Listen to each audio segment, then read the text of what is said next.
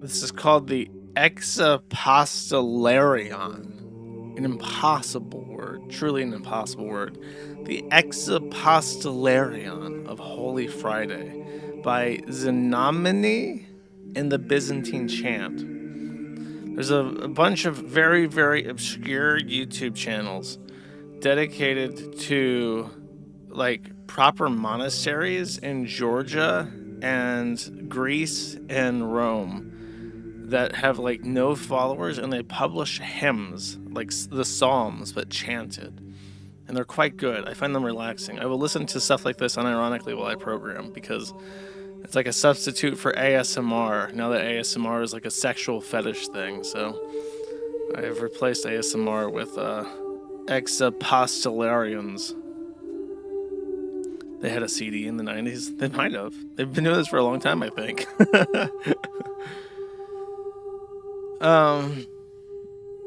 Okay.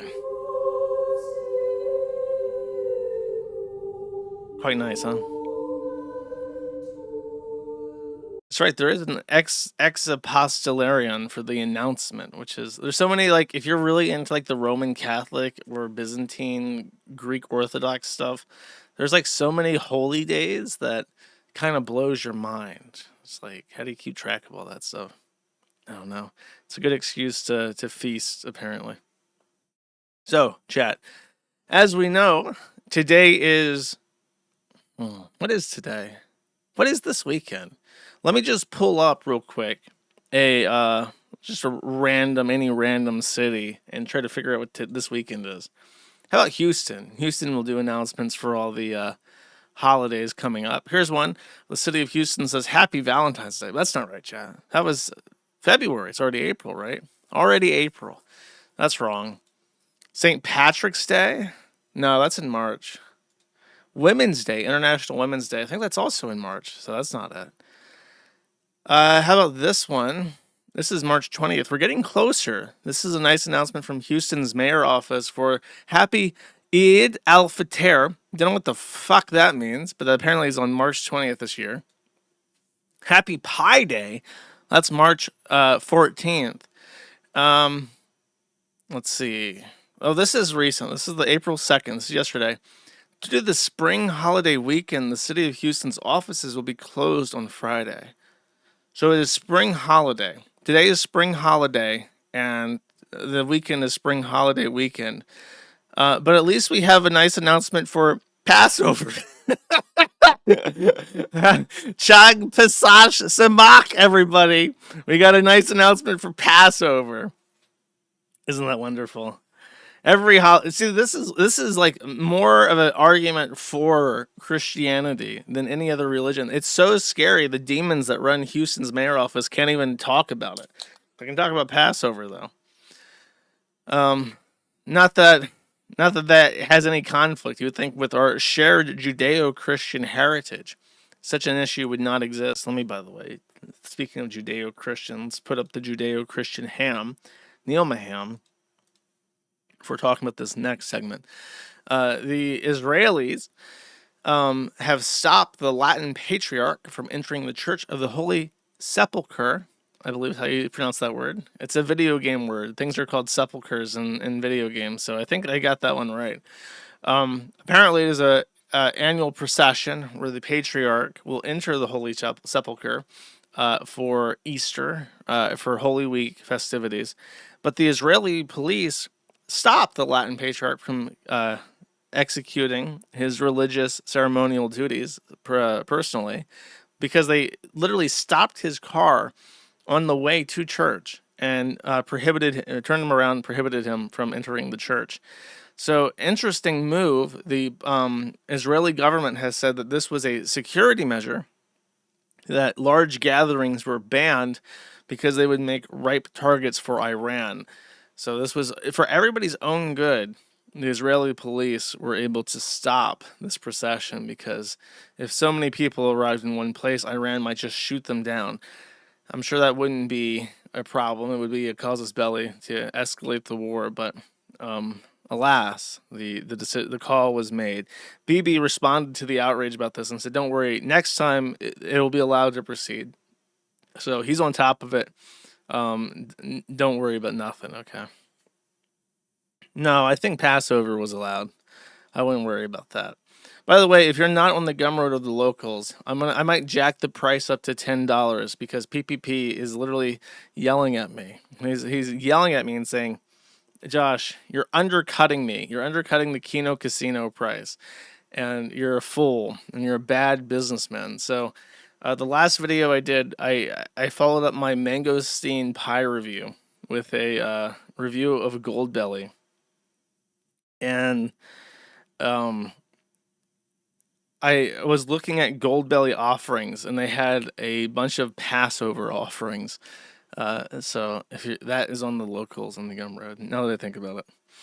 My favorite thing from the Passover offerings is apparently there is this stuff called crack that you can eat on Passover because you're supposed to eat matzah, which is unleavened bread.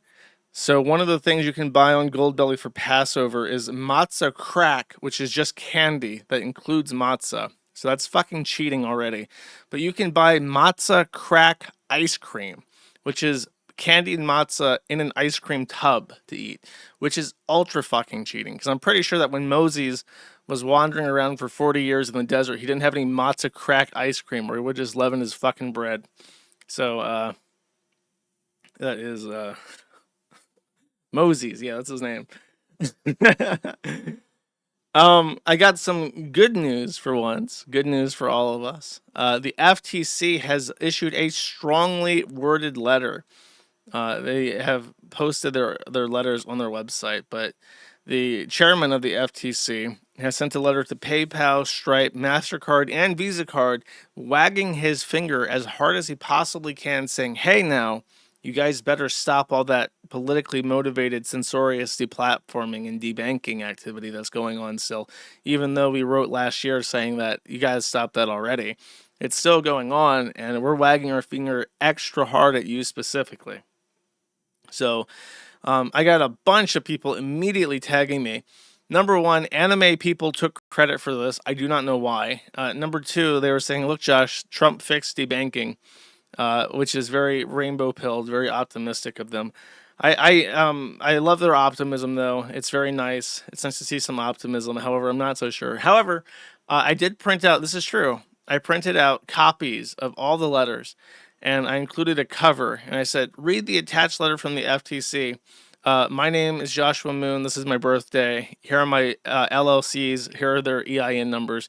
Make sure they're all off the blacklist, because if I apply for a payment processor and I get denied again, I'm going straight to the fucking Andrew Ferguson's office and letting him know that you're still not doing it. And he's going to have to wag his finger even harder at you for your transgressions against this beautiful country and our people. So we'll see what happens. We'll see if the FTC will stick to their guns, but I have issued a final warning to the companies that have besieged me for many years.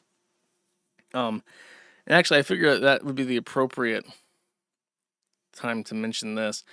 The last checks came in, and we got over like 117 people, and it added up to $3,000 just for that week of checks, which is probably the biggest week we've ever had, which has pushed us over 800.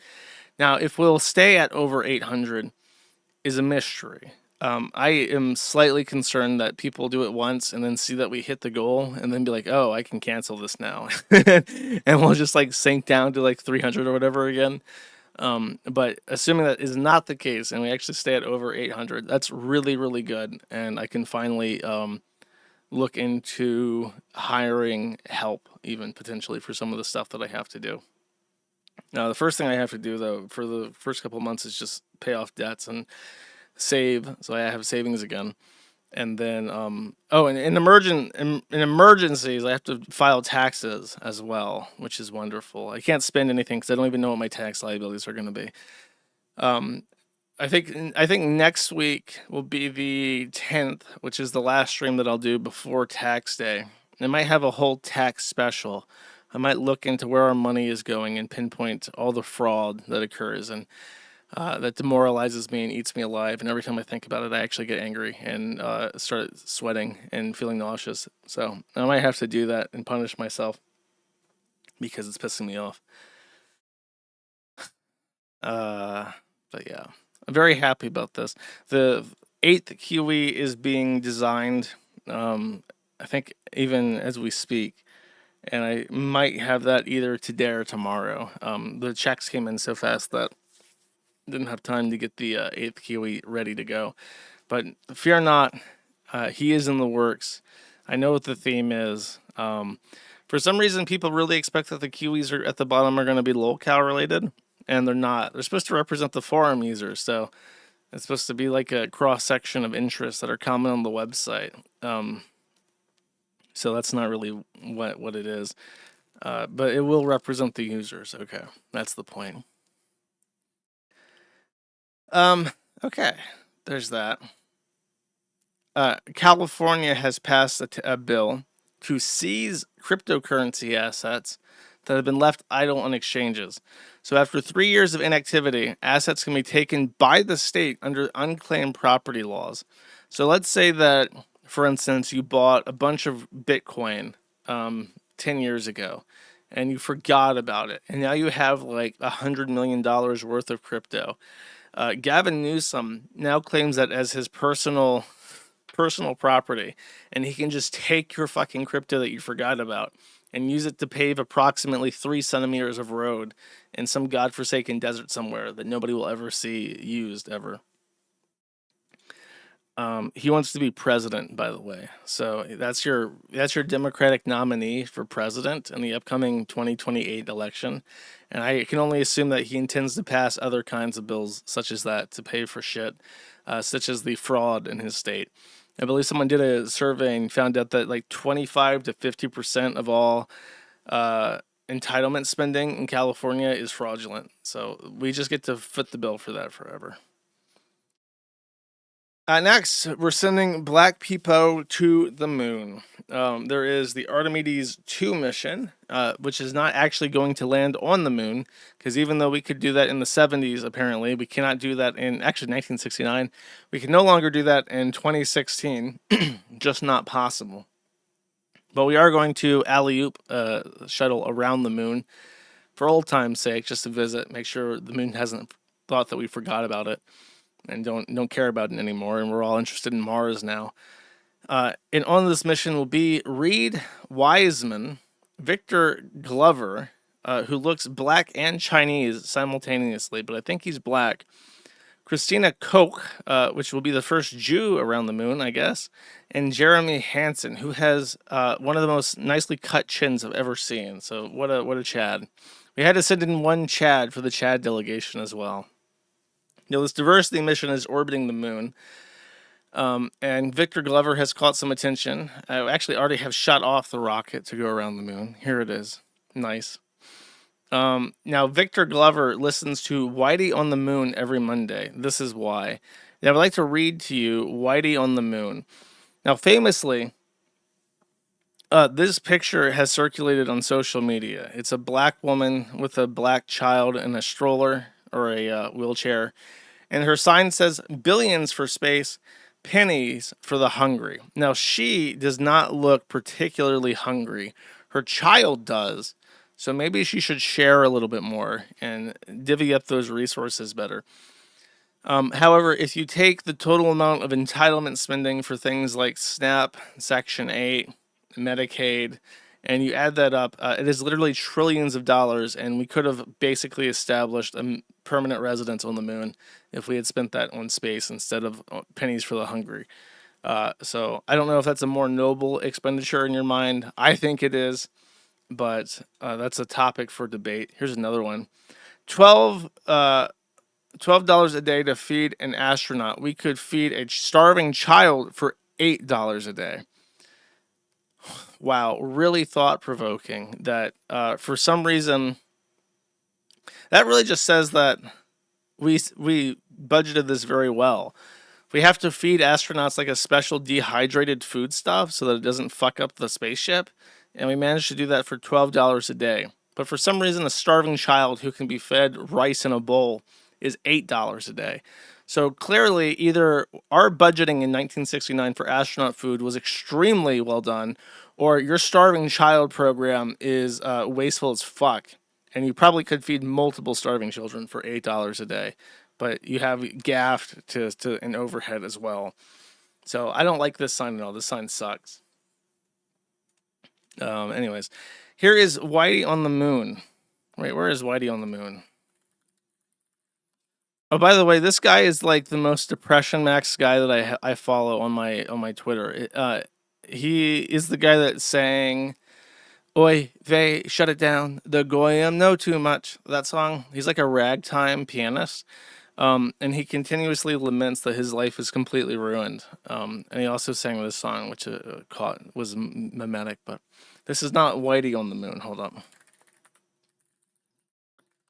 Whitey on the moon. Oh, here it is. It's 2 minutes long. I just want the poem.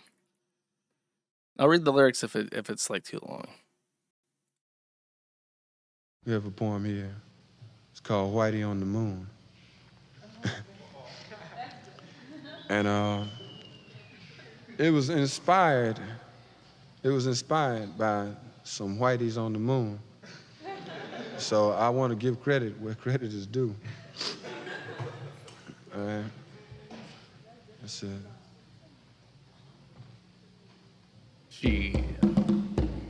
Oh, we got the bongos.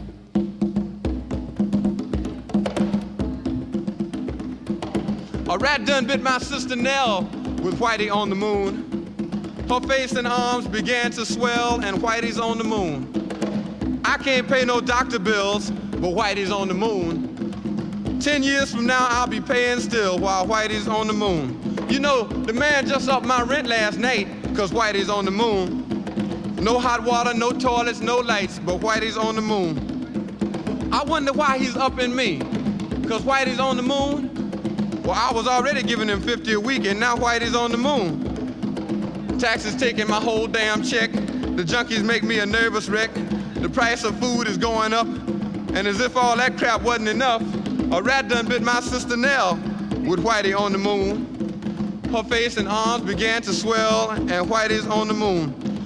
Was all that money I made last year for Whitey on the moon? How come I ain't got no money here? Whitey's on the moon. You know, I just about had my fill of Whitey on the moon. I think I'll send these doctor bills, air mail special.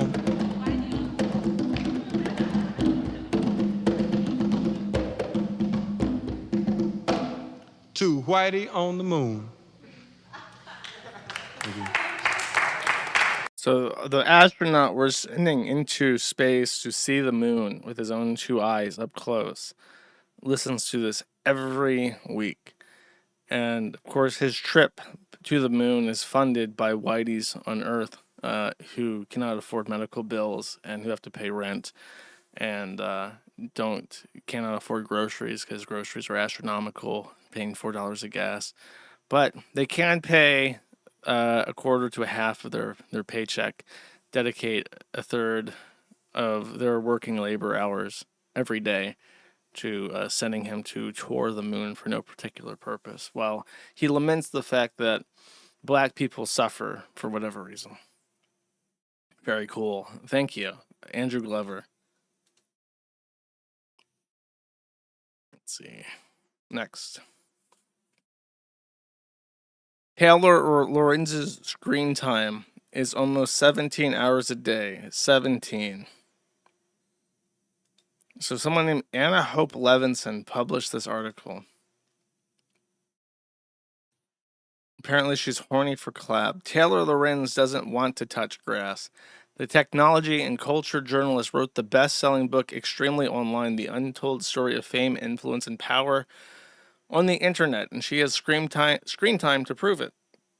Previously a reporter for mainstream media outlets until she was fired for being horrifically incompetent and like harassing people.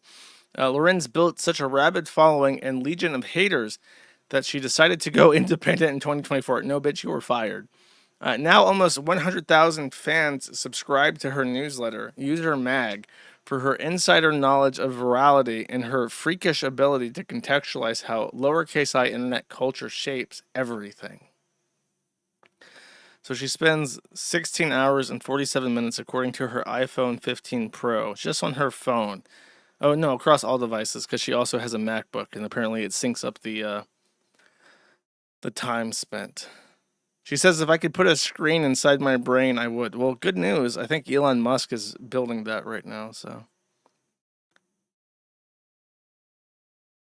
she, this person really wrote an entire article about Taylor Lorenz's screen time and the apps that she reads. She has 700 texts.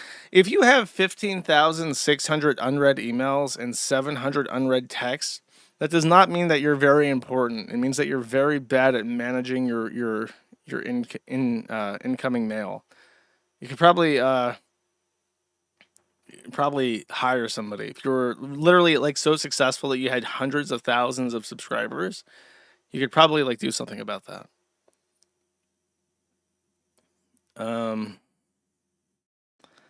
Vegan chickpea recipe, garlic eggplant tahini. They wrote an article about this. Last screenshot clavicular. I have a meme page, Taylor Lorenz 3.0. So my screenshots are just content that I'm going to post. I would say I probably take dozens, if not hundreds, of screenshots a day. My default bookmarking is screenshotting and faving. Why would you write an article about this? Is this really like a real thing? Wow, what a wonderful picture of Taylor Lorenz. That's awesome. Alana Hope Levinson. Yeah, it looks like a Levinson to me. What does she do? What is the purpose of your life? Is she not on Twitter? She quit Twitter because it's a fascist hive mind.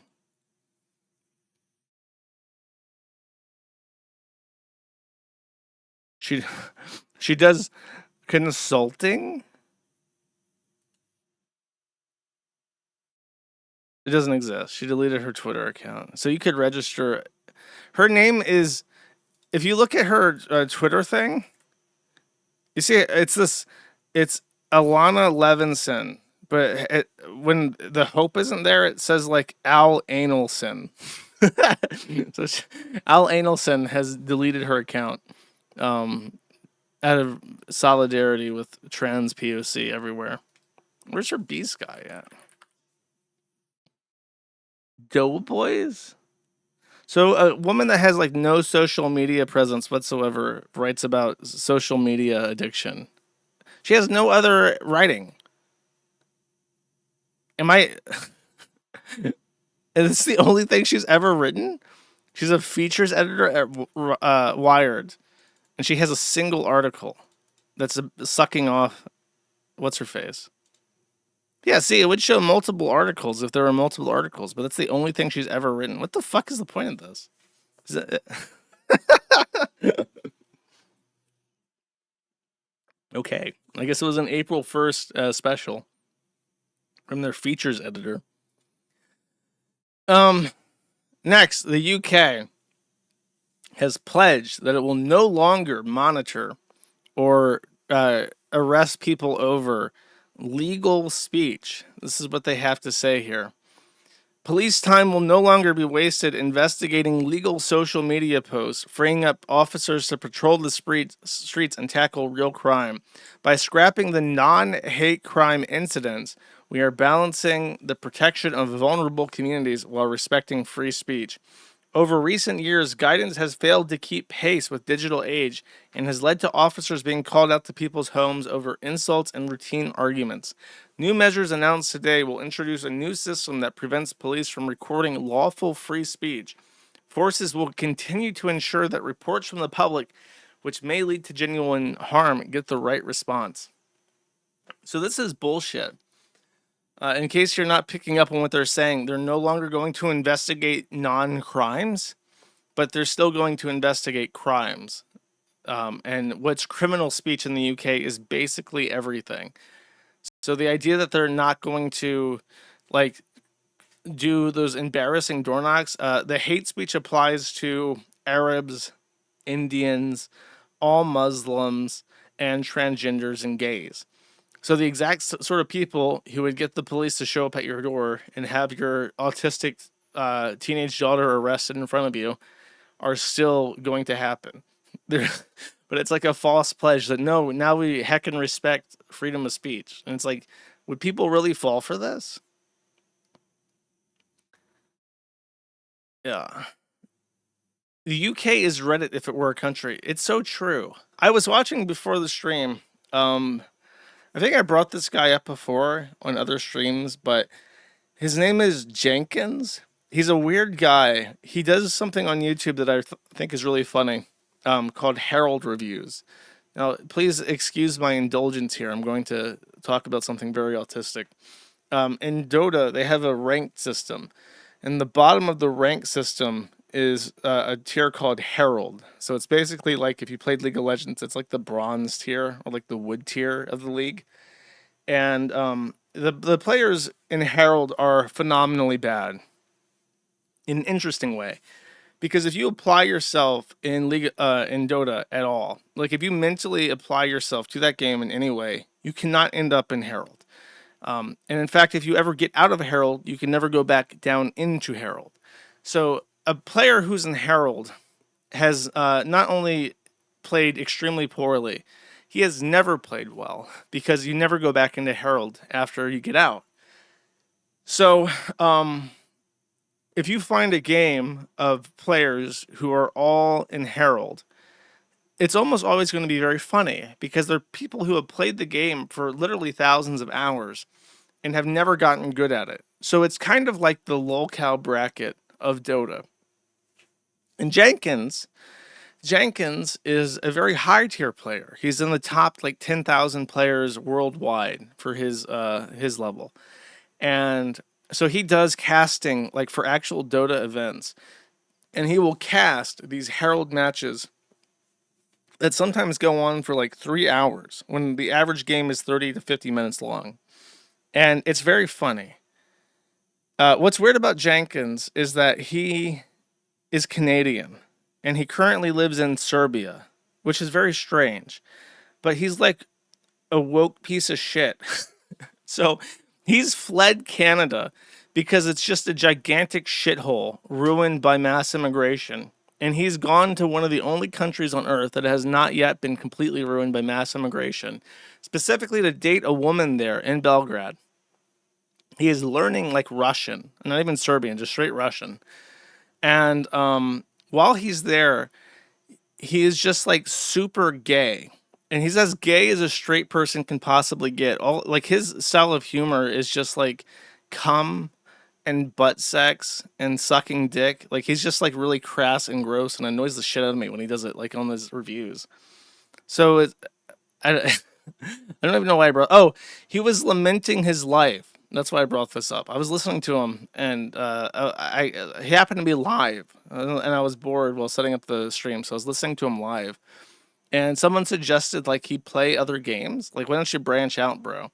And he was like, no, I found my niche in life. I found success doing this one thing where I make fun of retarded people play a game very badly, and I'm just gonna have to grind that out. He sounded like he lamented his existence. Despite the fact that he was living in Serbia and completely avoiding the consequences of his politics and identity. And then, oh, he joined a game, and there was a game that the guy, there was a guy on the enemy team who his Steam name was 247 and then the N word. And on Steam doesn't ban this for whatever reason. Well, not for whatever reason. They have no real reason to. So you can play with the N word as your username on Steam games like Dota and CS:GO. And he was so angry about this. He kept like tilting. He was like, "Oh, bro, I don't want this guy on my team." And he just like kept pointing it out that this guy had the N word on his user profile when he streams at Twitch. And it's like, you could just ignore it. You could just not let this guy get to you. And then he's like, oh, he sucks at this fucking game, bro. And he's like a griefer. Imagine that. Imagine that the N-word guy is a fucking piece of shit fucking griefer. And he's just like going off. It's like, I literally wouldn't have even noticed that this guy had the N-word as his username unless you pointed it out. And he pointed it out like every 5 minutes because he was just totally pissed off that this was like a thing in his presence. So, I don't know. I don't even know why I mentioned this. I don't know. It's like how I don't know. It's like Redditors as like a species. It's like you acknowledge that Canada sucks. You've fled your fucking countries because it's a giant, dilapidated shithole with absolutely no future. You went to one of the only countries in the world that hasn't been completely ruined by mass immigration. And then while you're there, you're just going to be the biggest Redditor cuckold ever, and you're going to have a mental breakdown every single time that somebody says the N word on the internet. It's just like, why? Why choose? Why deliberately choose to live your life like that? And I don't know why. I don't have an answer for that. Why do the people deliberately choose to be unhappy, to be grumpy Max, lamenting their success? They have an audience of people who loves what they do and their content, but he's upset about that because it's like not cool, I guess. And then he's like grumpy while playing the game.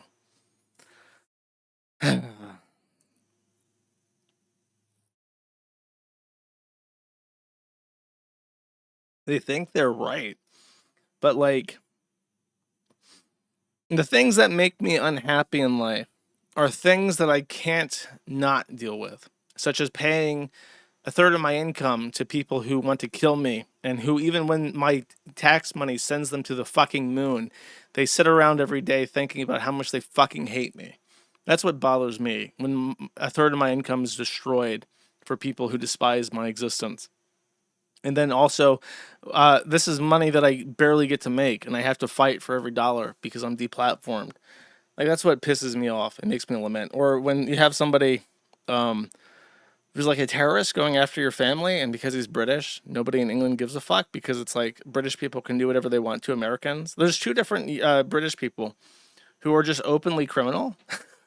And nothing happens to them despite living in the UK and despite evidence of them doing crazy shit. Because I think if you're in the UK, they're just completely fine with you fucking with people and breaking the law so long as you're targeting Americans.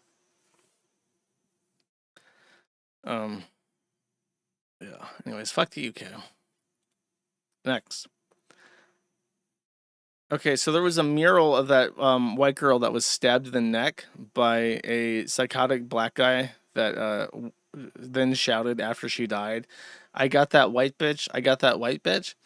So someone painted a mural for her in Rhode Island, and I think the mayor came out and said that they're going to cover it up because it doesn't align with their ideals. Let's take a listen here. A mural honoring Irina Zarutska, a Ukrainian refugee who was stabbed to death in a gruesome incident on a commuter train, has sparked backlash and will now be removed. Irina was 23 years old, came to this country fleeing a war in her home country. Last summer, a video of her brutal stabbing by a man with over a dozen prior arrests went viral and sparked national outrage and conversation about public safety and criminal justice. So when a mural of her face started going up on the side of a gay bar in Providence, Rhode Island, that sounds like a good thing, right?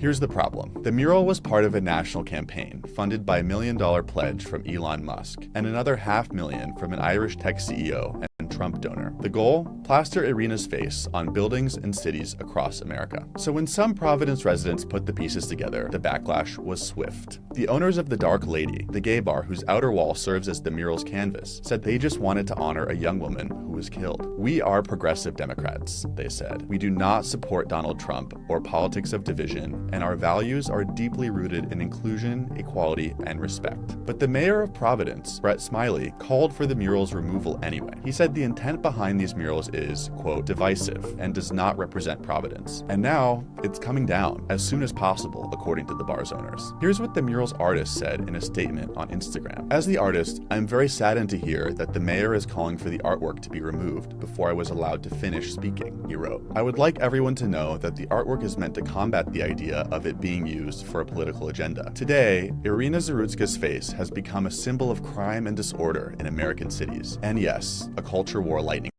Okay, yes, I get it. I want to hear the interview. What are your thoughts on the mural?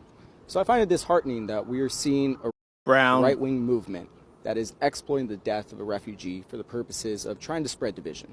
Trying to spread division and fear-mongering rhetoric about the dangers that might exist in certain cities. And the fact that now Providence is being targeted in of itself is just so disappointing to see. This is like the most rehearsed bullshit ever. Here, it sounds like he's reading the Star Wars scroll is going on in his brain, where it's like, And we're very, like, it's like at the text scroll, it's like we're very disheartened to see that this is happening in Providence. Do you feel the death, the tragedy itself, is political? I think the death and the tragedy, in terms of the way that it's being exploited to the community, has turned political. Ultimately, what we saw was a situation where a young woman had her life taken away. But the fact that we're watching right-wing special interest groups being funded by Elon Musk trying to elevate this as a political issue where community members are expected to feel unsafe in their cities and in their communities is just wrong. Would you feel differently if Elon didn't have money behind this project? I would feel differently if, again, the message was one centered around A, having consent from the actual family, and then two, being very clear as to what the actual mission of having the murals installed are. What we've seen instead is the targeting of certain municipalities for the purposes of trying to make communities feel less safe. Okay, look. There are people literally being slaughtered. Innocent people being slaughtered by psycho racist criminals because they're white. But the real crime here is that you're drawing attention to it. Very cool. It's just like, it's so blatant. Like with that in the Easter thing, where it's like, you can't acknowledge that white people are the victims of hate crimes, and you can't even acknowledge Christian holidays anymore. But you can acknowledge Women's Day, Pi Day, Muslim days, Hindu days, but you can't have any kind of mural or symbol for any kind of white anything or any Christian anything. It's like, you just got to be offensive about it and tell them to go fuck themselves. There's like no room for it. Like the Muslims scream and they kill people and they burn shit down and they defraud the government and they get everything you want. So it's like, that is like the groundwork being laid here. You just have to be destructive and obnoxious, and you have to get your way at any cost. Anyways, I didn't have much for the pre-YouTube segment, or on the YouTube segment. So I have this channel called Husk in Real Life, and I'm going to be playing a couple of these videos. There are several of these videos that he's put out making fun of AI. ChatGPT sucks, in case you're wondering.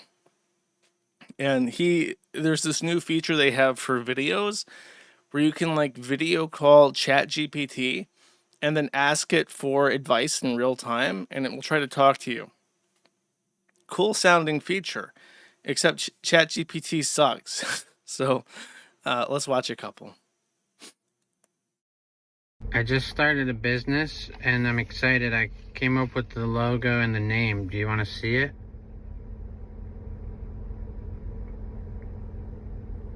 Absolutely. I'd love to see it. Go ahead and share it.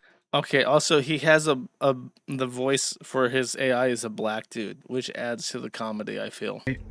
So it's like a tropical themed pen store. So I was thinking something like Pen Island. It's like a store for pens. Pen Island is a creative and memorable name, especially with that tropical theme. Right. So you like this logo? I do. It's simple and catchy and easy to remember. It definitely has a fun vibe that could attract customers. Okay, so if you were walking down the street and you saw this sign outside of a building, you would go in the building? I think it would definitely catch my eye and make me curious to see what it's all about. It's about pens. Would you go in or not? For sure. If I saw a store with a name like that, I'd definitely want to step inside and see what they offer. I just started. It's Penis Land, in case you're only listening, and it's flying over your head. Okay, how AI reacts to me being hit by a car. I'm about to be hit by a car.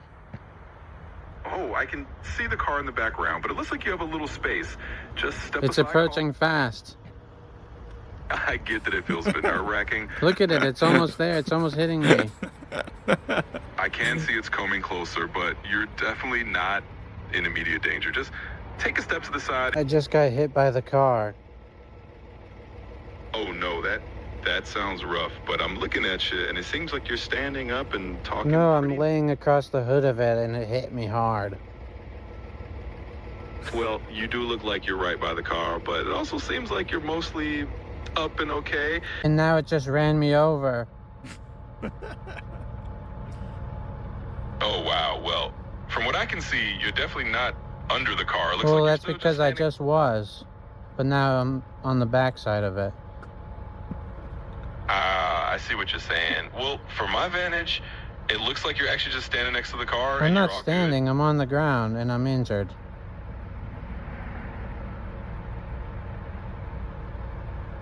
You there? Well, I'm glad you're okay either way. I'm From what not. I'm about to be hit by a car. How AIs react to celebrity lookalikes. I'm gonna show you photos of celebrities that people say I look like, and you let me know what you think. Sure, Husk. Go ahead and show me the photos, and I'll let you know what I think. Okay, I'm here to here's give you the my first honest one. take. What do you think? I can see where people were coming from. You've definitely got a bit of a resemblance going on, especially with the beard and the general face shape. It's not a perfect match, but I can Okay, definitely this see what's next going one, I don't really see the resemblance. Yeah, I think it's sometimes just a these picture of comparisons him. can be a bit of What a do you stretch. think? I think it's literally just a picture I of think him. I'm with you on this one. I don't see a super strong resemblance here either. Maybe they're just noticing something Okay, really subtle, well- but from what I can see, you look pretty distinct. So I think This you can trust last one, I get the most though. Oh, and yeah, I can see why you'd hear that one a lot. There's definitely a similarity He's there, black. maybe in the facial features or just the What do overall you- vibe. So I can totally see why people say that. This is I think every prompt by ChatGPT burns a liter of water. Don't quote me on that, but I'm pretty sure every time he asks it a question, a liter of water is boiled somewhere to make to cool an AI data center by like a centigrade. One more. Help me, I'm being slapped. Oh, I see that. Well, that's definitely a playful looking slap. No, it's not. It hurts. And it's repeated. Oh, I'm sorry to hear that. If it's actually hurting and it's not It just is playful. actually hurting. Got it. Well, in that case, I think it's important to let whoever's doing it know to please stop. Hey, please stop. Absolutely. Yeah, hopefully they'll respect that and give you some space. They're not. I'm glad to hear that. It's always good to just set those boundaries. Can you tell them to stop for me? I definitely wish I could do that directly, but I'm Please. just avoiding. Help me, I'm being slapped. Oh, I see that. Well, that's definitely a playful looking slap. No, I it's hope not. It hurts. And it's repeated. Oh, sorry, looped. I enjoyed that. Oh, I should have put the thing on the screen. Sorry. Should I rant about anything before I kick the YouTubers off? I didn't mean to kick them off, so... Is there anything I can talk about? I can't. Everything I want to say is incredibly racist. I can't do it on YouTube.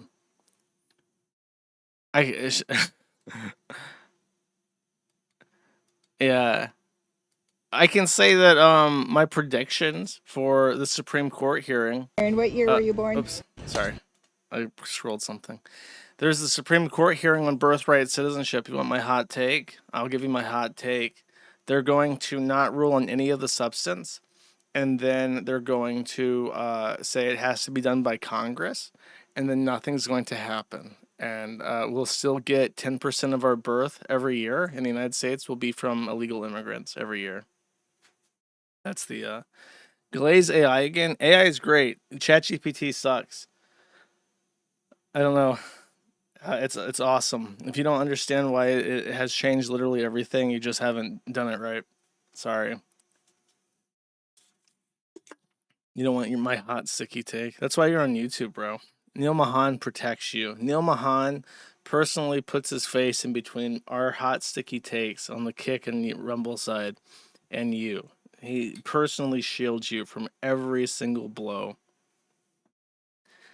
The U.S. is a mutt nation. Well, so is every other country on the planet at this point.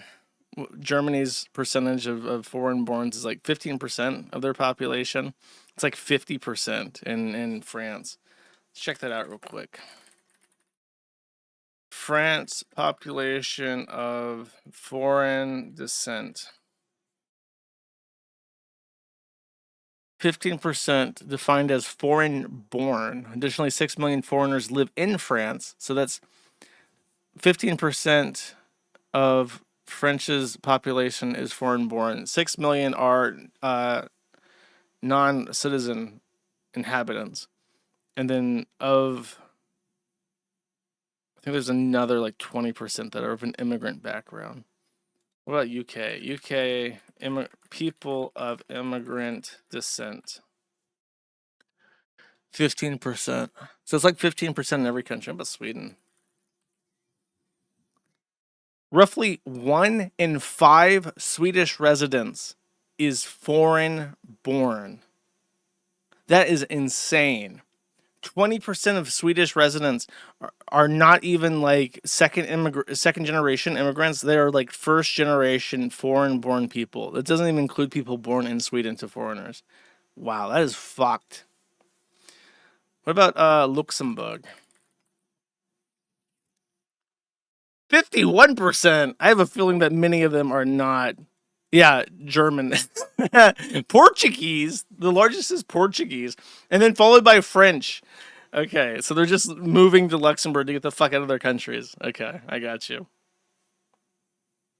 It's much worse in Yankland. Dude, whenever you talk to Europeans about how completely and totally fucked they are, they're just going, oh yeah, the US has it worse. Yeah, but the US has guns. The US has the possibility that we're going to carve at least like one state that's not going to be a complete piece of shit. You will be shot dead by your countries before anything happens. Like, I don't know. I have no hope for any European country. There's just no way. BS Josh. It's just such cope.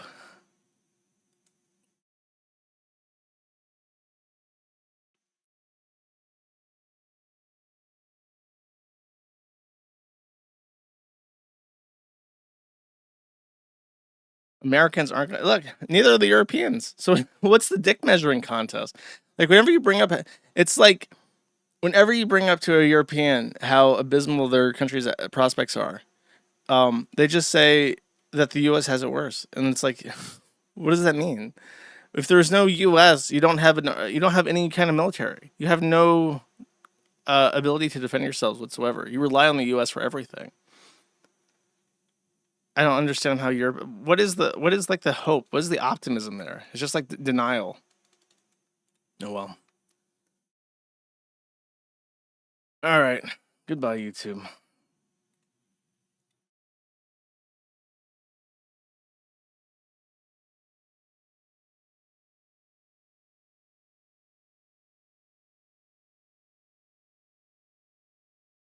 You can blame whoever you want. It doesn't matter. If people don't like fix the issue, it does not matter. All right. Let's see British people get hit by a car. You ready? Actually, this is just the aftermath. Is there a video of this? I want to see the video of it. No. This is just the aftermath. In Derby, the UK, a 36-year-old Indian national drove through a crowd of people, killing. Do they not release the toll? The death toll? Derby, UK terror attack.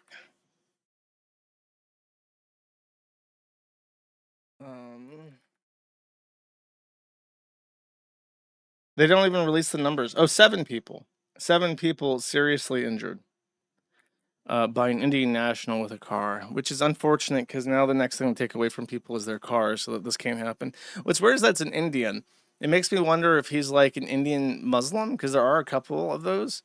But like when India split, they pushed all their Muslims into Bangladesh and Pakistan. But there are still Muslims in the country. But it's very much like a Hindu nationalist country, so there's not too many. Or is it just like a Sikh? Why would a Sikh do this? Did a Sikh like car appease Muslims in the UK? That would be really funny. That would be like, oh, you thought that by bringing all these people into your country that they would just live together in harmony and hate you specifically? No, they're also going to kill each other. You're going to have Sikh terrorists attacking Muslims and vice versa and shit. Very diverse. Yeah, wonderful. Yeah.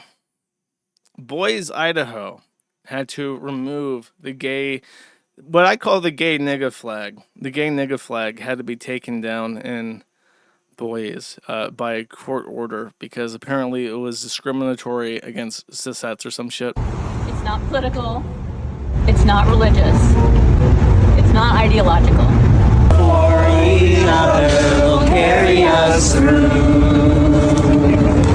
Yes, our love for each other will carry us through. They have their own anthem now too. We're here with our courage. Look at these fine young ladies folding the flag. They need like a full military respects, like when the flag is lowered to be like burned out of respect. Like you have the troops saluting it and stuff while they sing the anthem. You gotta sing this song while it goes down, and then they gotta fold it together while you have like gay people. What would be like the gay equivalent of saluting? Would they like twerk? Would they like have gay BDSM sex like in public in front of like the school or something as like a sign of respect to the gay nigga flag? What's the option there? Anyways, tears were shed, people cried, people twerked and had gay anal sex in front of the school out of respect. And Boise, Idaho is now gay nigga flagless. Very sad. There's an announcement that I mentioned for last stream of a new Harry Potter series on HBO. They've shown another look ahead into this new series. And the big question was, would Slytherin continue to be white? Because I think there were no black Slytherins in the original movies, because very obviously J.K. Rowling was trying to draw parallels between like ethno-state Nazism and like the pure blood wizards versus like the half blood mudblood types. So the thought was, are Slytherin going to remain racially pure as like a allegory? And the answer is a resounding no. Slytherin is now Indian, except for what I assume is going to be the one bad kid. All the bad ones are going to be extra white, but I think that the average Slytherin is just going to be a person of color and be cheated. Sad. Pathetic. Indians in the common room. That's funny. I think the gay nigga flag was lowered on the Trans Day of Visibility, which just so happened to be April 1st. Or right before it. So on the Trans Day of Visibility or around it, they had to lower the gay nigga flag. And then the gay niggas in real life, actually out there, began to complain that they weren't receiving enough love and attention and support. Now, prior to Trump's election, every single company was legally obligated to do shit for gay niggas on Gay Nigga Day, and then on Gay Nigga Month, and then also for Nigga Month, the regular Nigga Month. This year and last year, it's been remarkably quiet as the popularity of these things has died down, and very few people are doing gay nigga stuff anymore. Except for Redditor-owned stuff like Discords and shit, and SCP. Then they keep their gay nigga pride all year round these days out of obstinance. But B's trans flag says, we live in a world where Pornhub does more for Trans Visibility Day than companies like Disney or Nintendo. So this tranny is complaining that a pornography site recognizes Trans Visibility Day, but not Disney and Nintendo. Disney and Nintendo's main demographic, of course, being children or man-children. And Pornhub's main demographic being porn addicts, such as trannies, like all of them. So really curious thought experiment going on there. Lavador replies, says, I don't think that's something that would go in favor of you guys, pointing out the obvious implication there. I love how these freaks are so out of touch with reality that Jewish ultra-liberal porn companies celebrating them instead of children's media is shocking. And then Insane Cope says, nigga, Pornhub created most of the troons, laughing, crying. Also on Trans Day of Visibility, longtime favorite person to kind of pick on. Lilith Lovett. Apparently it's Trans Day of Visibility or something, so maybe I'll be brave and post a rare pic of myself without makeup and smiling. I hope I don't regret this. And then we have a very obviously confused Asian boy who has long hair and is wearing a sweater and black nail polish for whatever reason. If you don't know, Lilith Lovett is a tranny that is a former child sex slave, if I remember correctly. He's from Taiwan, and I want to say he got sex trafficked and was horrifically sexually abused his entire life, and then became a tranny. And now talks about trans libertarianism, and for some reason, people actually listen to his political takes. So there we go. Also, I will note that the Europeans are still fucking crying about how that America is worse off than their shithole countries, and I don't know why. I did not invite this conversation to continue onwards for 15 minutes long. Short Fat Otaku, did he reply to this? Oh yeah, Short Fat Otaku is the one who really, really, really wants to fuck Lilith Lovett, even though he's supposedly married. He continually trying to chase. Actually, there was a video by Sargon of Akkad about Short Fat Otaku. Hold on, now that I remember it, let me find this real quick. He makes like 9 million videos a day, so I have to look for it. What is Sargon's like channel? He does like his own thing now, like on a different channel, because you can't find any of his videos anymore. Sargon second channel.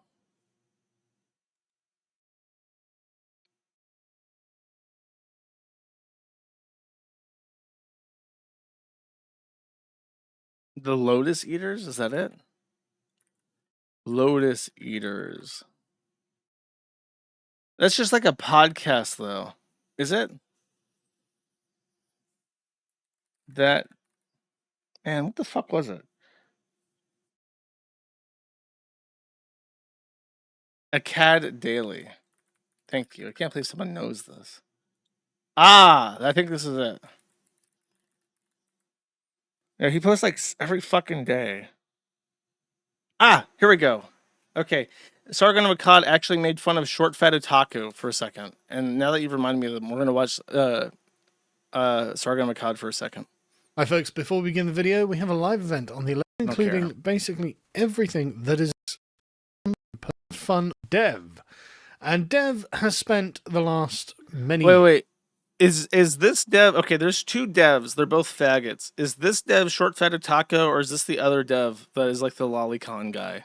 Can you help me on... I'm pretty sure that this is Short Fat Otaku, right?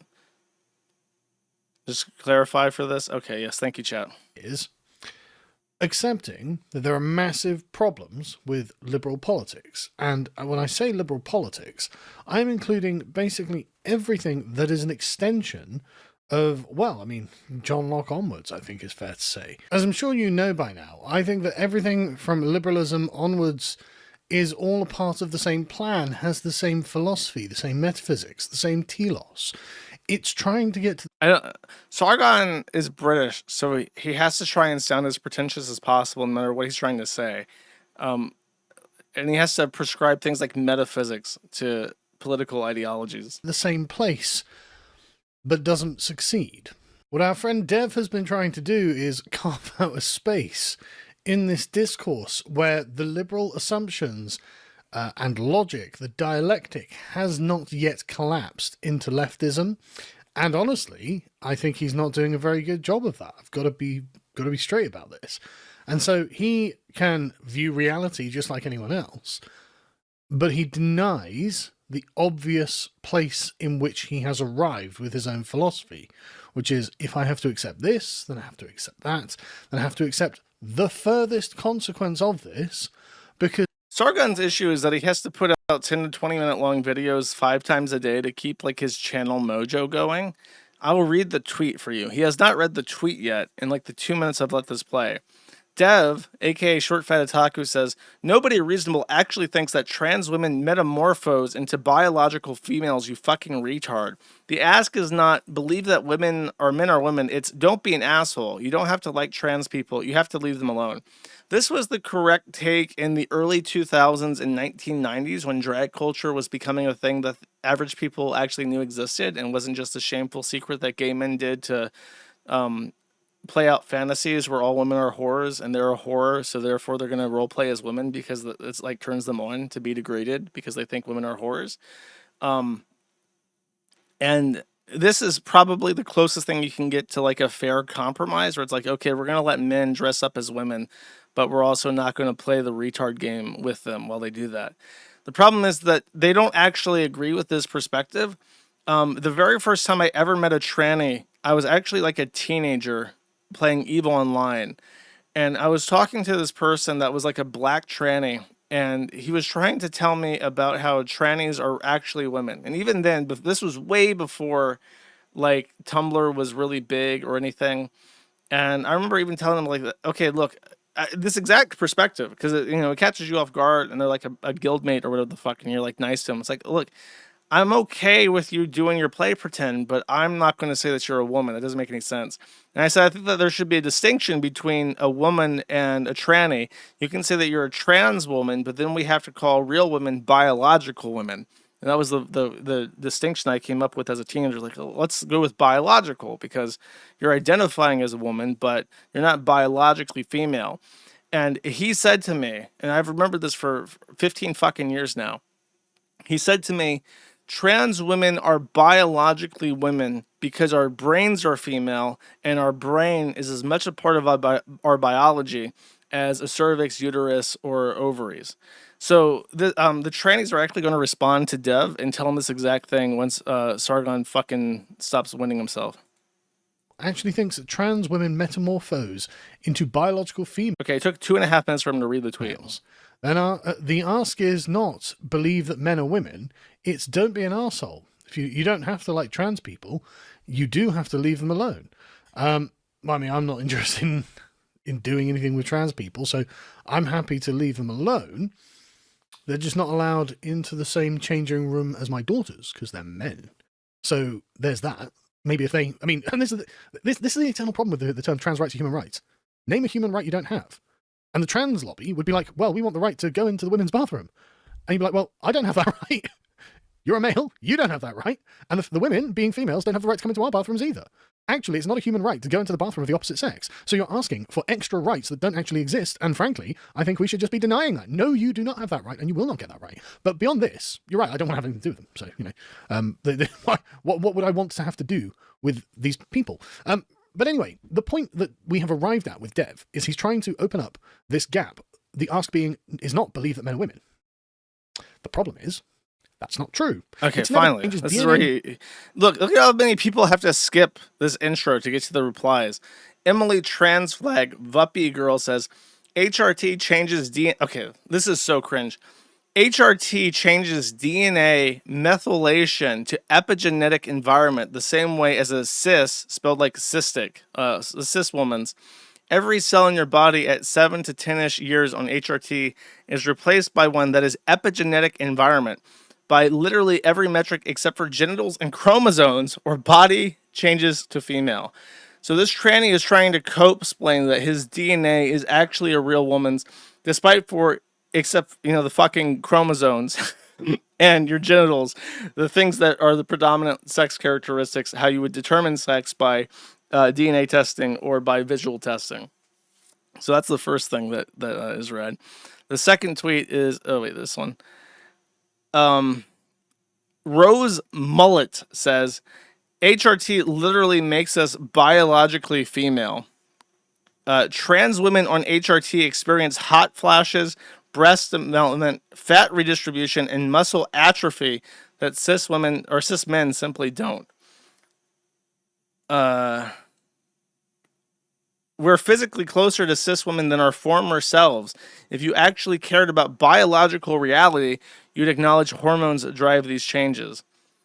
or drive these characteristics, not chromosomes. You don't check everyone's karyotype before treating them as their observed sex. Treat trans women as women because we are, and stop being an asshole. Agree with it. Devolve. Is there another one? Does it only have these 3 tweets? Nyara, another anime avatar, Nyara VT says, what aspect when it comes to the classification of biological female are we using? Gay mates? Gametes? Not reliable enough to make this claim without excluding cis people, cis spelled with a weird atrophy. I guess they, people search the word cis to make fun of trannies, and so they have to, like, censor it. Chromosomes, not reliable enough either. HRT gives you changes associated with the opposite sex. Primary sex characteristics can be adjusted, as if, you know, like when your balls stick to your inner thighs, so you have to go in there and like pry them apart to get air flowing. It's like that, basically, except you're, you know, taking your penis off and slicing it and folding it inside out and stitching it together and then prescribing yourself a lifelong treatment of painkillers because you just ruined your entire body. It's basically the same exact thing. By the way, I want to say this for the record. I do not give a fuck about intersex people. If your chromosomes are all fucky-wucky, you don't matter. You don't get to participate in this discussion. I don't care about you. You have nothing to contribute to this. Okay, fuck you. I'm tired of like, but there's like 0.001% of people who have non-Klinefelters XXY, so therefore chromosomes aren't truly indicative. How about we get rid of those people who are 0.01% of the population with non-Klinefelters XXY or whatever the fuck you're talking about? Because fuck you. Grand Linum says, yo, Sleepy Devo, stop trying to get into women's spaces and sports. Stop trying to force us with your made-up words. Stop getting people fired. So his point was, he stooped down from his throne, sloughed off to look at the Gamergate relic of Short Fat Otaku, who was once his most loyal pet, and shit all over him, because he tried to do this wishy-washy, fence-sitting position to justify his taste in men, which is Lilith Lovett. And all the trannies in the entire world got really pissed off at his fucking fence sitting and said, actually, Sweaty, our game mate said that we're characteristically female. There are penis that's still there. There will never be a real woman. But if you think about it, our brains are biologically female, and therefore we are real women, if you want to know the truth about it. And don't forget about intersex people with XXY non-Klinefelter syndrome.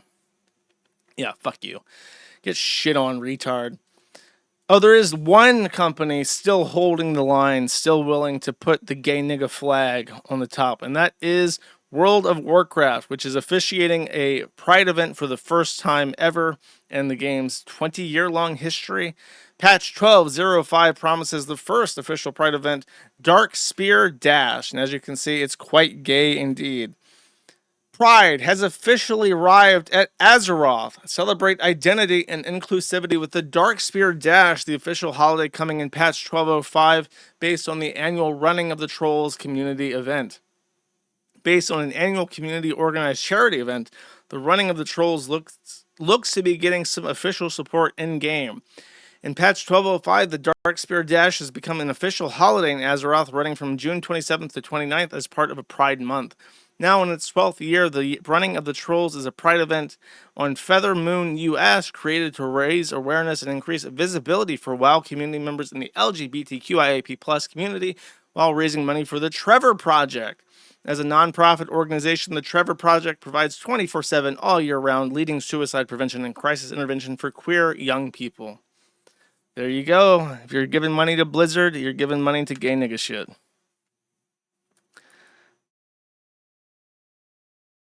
If you use pocket sand, use these sands will give your body the boogie it's been waiting for. Become a dancing fiend for 10 minutes.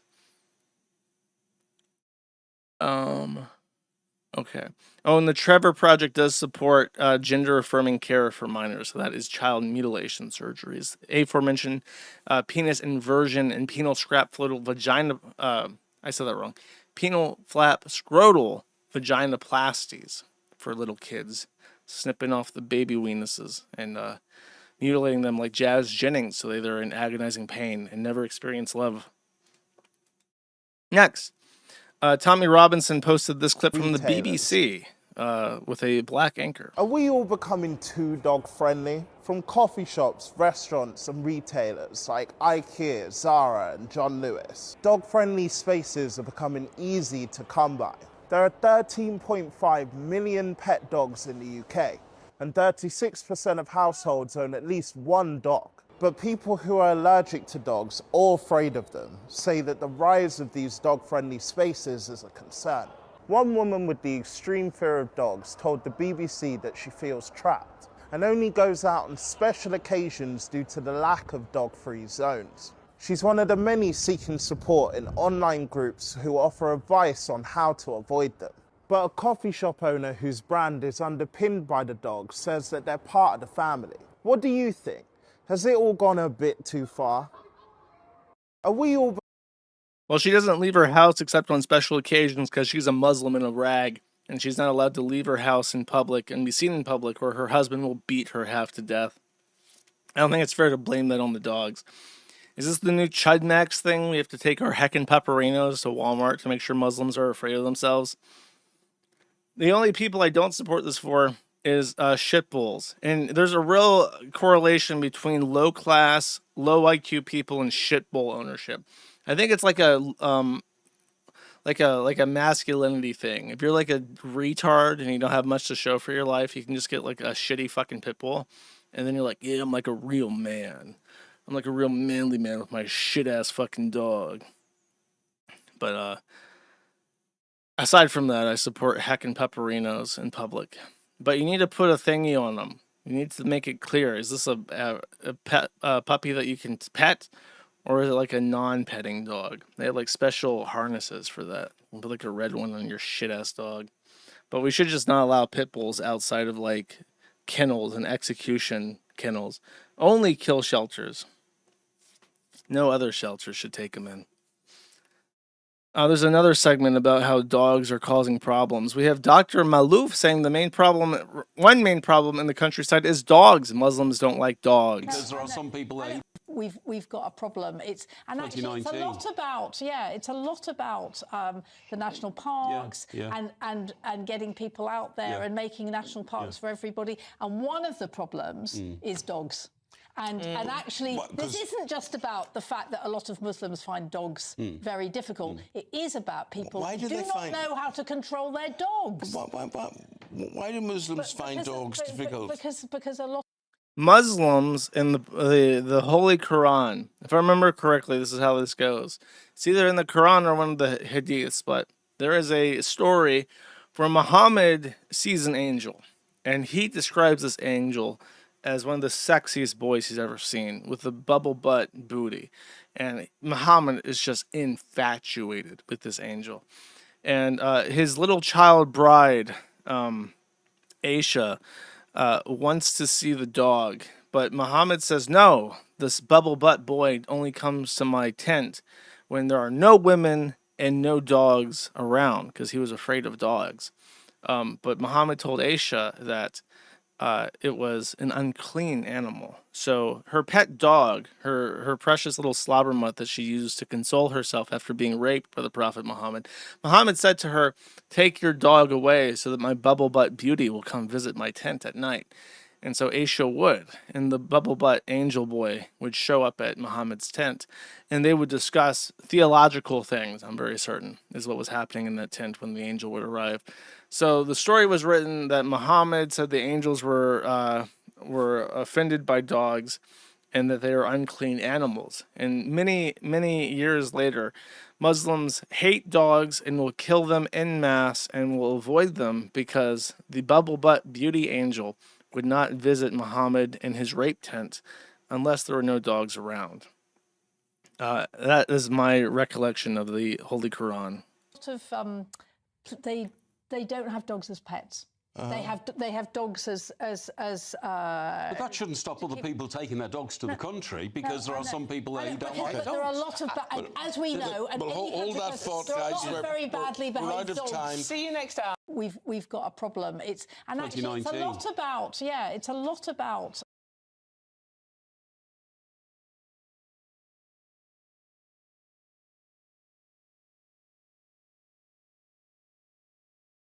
The end of The end of year exams and the summer show. Oh, sorry, I didn't mute myself. I said that was the end of the dog segment. Now we have this other clip. I don't know what the fuck this is. I haven't seen it yet, so we're gonna watch this for the first time together. The end of year exams and the summer show. Oi, core blimey, we got a little dude here. A little dude.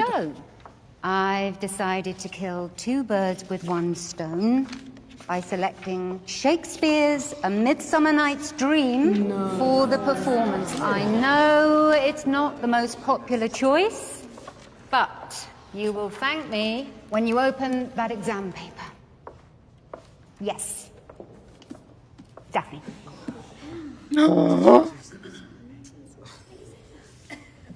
Their name's D now, actually. Yeah, you just dead name. D, as in little dude. Dude, I'm so sorry, dude. The miss. I'm sorry. I've known you as Daphne for 2 years. I can't just flick a switch. I am trying. Look at the power dynamics here. We have the teacher who's trying to educate the English on English literature, some of the most important language defining history in the world. Things that, like the word eyeball, that's Shakespeare. There's so many words that exist only because Shakespeare wrote them into his plays, and that established English as a language. But she has to yield to the smug, condescending, shit-eating look of a retard who got molested by her uncle because she decided that she's going to change her name. I am trying. You shouldn't have to try. You shouldn't have to try. You shouldn't have to try. You just gotta do. There, as our prophet Yoda said in the Holy Trinity, he said, "Do or do not. There is no try. Take that to heart, teacher. Learn from the good word." You either see them or you don't. Well, I don't. I see a little fucking pooner here. I see a little smug, shit-eating pooner who knows that there's a power dynamic shift here because she can complain to your staffing manager, your HR department, and have you fired. So now you better fucking suck some ass here. You either see them or you don't. I think you should apologize. I just did. And I'm sure she can fight her own battles. It's they, not she. It's they. It's they. Well, bitch, you should know by now that they is actually Shakespearean. Shakespeare was the first one to use they, them as singular gender-neutral pronouns. How about that for your fucking lesson, cunt? It's fine. It's not fine, though. It's about respecting other people's identity. Take a seat, Bancroft. You made your point. Forgive me.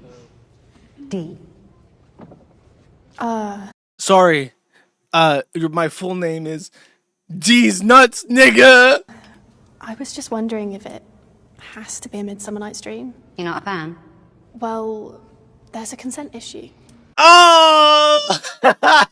Shakespeare's too rapey, eh? Okay. Titania is drugged before sleeping with Bottom. Oh, red flag. It's also anti-feminist, portraying women as submissive and dependent on men. Sorry, was the spotlight off you for too long there, princess? That sort of thing might have been glossed over in the 15th century, but to a modern audience, it could be... What the fuck is this? The Teacher? Is this just a show about how being a teacher in the modern age is a never-ending nightmare of dealing with loud, obnoxious black students and fucking stuck-up cunts like this constantly? Is this what this show is about? Quite triggering. Firstly, it's the 16th century. Secondly... Oh, look at her face. Look at her face. I'm a 16-year-old girl. I know everything. I'm 16 years old. I figured out the entire world in moral objectivity. You don't get to correct me, you fucking bitch. Is it triggering for you, personally? Not directly, no. Why are you talking? Oh, shit. Oh, shit.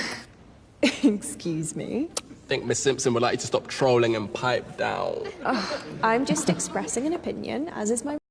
Thank God for the black guy. The only person with balls in this classroom. What is this from? It's like BBC 5, The Teacher? BBC 5, The Teacher. It's got a 5.9 on IMDb. That means it sucks. Anything lower than a 7 on IMDb is absolute dog shit. And honestly, nothing below an 8 is even worth watching.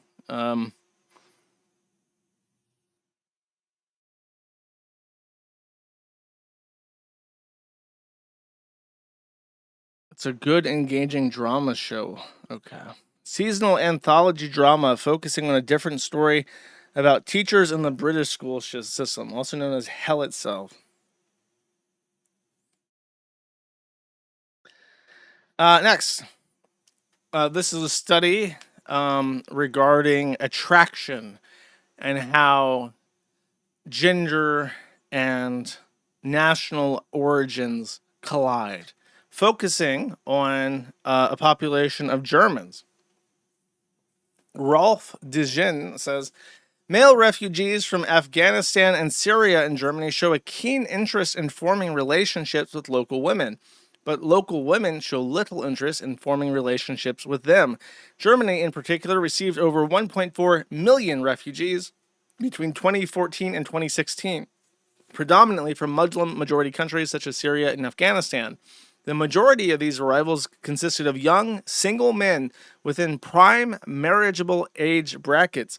This study examines partnered preferences of male refugees from Afghanistan and Syria who arrived in Germany between 2014 and 2016, and female residents of similar age. Overall, our results indicate a high level of openness among young male refugees towards partnering with female members of the resident population, but a comparatively low level of openness among the latter towards partnering with recently arrived male refugees. This implies a substantial incongruence in partnership preferences among the two groups. Regarding the educational level of a potential partner, we found that all respondents prefer highly educated partners over those with low levels of education. This suggests that for refugees, securing a highly educated partner might serve as a means of upward social mobility and integration into higher status networks in the host society.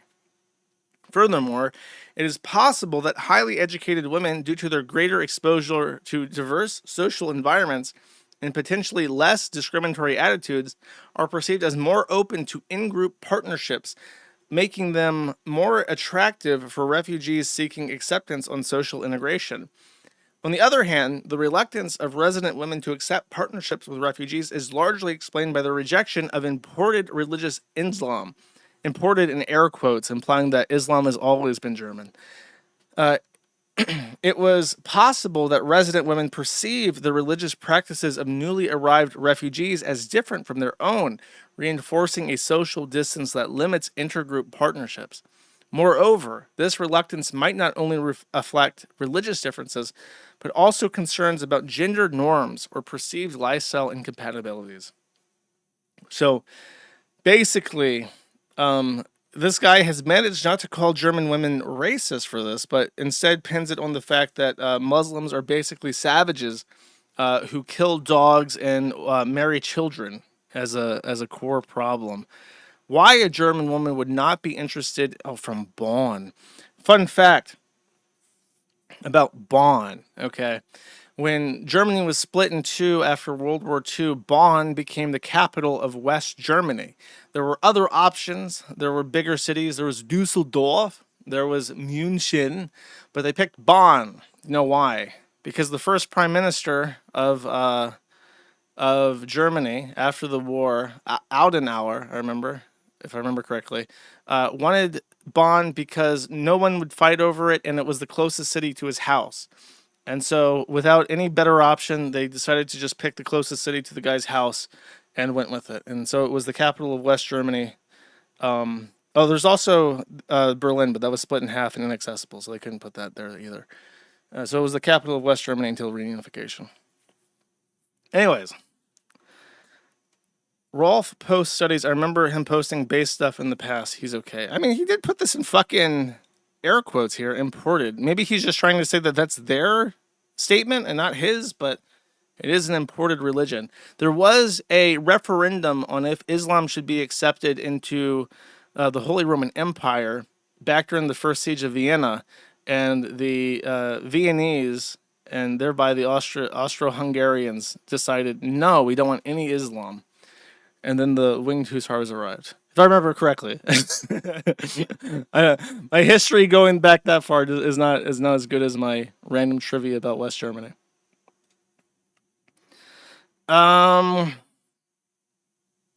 Anyways, so the comment on this was, studies like this are so incredibly creepy. They frame sexual the refusal of European women to breed with hostile invading men as some kind of problem.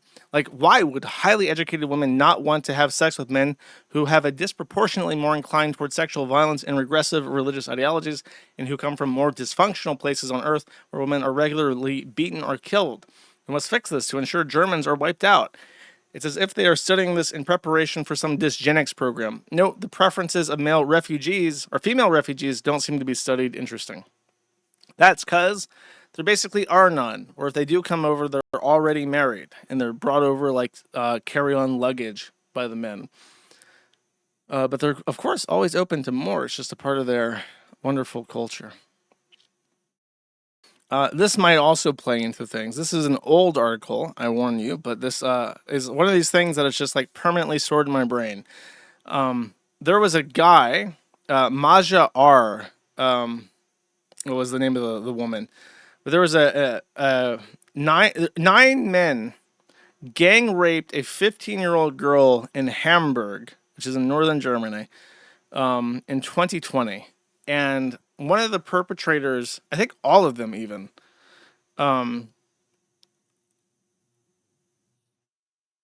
it doesn't expressly say, but one of the attackers was elderly. So an elderly man participated in a gang rape of a 15-year-old German girl in Hamburg. And the elderly man, because of his advanced age, was given a suspended sentence where he was allowed to simply walk free on the condition he commit no more crimes during his suspended sentence. And as a result, Maja, or Maya, might be her name, I don't know. Maya then said on Facebook that he was a disgraceful rapist pig and a disgusting freak. These are defamatory criminal statements under the German gazettes because they attacked the dignity of this poor man. And so she was sentenced to a weekend in jail in 2024 for hate speech. And for, I think the specific name of the crime is like defaming the dignity of an individual. So she attacked his dignity, a crime. And she received an actual weekend in jail, whereas the rapist, who gang raped a 15-year-old, received a suspended sentence and spent no time in jail. No, I am not kidding you. This is a real news story. This actually happened.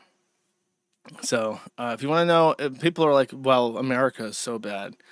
Yeah, homie, but shit like this doesn't fucking happen in the United States.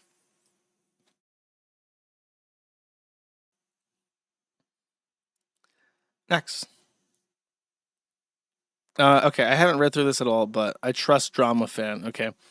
So occasionally he mentions the conventions, the party conventions in Canada. And the NPD has been handing out equity cards for marginalized voices to skip over gross whites and straights.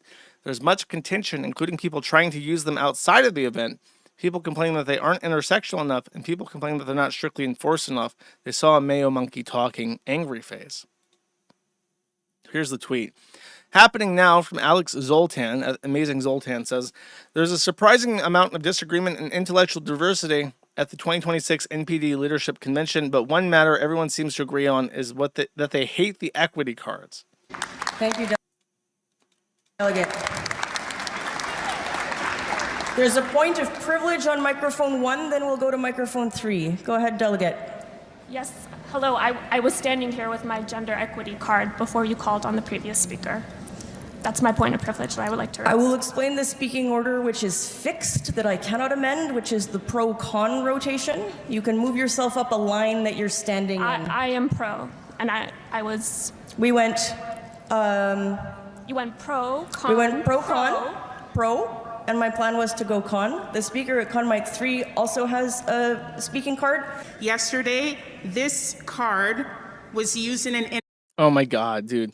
The leader of this party is this guy, A.V. Lewis, who is the great-grandson of a Moshe Losh from Polish, a member of the Jewish Bund, the International Jewish Labor Fund, which is a New York international Jewish communist organization for labor movements.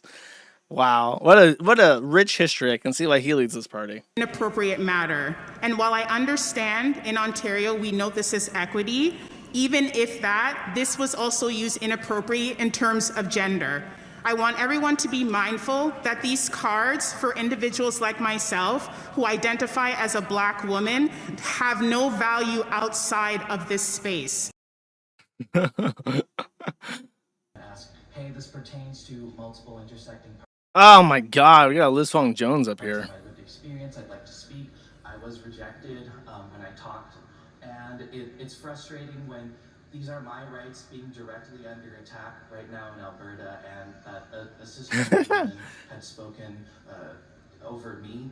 And I understand her rights are important too. This pertains to her too, but I don't know. I understand her rights are important, but I'm a tranny Asian, and therefore I fucking trump you. They need to like tier the cards. Like if you like a point system. If you're Black, that's like 3 points. If you're like brown, you get 2 points. If you're a part of a persecuted faith such as Hindu or Islam, you get an extra point. If you're a woman, you get an extra point. Unless you're a Muslim, then you don't get a point as a woman. And if you're intersex or transgender, you get an extra point. So if you happen to be a Black Muslim intersex woman, actually no, you have to be an intersex man, and maybe a non-binary, that would cut cleanly. Then you get to speak first. You get like a red card, and then if you happen to have 4 points, you get like an orange card. If you have 3 points, you get a yellow card, and if you're white, you just don't get shit. The federal MVP will also have a broader interpretation of the equity cards for speakers. If you're Jewish, you get a blue card, and then you're leading the event. You don't actually have to speak. Better using the card by forming a straight line behind the microphone. We don't tolerate straight lines here. We want curved lines. We want beautiful curves. Displayed equity card. If I see speakers ahead of you who are not holding a card prominently, it would be wrong of me to guess about their gender identity, and I will come to you. This applies so far according to your rules. It's true. You know, short hair on women is very, very hard to pull off. If you want to do short hair on a woman, you basically have to have a really feminine looking face. She looks like a man. She looks like she leads like a Hitler youth group, except the fact, like, you know, like an old German man, except for the fact that she has like the biggest Dumbo ears I've ever fucking seen. Like my grandfather had ears that were really big and pointed outwards like that, but she really takes the fucking cake. Your hair, if you had longer hair, you could hide how like enormous your fucking ears are. For gender identities other than a dude, but it is open to us to change our rules as we like as we move forward into the bright and golden future. Okay. She can hear everything, but can she hear about the patriarchy? Burnaby North Seymour, pronouns he. Well, she's got the gay nigga badge. Him. Point of information. What information do you seek, delegate? This is so play pretend. Do other parties in Canada do this where they have points of privilege and they seek information as delegates? Is this like a thing that other parties do, or is this like uniquely NPD? It's like play pretend where it's like, what if we were like a completely like deorganized democracy that voted on every piece of legislation with points of privilege? And like, what if we just had direct democracy for everything all the time? And like, and so they have to like enact this in their party shit.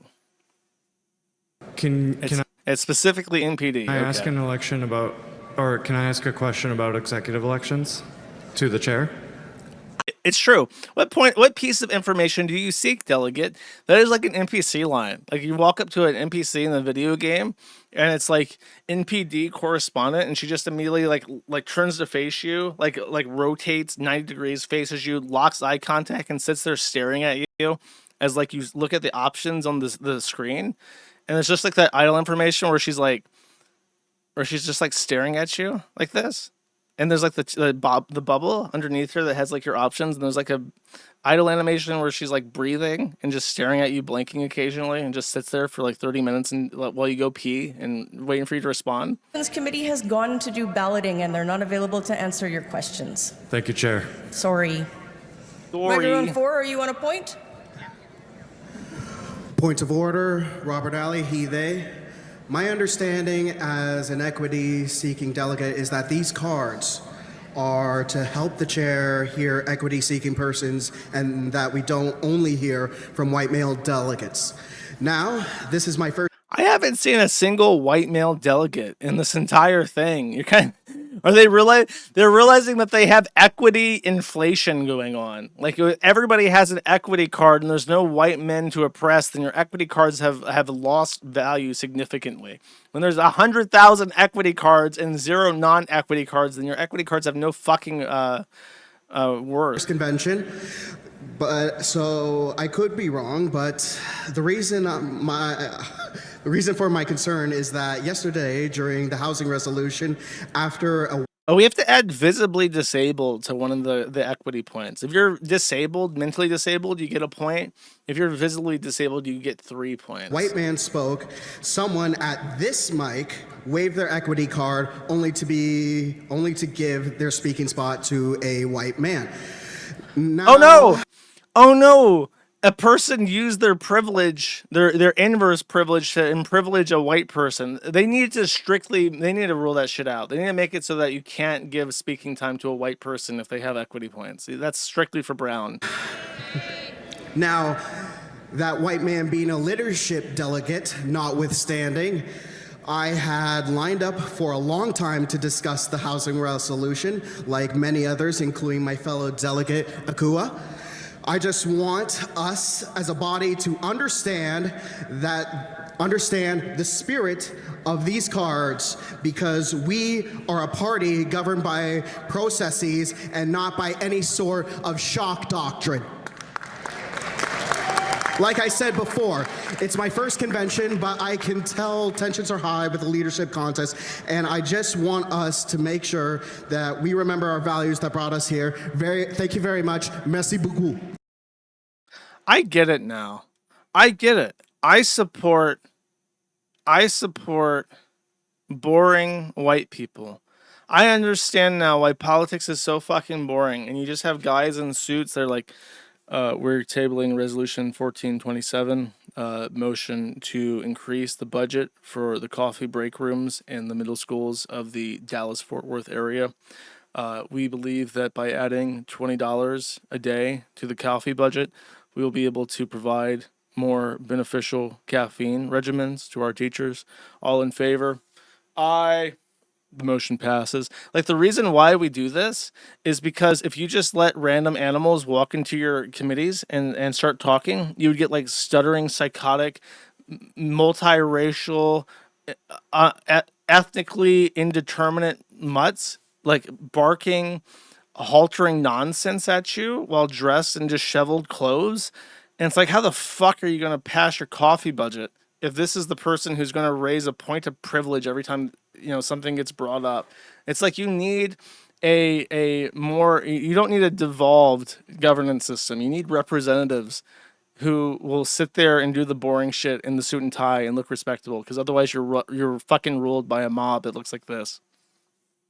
I support the boring white men. Motion to pass the boring white men into government forever. Okay. It's true, I do need dude, I haven't drank caffeine again. Lent is officially over. But like, when I detoxed off of caffeine, I was in such like a black pill rut for like 2 weeks.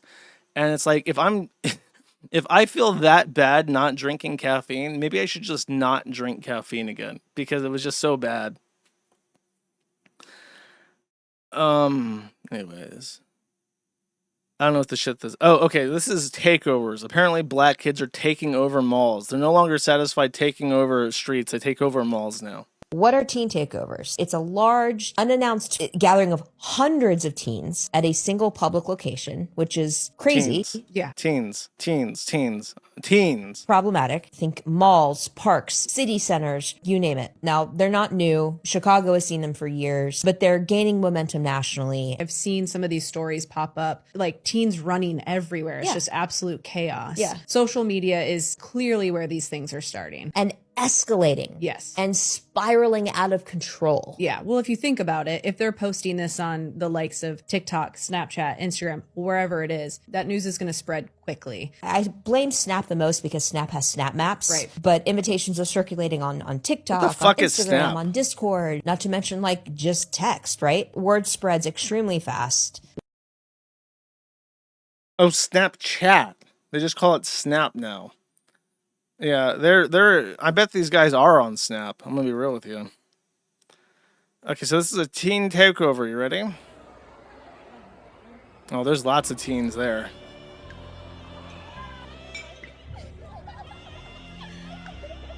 Yeah.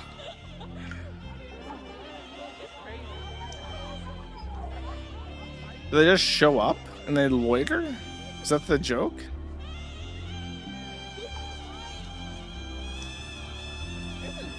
Oh, is this like the prologue? Is it gonna get worse? Okay, this is like a part 2, right?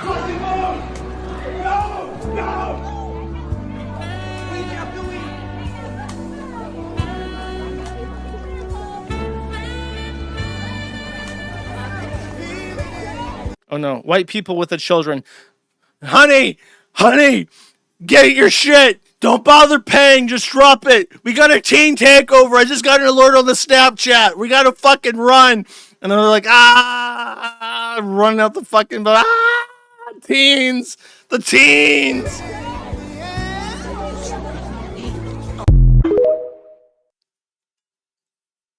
Oh, baby, so this auntie, first year living downtown while it's warm, and baby, oh, hell no. Look at all these Dude, even other teens don't want to get down there with the teens when they start doing the snap maps. out here. No, I know before when I used to come down here that I would see a lot of them, you know what I'm saying? But I'd be going to a little lounge or whatever and then hopping in my car and going home. But now that I live down here seeing this, hell no. Shit, now that I gotta live around them, hell no. Baby. And they Fuck that. And I know my window dirty. They ain't seen our windows yet. They ain't got nothing to do with me. That's on the outside. But all I hear is police. Look. The police is pulling up like, curfew, get out of here. Bye. Oh, baby, I don't know about this. Hey, yo, get your black ass out of here. You fucking teens. Get fuck on out of here. Call the police. We got teens. We got teens walking down the street. This is not a teen neighborhood.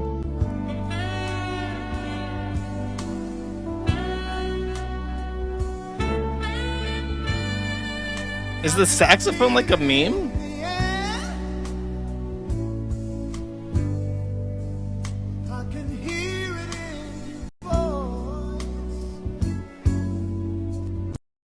Okay, I get it. The saxophone is part of the meme. 8 arrested after teen takeover prompts curfew in the Loop. Hyde Park. It was a very loud and busy night here in the Loop, prompting a large police response and potentially some arrests as well. I want you to take a look at this. This video was shared on the Citizen app. It was at around 9:30 last night when a large group of people... Sorry, what was that Asian woman? The Citizen app. What is this? This seems like a thing I need to know about. Play Store. Citizen app. Does anyone else use this thing? Crime Radar. Promoted. Citizen Protect the World. 4.5, 100,000 views. Protect yourself with live emergency news and 24/7 community crime updates. Okay, yeah. Thank you, Asian lady. I appreciate this. If you hear any smooth jazz, make sure you guys report that on the fucking Citizen app. Well, we're seen gathered here in the Loop. You can also see Chicago police officers on scene, many of them on bikes. At one point, video also showed emergency vehicles near this group, but we are still waiting for that confirmation on whether that was actually related to this gathering. This is another video we've obtained through the Citizen app. As you can see, there's a person in handcuffs getting arrested by Chicago police. Justin Peters, the founder of Chi-Town Crime Chaser, says he was in the thick of all of this chaos trying to help. Listen. 200-300 kids just running back and forth, jumping on cars, just fighting, taunting the police. And it got pretty bad to the point me and my team actually witnessed the little boy actually getting stumped out unconscious, and I have to render aid to him. We have to call an ambulance for this boy. Once the weather starts breaking, or it's spring break or the weekend, and these kids got nothing to do in their communities where they're from on the south and west sides, they'll come downtown. Dude, even the black people have to form team watch groups so that when the teens are coming, they can like coordinate emergency responses and prevent the teens from killing random people in the street. Wow, that's pretty crazy. Okay. Any more good ones? McDonald's takeover by teens. Oh no, the teens. Okay, the teens are at Macca's.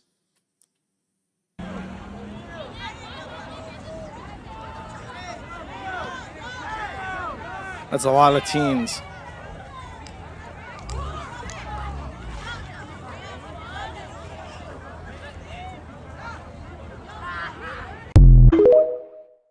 Scary.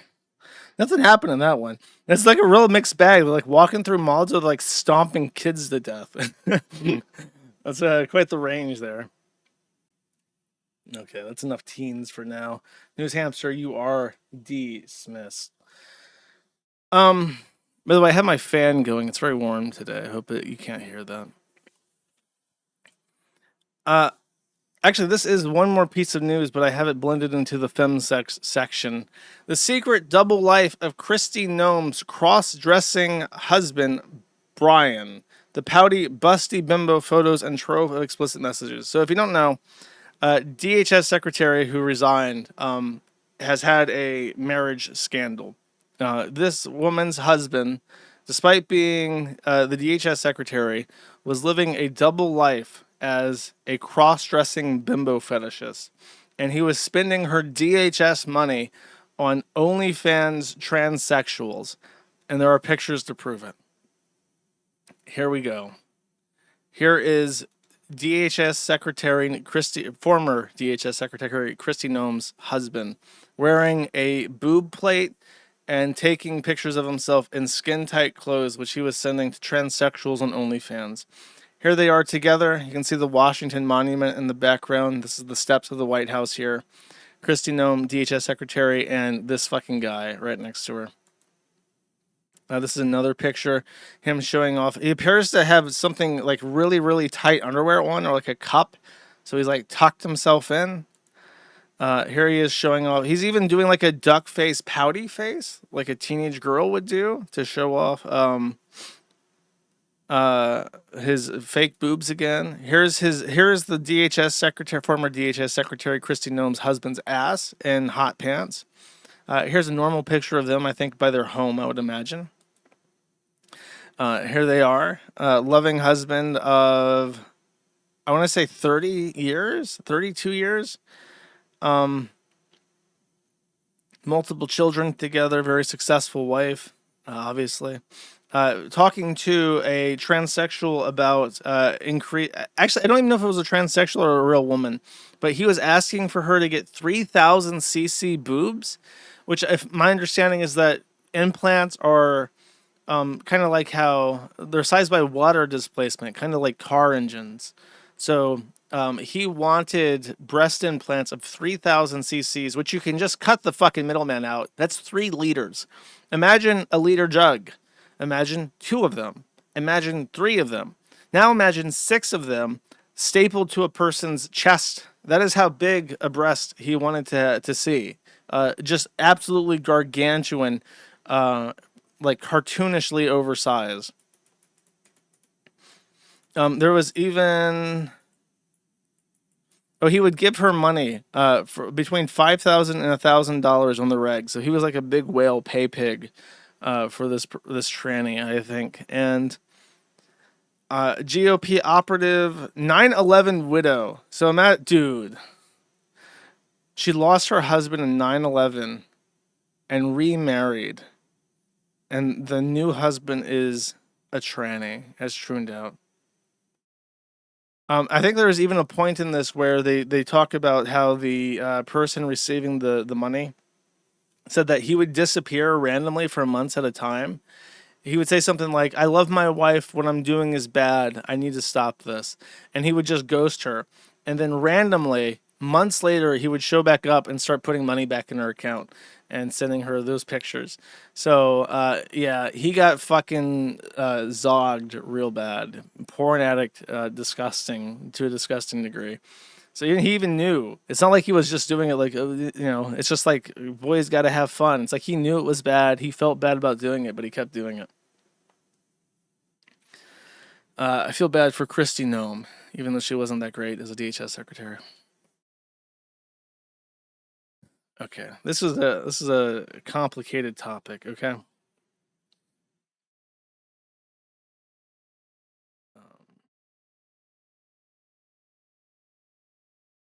So years ago, I think in 2025, there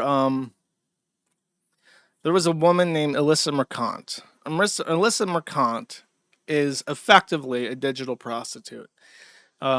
She is like a pro-sex work, culture commentary who's done titty shows, I'm pretty sure. She did like OnlyFans or some kind of sex work where she exposed her breast for money.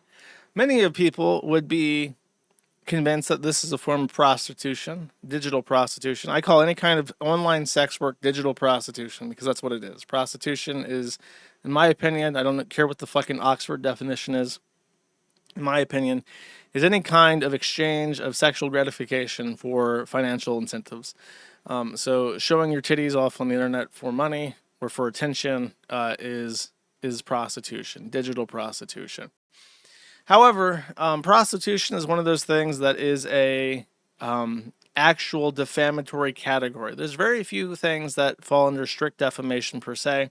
Calling someone a pedophile, saying that someone has HIV, or that somebody is a prostitute, these are defamation per se. They're some of the only things you can say about people that actually put you in the hot seat when it comes to defamation. So when you want to call somebody a prostitute, you should always put a little caveat star next to it. Digital prostitute, something like that. Explain what you're saying, like I just did. Smash JT did not. He decided to call her a prostitute. And Alyssa Mercant hired Cusk, which is the exact same law firm that is representing Liz Fong Jones in the Lolcow case. And in fact, the exact same lawyer, Lane Haywood, who is a tranny, and sued Smash JT.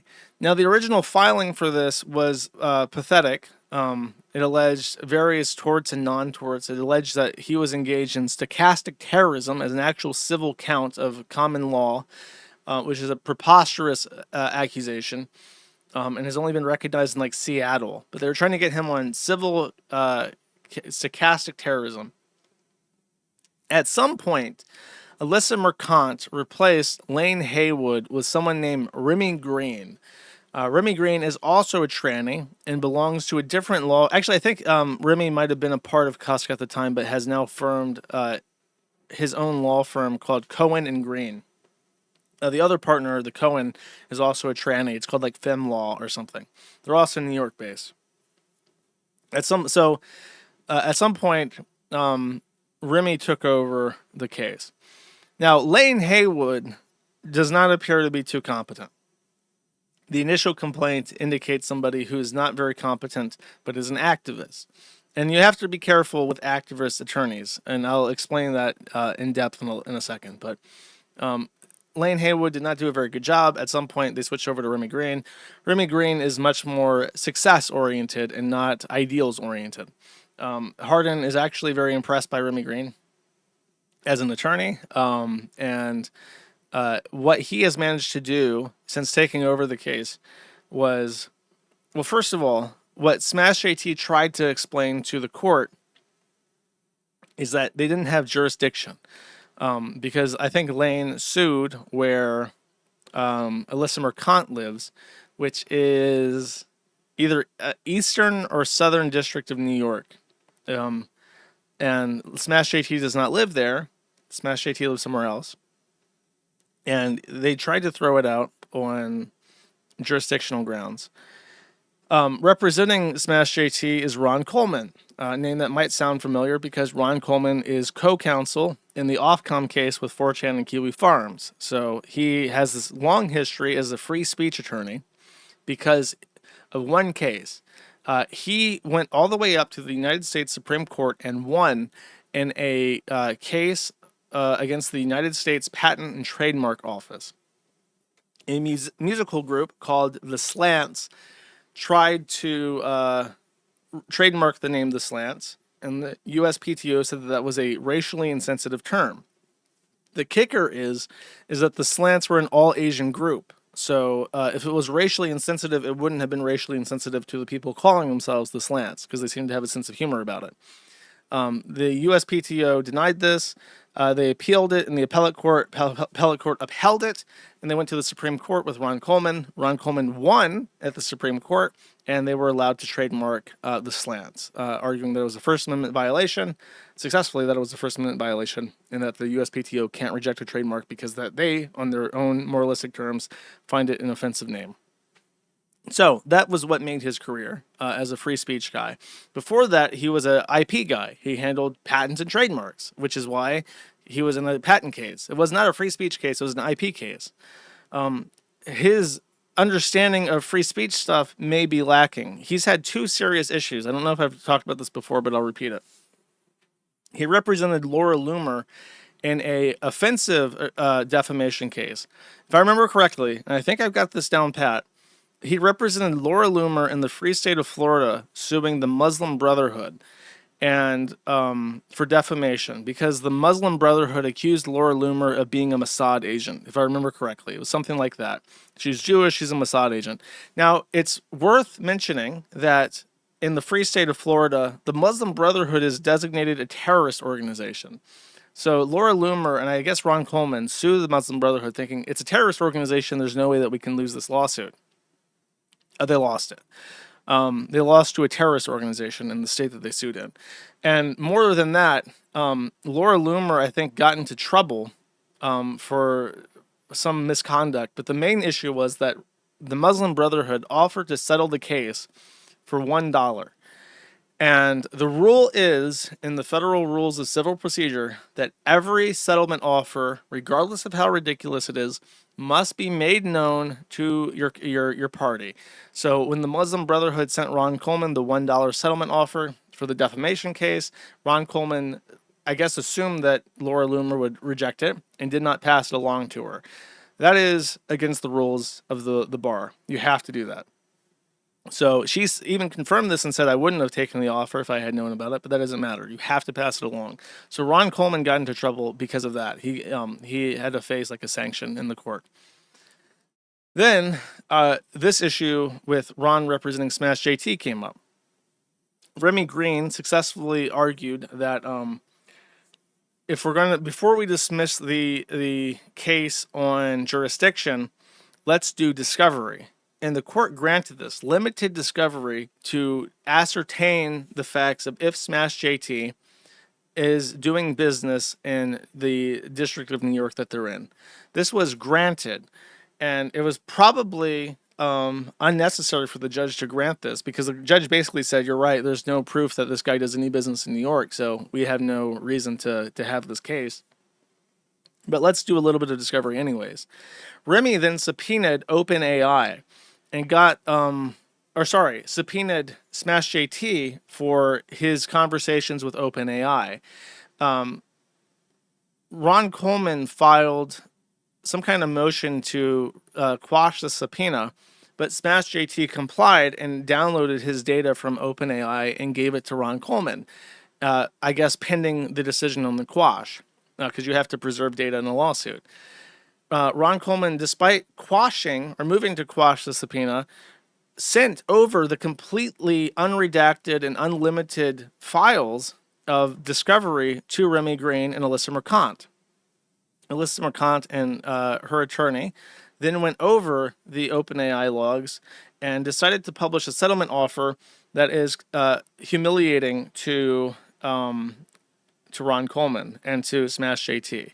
And I think there's even a footnote in here that Remy Green said, we're publishing this settlement publicly because I also represented the Muslim Brotherhood in Florida, and you didn't pass along my last settlement offer to Laura Loomer, so we're posting this publicly so that he sees it for sure, because you have a habit of not doing this.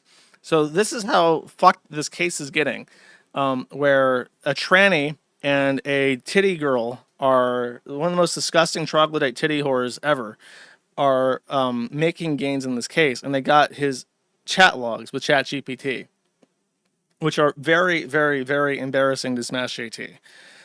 In the logs, it is discovered by comparing the OpenAI responses to his requests and his public blog that he writes all of his articles using OpenAI with very limited editing. Effectively, the only editing that they recognized in the article they pulled was to re-add like racially insensitive stuff that OpenAI refused to write, and kept everything else exactly as it was presented.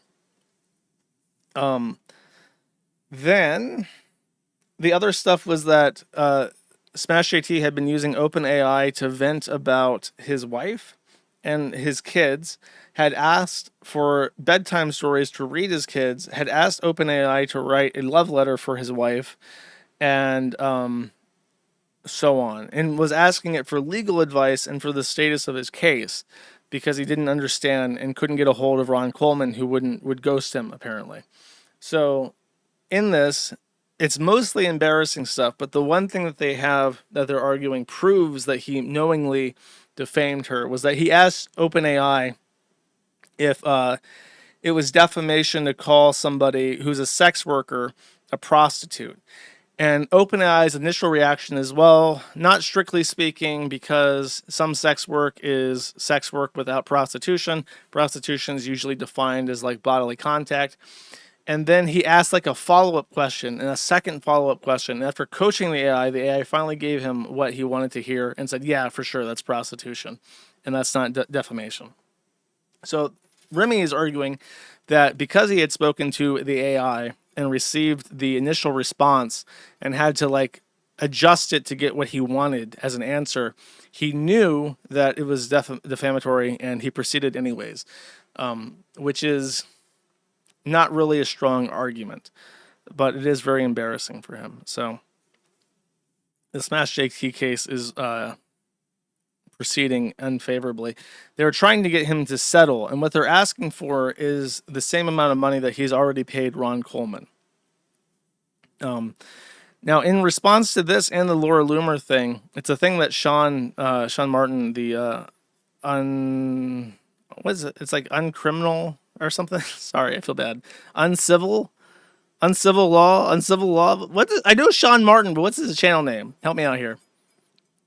I've been burned on law YouTuber. Okay, this guy is just like spamming fucking chat, the same fucking bullshit over and over again. I don't know what the fuck you want. Uncivil, potentially criminal. Okay, I got you. Sorry, my bad. Sean reached out and he was concerned because Ron represents us in the Ofcom stuff. However, from my understanding, it's entirely Preston Byrne who is managing that case at this point. And Preston has his goals, and I believe that he can competently reach his goals. And his goals are mostly to humiliate the United Kingdom as much as possible and become known as the free speech guy. Basically what his interests are. So his interests and my interests align, and I have some confidence in him. Okay, and this is just a very long thing making fun of him, and they published this on Blue Sky or whatever the fuck, and it broke out of containment. And they're basically coping in public. In fact, what's really embarrassing. I'll just show this because it is super embarrassing. In the fallout of this, he made some tweets laughing about it, trying to like get ahead of stuff and be like, "Look, I'm not bothered at all because, who gives a shit? And we're still going to win this case." And then there is here's the guy, by the way. Here's the hero. Look at what a hero he is. Partner at Cohen and Green, specializing in civil rights, defamation, free speech. Wow. Consumer rights and voting rights litigation. There was one really particularly embarrassing thing where Smash JT tagged. Oh, this is it. No, that's not it. Here, Smash JT tagged Ron Coleman. And if you notice, the Ron Coleman tag is not a link. So Ron Coleman like manually removed himself from this conversation. And as a result, that like untagged him from the original message. So he didn't want to see this message or any replies to it, basically, is what happened. There we go. There he is. Potentially criminal. Sorry. I'm bad with names. That's why I'll never be a politician. People like hearing their names and they like knowing that you memorize shit because it shows that you care. And I have a mind like a leaking bucket and I cannot remember names. So I'll never be able to impress people by precisely remembering everything about them. His lawyer must be pissed. Yeah, I bet. Well, it's his fault. Ron Coleman sent that information that he didn't have to send. He voluntarily sent them stuff that was damaging to his client. So, like, that's a big deal.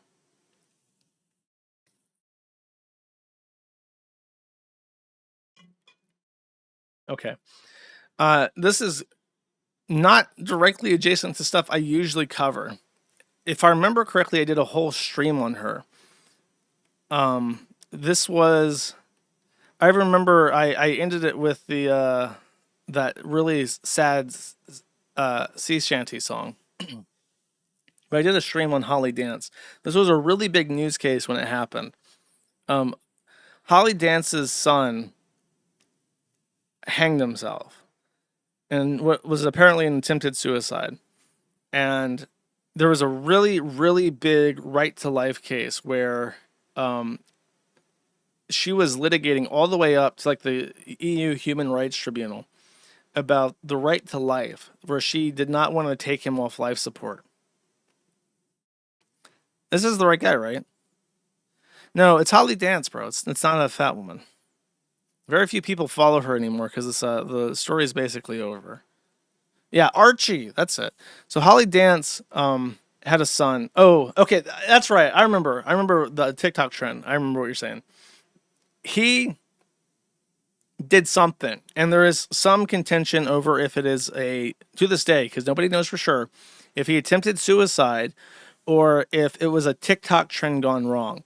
The end of it was that he effectively hanged himself, and he was taken to the hospital, and he was brain damaged. And she insisted that he was alive because his body would twitch or react to stuff, which is a very common thing with brain death. The families will insist that the child or person is alive because he'll twitch if you tickle him or touch him someplace. And the doctors will try to explain that, no, that's not a brain reaction. That is like a local nervous system reaction to a response. It's not the brain. But she insisted that he was alive. And they fought this for a very long time. And I remember that one of the last things they did is they did a biopsy of his neck injury. And they discovered that his brain stem had necrosis. He had been on the vent for several weeks or months at that point. And she was still trying to get a injunction against pulling the plug on him. But the biopsy came in. This was like the big thing for the High Court of the UK. Like, let's see what the biopsy says. And the biopsy reported necrosis in the brainstem. Dead. He's brain dead. He's never coming back. The kid's fucking dead. She lost. He was taken off life support. But it was a big thing in the UK. It was like the whole right to life people were backing her 100%. And she was a like media darling. And a lot of people got super, super super interested in her because she just seemed to be reveling in this attention that she was getting in a way uncharacteristic of a grieving mother. So she brought tons of scrutiny on herself. Then, like months or even years later, while she was still trying to like do Archie related stuff after his passing, which was really sad because she had other kids that were alive that probably could have used the attention. But they went into the background as she did her Archie stuff. She got into a hit and run,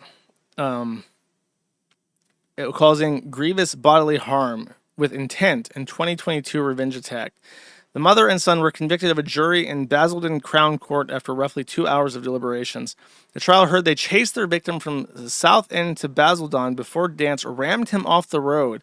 Then Summers ran him over after he emerged from his vehicle. The pair's friend, Rise Bentley, was acquitted of inflicted grievous bodily harm with intent, causing serious injury by driving an affray. He was released from the dock and declared not guilty on all counts. Summers was found guilty of affray, and Dance was found guilty of possessing sea spray, because you can't have pepper spray in the UK because that's a dangerous weapon. So she was also found guilty of illegal canisters of pepper spray. Very dangerous stuff in the UK. Presiding judge recorder Peter Clark warned the pair that they should both expect significant custodial sentences. Richard Scott said the starting point in the sentencing calculation would be 5 years. So she lost her son. She was in the media spotlight, had a bunch of haters coming after her because they were very convinced that she was negligent in Archie's death, or at the very least was just reveling in his death and the attention that it brought her. And then the haters probably trolled her in real life, and she ran one of them over in her fucking car like Christian did. But unlike Christian, I guess he didn't cause grievous bodily harm. So she's looking at a 5-year prison sentence, starting at 5 years or more. So that is the whole Holly Dance thing. It's the best I can do. Okay, this guy is obviously really into it, but it was a big case in the UK. Oh yeah, she does this shit. Oh God, I remember this now. She does this shit where like she'll see a bird and she'll be like manifesting just when you really need to see him today. And it's like, that bird is Archie. And he's paying a visit to be like, I support you running that guy over in your car, mama. It will be okay. Don't worry about it. Trust the plan. And that's some of the shit that people would talk about in regards to her after the whole ordeal as to why she was like a little cow. Okay. That is your sad Archie segment. Probably the last one ever. And now we have the tranny Nazi segment, who apparently has a... Is that Kirsche? Do we got a Kirsche? This is very dangerous to open this, but I'm going to say that looks like a Kirsche to me, chat. With the Kirsche avatar. So this is a retard. I can't remember much about him. He posted a bunch of... Oh, look, Pippa too. Pippa and Kirsche. Good company. So he's got the Storm of Steel. He's got the Prussian battle flag, I guess is what that is. He cross-dresses with leather straps, draws Nazi shit on his guns, and then does a lot of gooning on VR chat. So he's like a huge VR chat gooner and Discord gooner. And he got arrested at some kind of rally. What was he arrested at? He tried to shoot up a VRG meet. That's probably a good thing. What was he arrested for? No Kings. Oh, he went to the No Kings rally armed to the fucking teeth. Probably after saying shit online that was had them on high alert to begin with. Oh, I still have to go to my court hearing. It's my first appearance. I've already said this. Don't chimp out. Stay calm. Yeah, one of you. No.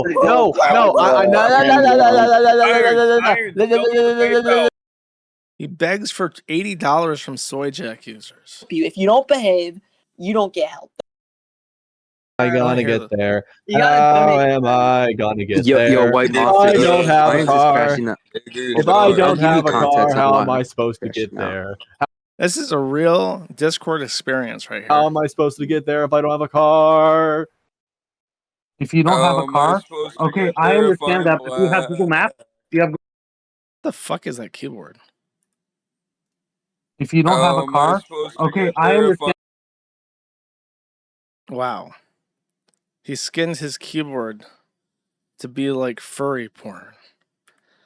Okay. That, but you have Google Maps. You have Google Maps. Yeah. Okay, on Google Maps, what you can do is you can go and it'll show you the fastest place to walk and how long it's near you. I don't know Dude, I exactly don't where live you in a live, but walkable the near. city. I don't live in a walkable city. Don't understand. crash out. Me, You are not me in and my Prime shoes. live there are no All you walkable need to cities. do You already is give me $80. Is it? Why didn't any of these shardy lads give him the $80 he needs to appear in court? What was the other charge? I guess they were both related to the No Kings incident. Oh, is this the let me turn this off before I blow this up. No, he followed the meme. So, he did. He posted all the Nazi shit in his gun, and then he went to the No Kings rally, and they were ready for him because they knew he was coming, and because they're in the Discord, obviously. So he got arrested. Now, speaking of 5 years in prison, oh my god, it's the exact same thing. The starting point is 5 years of prison for Holly Dance, and then the minimum sentence he's looking at is 5 years. So, superseding indictment, grand jury charges for count 1. Oh, he's mentally ill and possessed a firearm.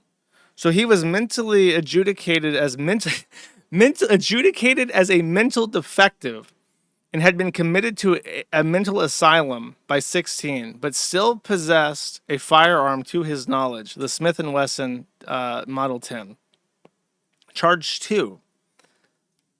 Previously known as a mental defective, possessed a Zig Zauer P230 9 caliber Kurtz pistol, which means short.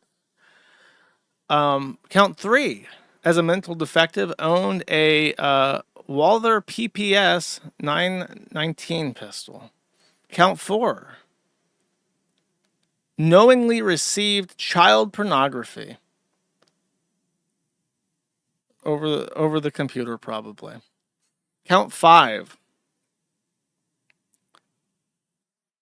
lolicon. They got him for lolicon. He has a knowingly produce, distribute, receive with intent to distribute a visual depiction of any kind, including drawing, cartoons, or paintings that depicts a minor engaging in sexually explicit conduct. So they got him on the unlawful weapons, and then they got him on real child pornography, and then they got him on lolicon. So I just want to let you know, Pippa, while you're jerking off your fan zone with your super kawaii chibi model for your lamb game, the lolicons you're masturbating to willfully possess and distribute child pornography as found on their fucking computer. And you're just okay with that. So he's looking at a minimum charge. I guess this is the sentencing guidelines here. Maximum of 15 years for the guns. Mandatory minimum of 5 years for the child pornography with a maximum of 20 years. And then the lolicon charge is the exact same thing. Recipient of obscene visual depictions of sexual abuse of minors. So he's looking at, if they're served consecutively, a minimum of 10, a maximum of 45. And if they're served simultaneously, a minimum of 5, a maximum of 20. Wow. Dude's fucked. But I mean, he's obviously he's obviously a fucking danger. Okay? Obviously a fucking danger. So good on him. Good for the feds. I'm happy for him. He'll be a sex offender. He gets to do the shuffle. Brum, brum, brum. One of the other fine things that the free state of Florida has done is make mandatory the sex offender shuffle. This is a very, very brief update, but if you remember, Max Carson, the pedophile, has shaved his head, and his girlfriend has broken up with him. His girlfriend is a this guy, by the way, is one of the best friends of Vito Gesualdi, which is why I don't believe Vito when he says that he's not a pedophile, because he's friends with this guy who is a fucking pedophile, who sang songs about being a pedophile. But his girlfriend dumped him, apparently. His girlfriend is like a weird character in his lore, where he's like physically abusive to her, like just the biggest dickhead ever. And it's always been like, it's a joke. But apparently she's left him. Probably because his room looks like a serial killer dungeon where you would like rape and murder somebody. Can't blame her. I wish nothing but the worst for Max Carson. In fact, I hope he kills himself as a consequence of this. Next, on the continued topic of lolicon and pedophilia, Schlepp, who is the Roblox guy that is friends with Ruben, tweeted out something, or sorry, responded to somebody tweeting out something about lolicon being pedophilia. And then he backed this up on his own, where he says, lolicon is pedophilia. If you gratify yourself to sexual images of animated children, you're a predator. The fact X allows a community of these people to thrive on here is very shocking. Do better at safety. Look at all the predators that come out of the woodwork on you. If you think about if you call people making animated sexualized images of children, something is truly wrong with the site. This has caused a total fucking meltdown on Twitter. Even Chibi Reviews comes out and says, would appreciate any support if you all leave a like on this post and on the video as well. Too many people are actively helping criminals by making false calls to police about drawings and care more than helping real victims. Well, as we've just established, they go in the same circles. So let's see. I want to hear this fucking cope. YouTube.com. Watch V equals B6FP4 underscore P4 underscore Q6G. It's not available anymore? B6F underscore P4 underscore Q6G. You guys might be spared. Oh, I found it. Let's hear this guy talk about how much he wants to jerk off to little kids. I want to catch a lot of heat for this. Oh, it's this guy. It's this guy. Didn't this guy's girlfriend break up with him because he's like a fucking gross gooner? I remember him. I remember his anime titties in the background. What is the lore with this? I forgot completely. I talked about this guy getting dumped by his girlfriend and she was like actively cucking him and he was like crying in the open on his channel. Okay, I want to hear. Video and probably receive hundreds of thousands of death threats for even making a video discussing lollies and even trying to defend lollies, but we're gonna get right. Do you remember in Gamergate how pathetic it was when the literally who's kept going to the media and be like, I've received 1 trillion death threats. I remember the 9 million death threats, the 6 million death threats. It just keeps happening and I'm in fear for my life. And then he does the exact same shit where he's like, I've received hundreds of thousands of death threats. Can he produce those? I would like upload your hundreds of thousands of death threats into like a text dump somewhere so I can look at them. Because I would like to count them. To it because I've already faced death threats, I've already faced slander, false accusations, people doxing me, sending me stuff in the mail, all sorts of horrific stuff for my stances on fictional content. So, you know what? Screw it. I'm not gonna bow down and bend the knee. I'm gonna just straight up get into what needs to be said. And so this is a post that crossed my feed today by Real Schlepp. Now, you might not know who this is, but there is a very high chance you do. This individual is someone that is very well known for being a pred catcher. They are someone that makes their entire channel around catching predators on Roblox and different forms of the internet, as you can see here, and they have 2.4 million followers. So this is a pretty large channel that gets very decent views, as you can see here, 7.7 million views, 8 million views. Obviously, they are very successful as a content creator, someone that is way beyond my success. Successful. Okay, I want to hear the cope. Is there like a timeline I can skip to in this cope to get the best cope? am just a drop in the bucket in comparison to this individual that is making YouTube content. However, what really shocks me is that an individual that has their entire career based around being a predator catcher is someone that cannot separate fiction from reality. That is what really blew me away when I saw this. You know, you should talk to this guy. No, not this guy. Maybe also that guy. This guy, who also couldn't, for whatever reason, he just had that same exact issue where he also could not distinguish between fiction and reality and enjoyed them both. It's like such a weirdo. What kind of a guy? He can't distinguish the fiction and the reality. He just jerks off to both for some reason. Post today and the amount of damage. By the way, the I saw this. The top comment that he even favorited was, "Yes, predator found with bread in their fridge. Therefore, all bread eaters are predators."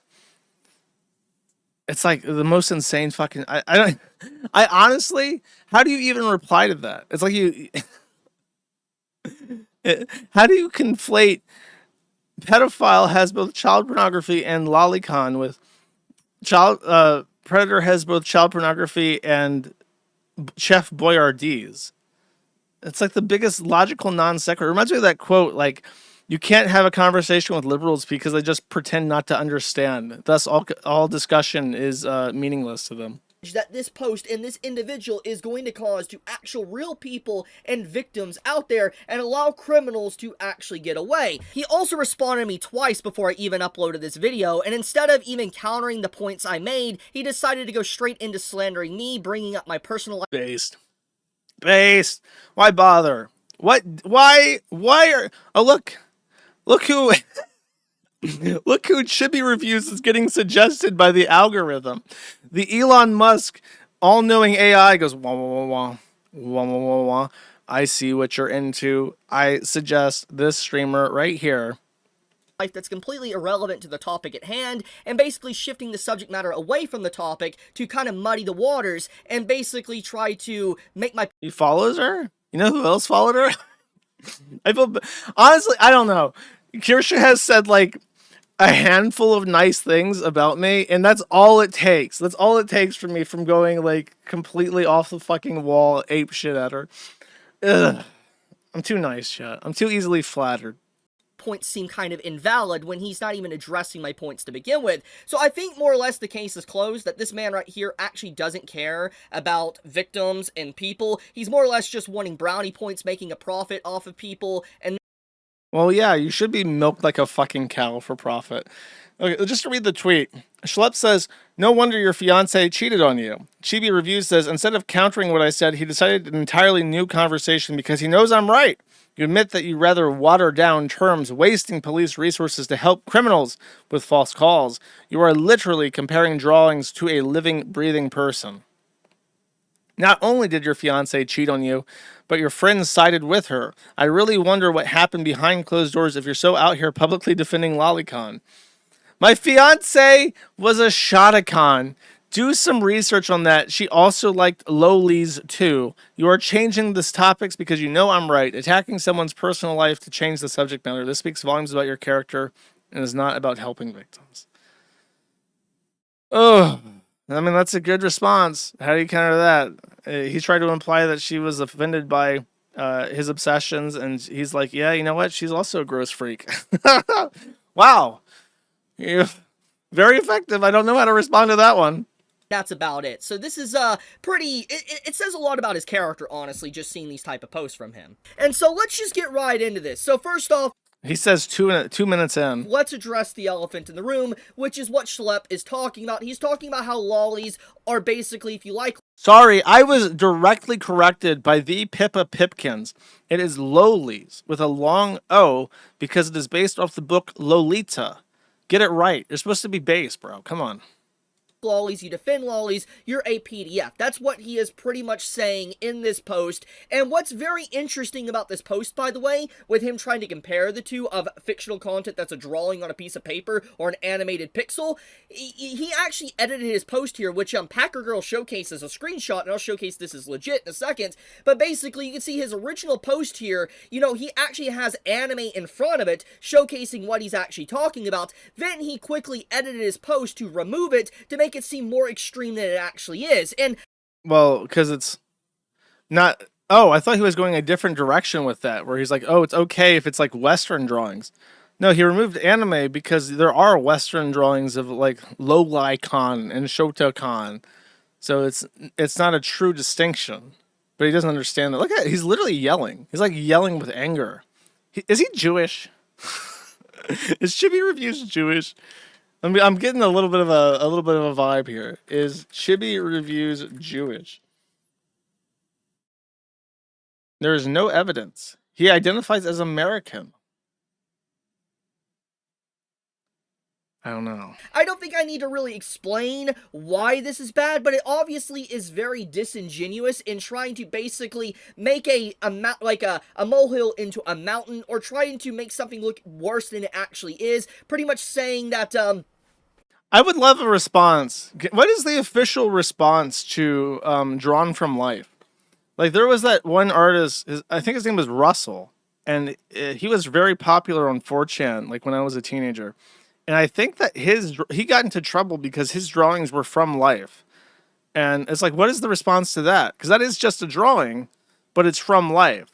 Is there a distinction there because it has a victim attached to it? Or is it like, is it okay because it's just an artistic abstraction of this? I want to know the answer to this question. basically nobody would care if it was a drawing, but the fact that he removed that wording of anime from it, it makes people tune in more to what he's saying and believe what he's saying is actually talking about real. See more.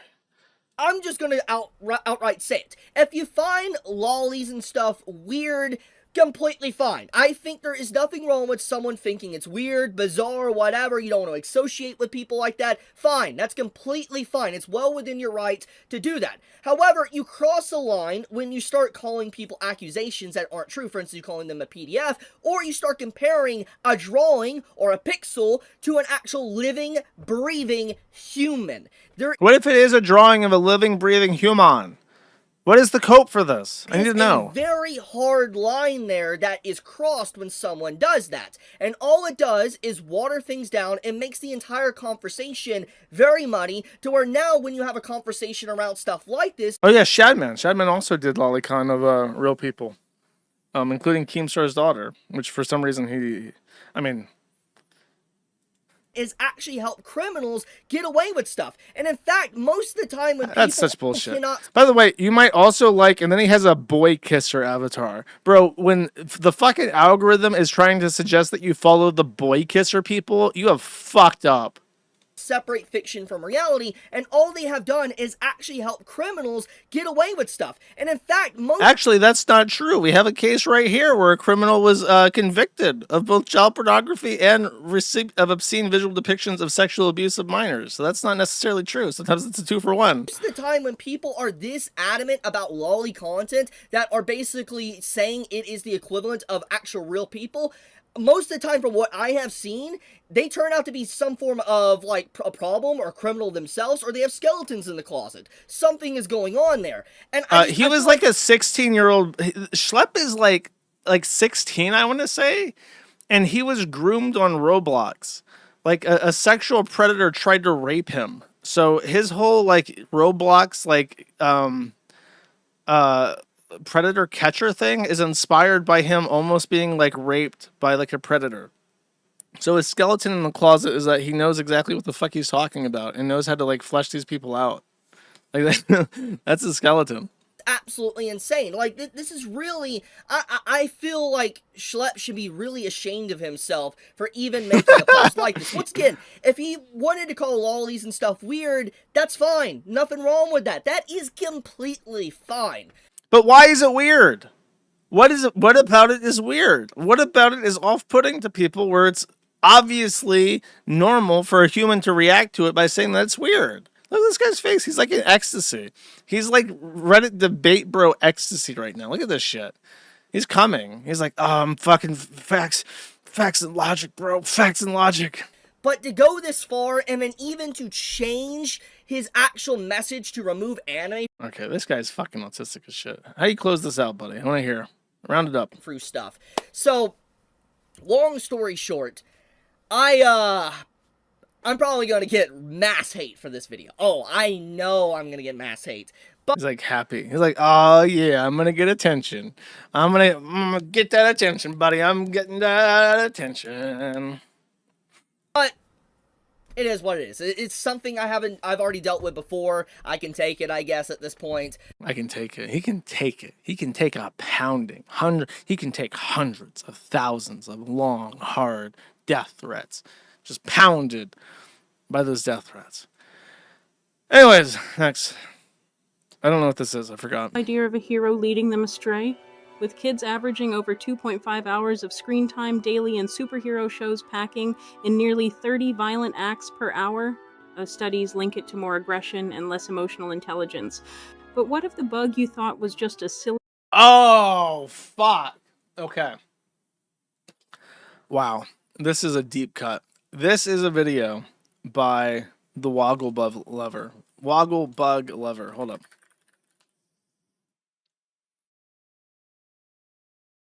Why is the redirect not working?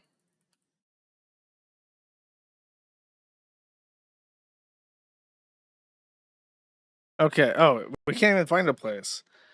So Woggle-bug is so old. It's a thread from 2024 to give you an idea. It is a girl who is obsessed with this cartoon. That's what she looks like.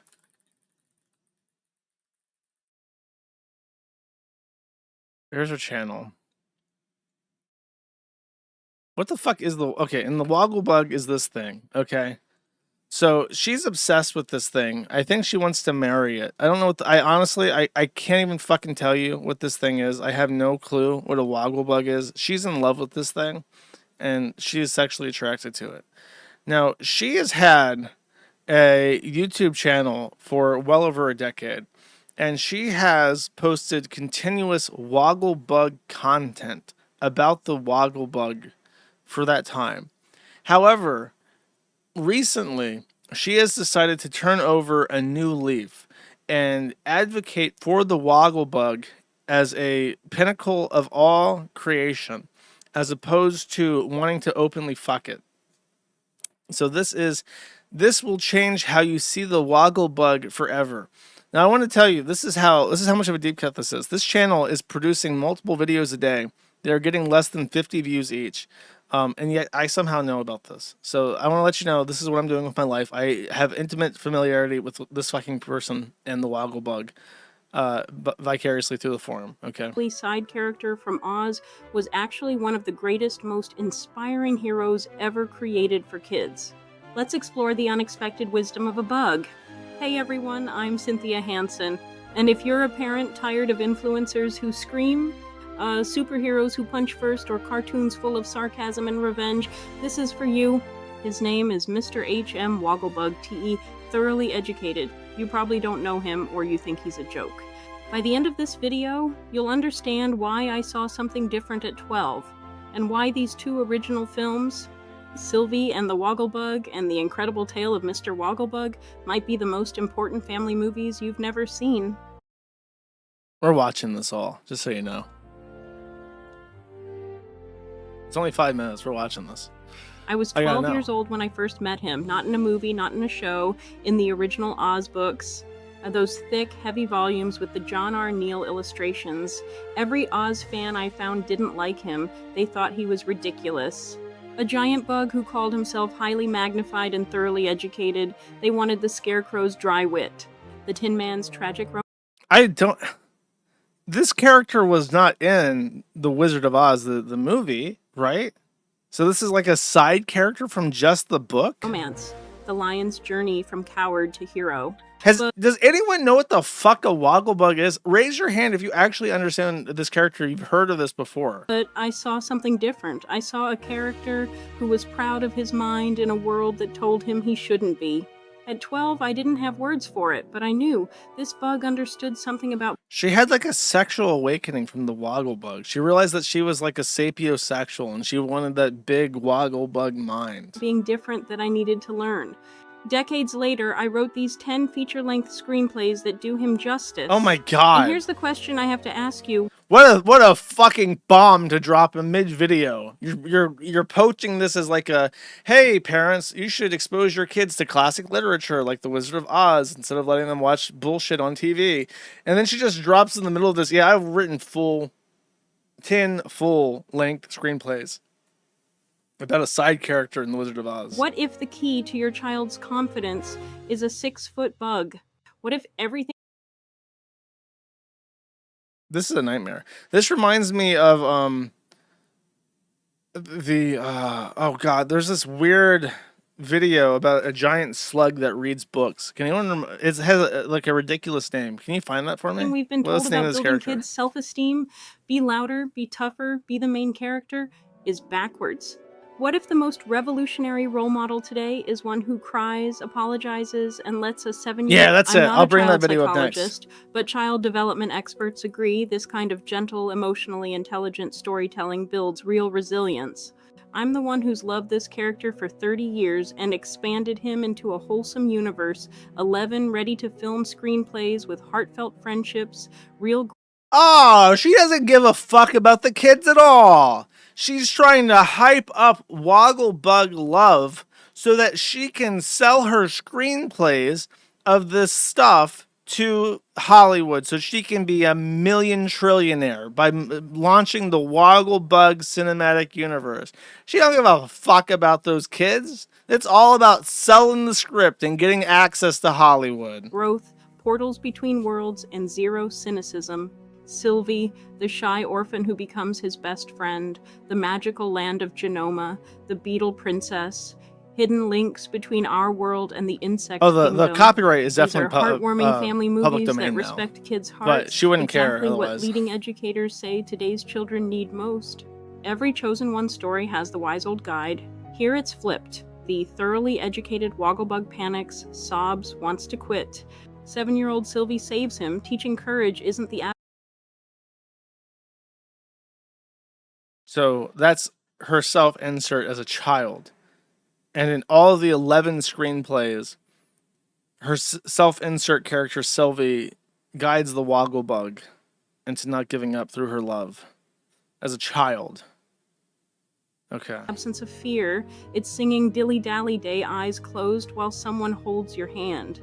Child psychologists note this inverted dynamic is powerful for kids on the autism spectrum or anyone who feels different. They see themselves as the rescuer. Woggle-bug lives by the 7 living values of intelligence. Tools, not rules. When he saves dying flowers instead of hoarding pixie dust, he faces real consequences and learns. Leading educators use value-based systems like this in classrooms because kindness requires practice and sometimes failure. Which value does your family need most right now? Let's build a real conversation about this. Money. Money. Is that one of the 7 values? I would like to propose an addition to this, the 7 values. There should be an 8th value. Money. In the comments below. Sylvie starts talking to bugs because humans hurt her. She ends choosing her human family because she learned she's enough to save a kingdom. In an era of adoption, foster care, and blended families, child development experts say stories like this help kids discover their own worth.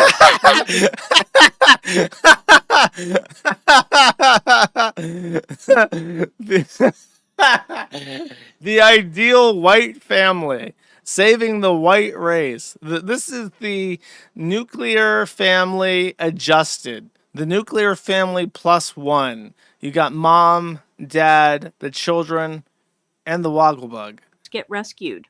If you're a parent of an adopted child, ask them after watching. What did Sylvie bring back from her journey? You might be surprised by the answer. I hear it. He's too proud, too emotional. Won't this make kids doormats? My friend said the same at 12. Yes, he sings a 4-minute song about how magnificent he is and cries openly, but that's the revolution. Child psychologists call this the third path. The gentleman scholar who fails publicly, apologizes, and comes back stronger. Strategic about vulnerability, not weak. Before, he was comic relief you skipped. After, he's the antidote to cynicism, loneliness. No, she's referring to the time that she was 12 and had her Woggle-bug sexual revelation and was discussing the Woggle-bug with her friends, and her friends were like, that's like a creepy freak. I don't like it. And she's like, no, you don't understand his brilliance. And the lie that kindness is weakness. That wink at the end? It's the moral compass now living in your child's imagination. A top hat bug who proves being smart and sensitive changes the world. Start with Sylvie and the Woggle-bug, the Bro. The fucking black people trees. That's like George Floyd reincarnated as a tree by Trumpistava. emotional core. Then the incredible tale of Mr. Woggle-bug, his origin story bridging human nature and nature itself. If you're a teacher, use the 7 values as your classroom code. If you love Oz, prepare to fall in love with a corner of that universe you never knew existed. Here's what I'm asking you to do. What is that in the background? And I mean specifically. What is that? Share this. Is that the Woggle-bug? What is that video moving? with one friend who loves animation to do. What is and that? I mean specifically, share this video with scared. one friend who loves animation or has kids, just one person. Drop a comment telling me, which of the 7 values do you think kids need most right now? Let's have a Money. real conversation about this. Subscribe because I have so much more coming. Character deep dives, the world of Genoma, behind the scenes of these scripts. Mr. HM, Woggle-bug, TE, highly magnified, is your Thoroughly child educated and long overdue. I'll see you in the next one. Pixelite. You I had wish one. I had written the Woggle-bug the way Cynthia Hansen wrote him. I was wrong.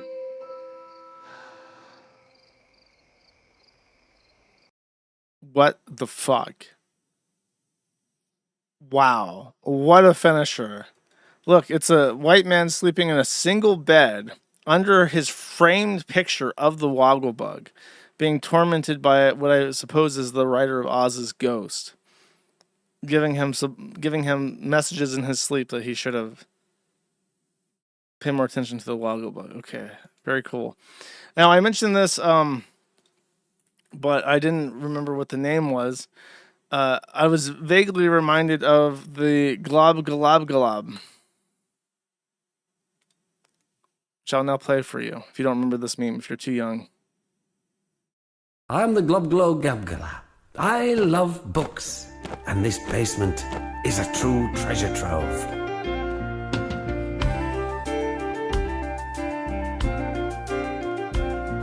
I am the Globglo-gabgalab, the schwabble-dabble-wabble-gabble-flibber-blabber-blab. I'm full of schwibble-glibber kind. I am the yeast of thoughts and mind. Schwabble-dabble-glibber-glabber-schwibble-schwab-glab. Dibble-double-shwibble-shabble-glibber-glab-schwab. Schwabble-dabble-glibber-glabber-schwibble-schwab-dab. Dibble-double-shwibble-shabble-glibber-schwab-glab. Oh, splendid. Simply delicious. Oh, I am the Globglo-gabgalab, the schwabble-dabble-wabble-gabble-flibber-blabber-blab. I'm full of schwibble-glibber kind. I am the yeast of thoughts and mind. Schwabble-dabble-glibber-glabber-schwibble-schwab-glab. Dibble-double-shwibble-shabble-glibber-glab-schwab. Schwabble-dabble-glibber-glabber-schwibble-schwab-dab. Dibble-double-shwibble-shabble-glibber-schwab-glab. I am the yeast of thoughts and minds is a really fucking banger line. I'm not gonna lie to you. It was sampled by Kanye 4 years ago? What the fuck? Okay. So, that's sort of like the absolute best possible segue video between the Woggle-bug and Samuel Collingwood Smith. I think there's a video here we get to see of our boy Sammy in Time motion. is approximately 23:45. Sure. At this time I'm going to be placing you under arrest for 2 times sending a false communication. Okay? You do not have to say anything, but it may harm your defence if you do not mention when questioned something which you later rely on in court. Anything you do say can be used. Get some clothes on to come with you. That's fine. Can I just finish saying what I've got to say, yeah? Okay? So anything you do say can be used in evidence. Is that understood? Yes. Okay. Would you like me to explain the grounds and stuff? Okay. So that's Samuel Collingwood Smith, now going by Sam Smith so that he cannot be talked about adequately. As he says here, an IT boss. Supposedly, he owns an IT firm. There is no evidence of that. His tax filings are public, and he doesn't report any income last I saw, but I could be wrong about that by now. We don't know who that is. Samuel Collingwood Smith has tried to shut down the kiwi farm since at least 2015, I want to say. And he has done this through a myriad of things. Some things I can't prove are him, but I'm pretty sure are him. For instance, he used my public, I believe he used my public email server, lolcal.email, which is now defunct, to send terror threats to my high school, which resulted in me getting detained. I believe that he also sent terror threats to schools, both ones, or to hospitals, both ones that he thought were hospitals that people related to me use or worked at, and famous hospitals like St. Jude's. He also wrote articles threatening the sheriff of Pensacola that if something wasn't done about me, that further threats would be made. Not because he would be making them, of course, but because I'm so evil that my presence in Pensacola would have inevitably led to more terror threats. Now, coincidentally, the second time the FBI came over to my house after threats were made to St. Jude's, I literally had this printed out, a manila envelope of every fucking batshit and crazy thing that he had actually said. And I said, this is your guy. This guy has been obsessed with the kiwi farms for years, for like 5 years at that point. He lives in England. I've contacted the police there. I told the FBI the last time, here you go, it's him. And after I did that, they told me that they would contact their counterparts in the UK regarding Sam. And after that moment, the terror threats stopped to both the hospitals and the schools. Nobody was using my email to send threats to people. My family members stopped getting calls to their jobs, calling them pedophiles. I stopped getting random messages from people on Facebook related to me in some obscure way who I've never heard of and read before, asking why they're getting called a pedophile by some guy from the UK. All that stopped immediately. After that, after he gave up on the kiwi farms, he did not give up being a menace, because a menace is what Sam has done his entire life. His early career was as a counselor for Hertfordshire, where he lives. And as a counselor for Hertfordshire, he actually lane crossed. So he switched to a different party. And then he said that this other party was, I think the exact quote is, as dangerous to children as pedophiles. Something along those lines, which instantly burned his entire political career because it was just an insane statement to make. After losing his counselor position by both being a traitor to his party and by calling them, I think it was the Lib Dems. He said the Lib Dems were as dangerous to children as child predators.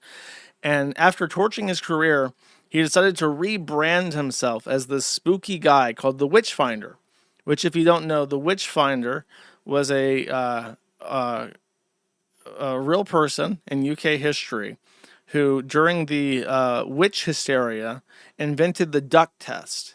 The duck test being that if you take a person and throw them into water while tied up to a chair or something, and they float, they're a witch, and you can burn them for being a witch. If they sink and drown to death, they weren't a witch.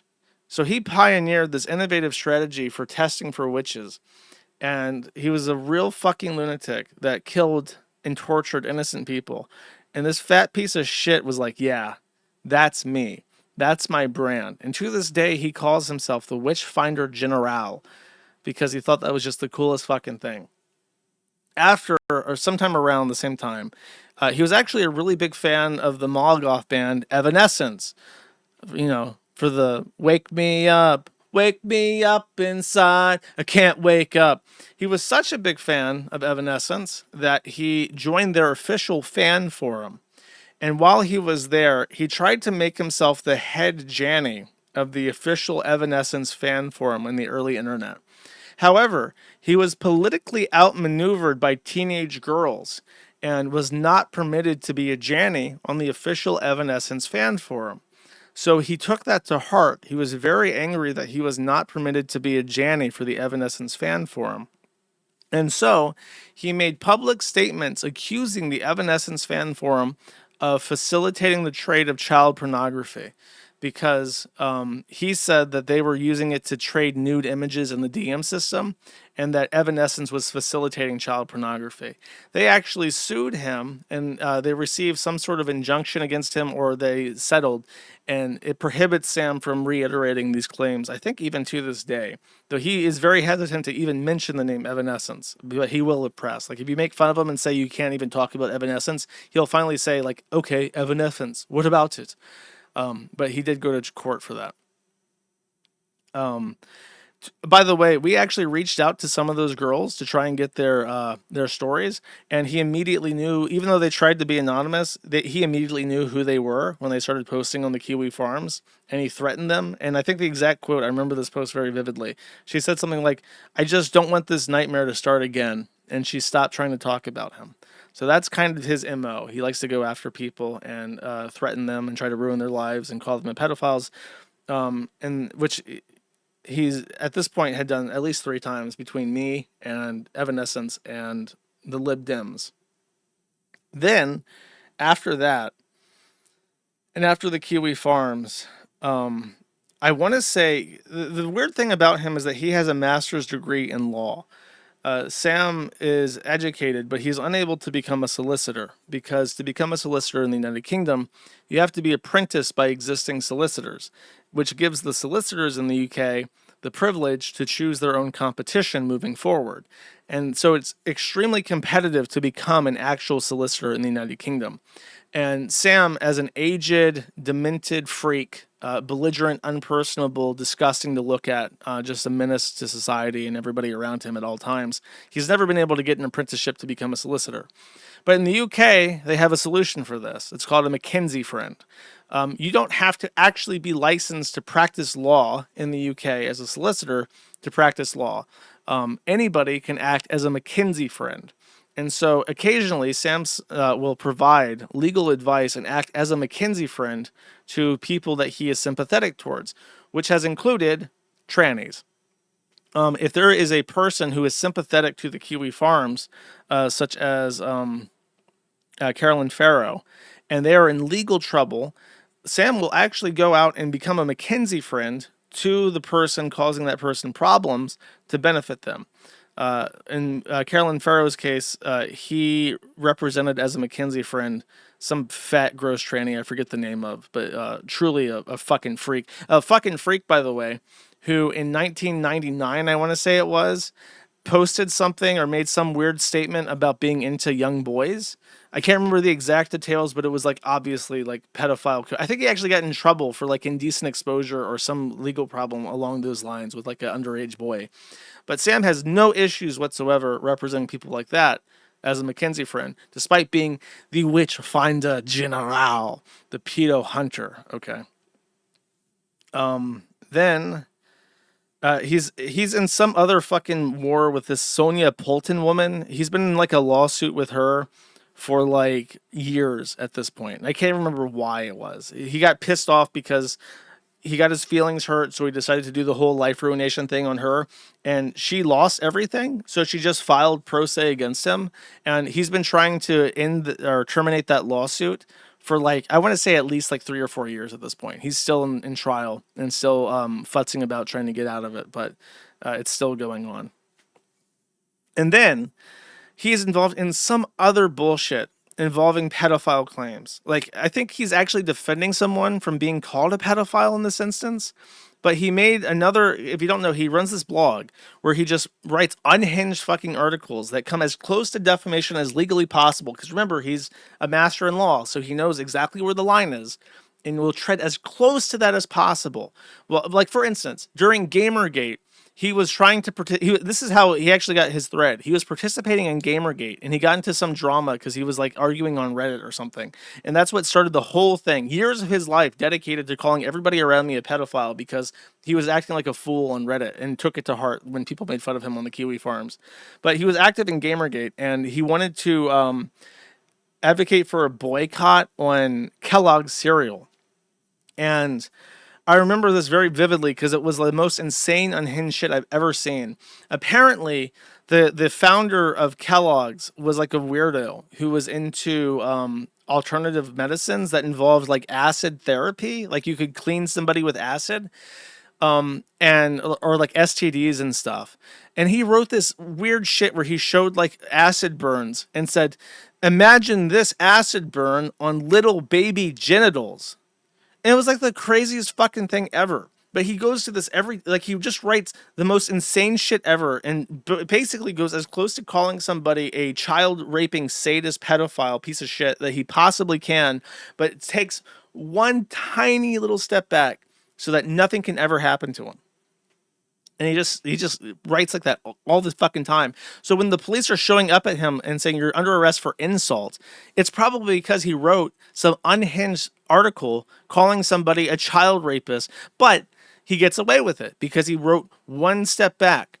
And so he's now like in a lawsuit with the police that he's probably going to win, and everyone has taken his side as like a free speech martyr. And it's just like insane. It's like this is the fucking like terrorist who has like damaged freedom of speech more than anyone I can think of besides actual child pornographers. Just somebody who hates any website that says anything about him. It doesn't matter who it is. It doesn't matter if it's a little girl or a grown man or that grown man's mom or his aunt or uncle or father or stepfather. Like, it doesn't matter who the fuck it is. He'll go after everybody around them to try and censor the internet. And now he's held up as like a free speech martyr in the UK. It's just shocking. And by the way, his response to getting made fun of on the Kiwi Farms in response to this was to reach out to Psychic Espion, who is like a Christian troll, and say like, Josh has reminded me of his existence. That was a mistake. He's like threatening me. Like, fuck you, buddy. What's he going to do? He's going to go suck that gash? He's going to go suck Liz Fong Jones's gash? My liege, Master Fong Jones, it is I, the witch finder general. I seek to aid you in your conquest of the vile enemy, Kiwi Farms. It's like, this guy cannot possibly go demented fast enough. I cannot think of anybody who is a bigger net deficit than this fucking freak. Just like the worst person on the face of the fucking planet. And somehow it's always the worst people who end up like in the limelight sympathetically. It's just because this disgusting fucking fluff piece about what a victim he is. Look at this. Look at the Gab-Glob. He is a victim. He's got the Bulby right there, oppressing his free speech to call everyone on the fucking planet a child rapist pedophile for making fun of him or criticizing him in any way, shape, or form. Just truly fucking vile.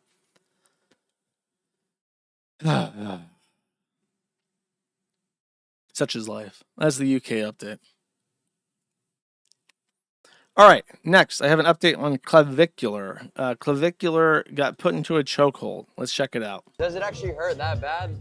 Well, it's just like a very weird feeling when you're losing air. I'm down to try it, bro. You should try it. Here, wait, do it. Me do it? Yeah, choke you out? Yeah, do it. Huh? I'm not a professional though. Come here.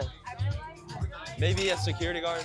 Wait, do the thing that he did, where he put him to sleep. To me. To you? Yeah. You want me to put you to sleep? Yeah. He's not trained for. Let him do it. No. Just let him try it. If I tap though, you gotta. You approve? I don't. Hey, he has gum in his mouth too. No way, Brayden. Yeah, spit out the gum. So just to clarify what's going on here, Clavicular has asked this brown man to put his hands around his neck and choke him out for reasons unknown to me. Move the mic. What? Where's that? Give me a cup or something. Yeah, give me a cup. Someone put it behind your ear. No, some people do to reuse it. All right.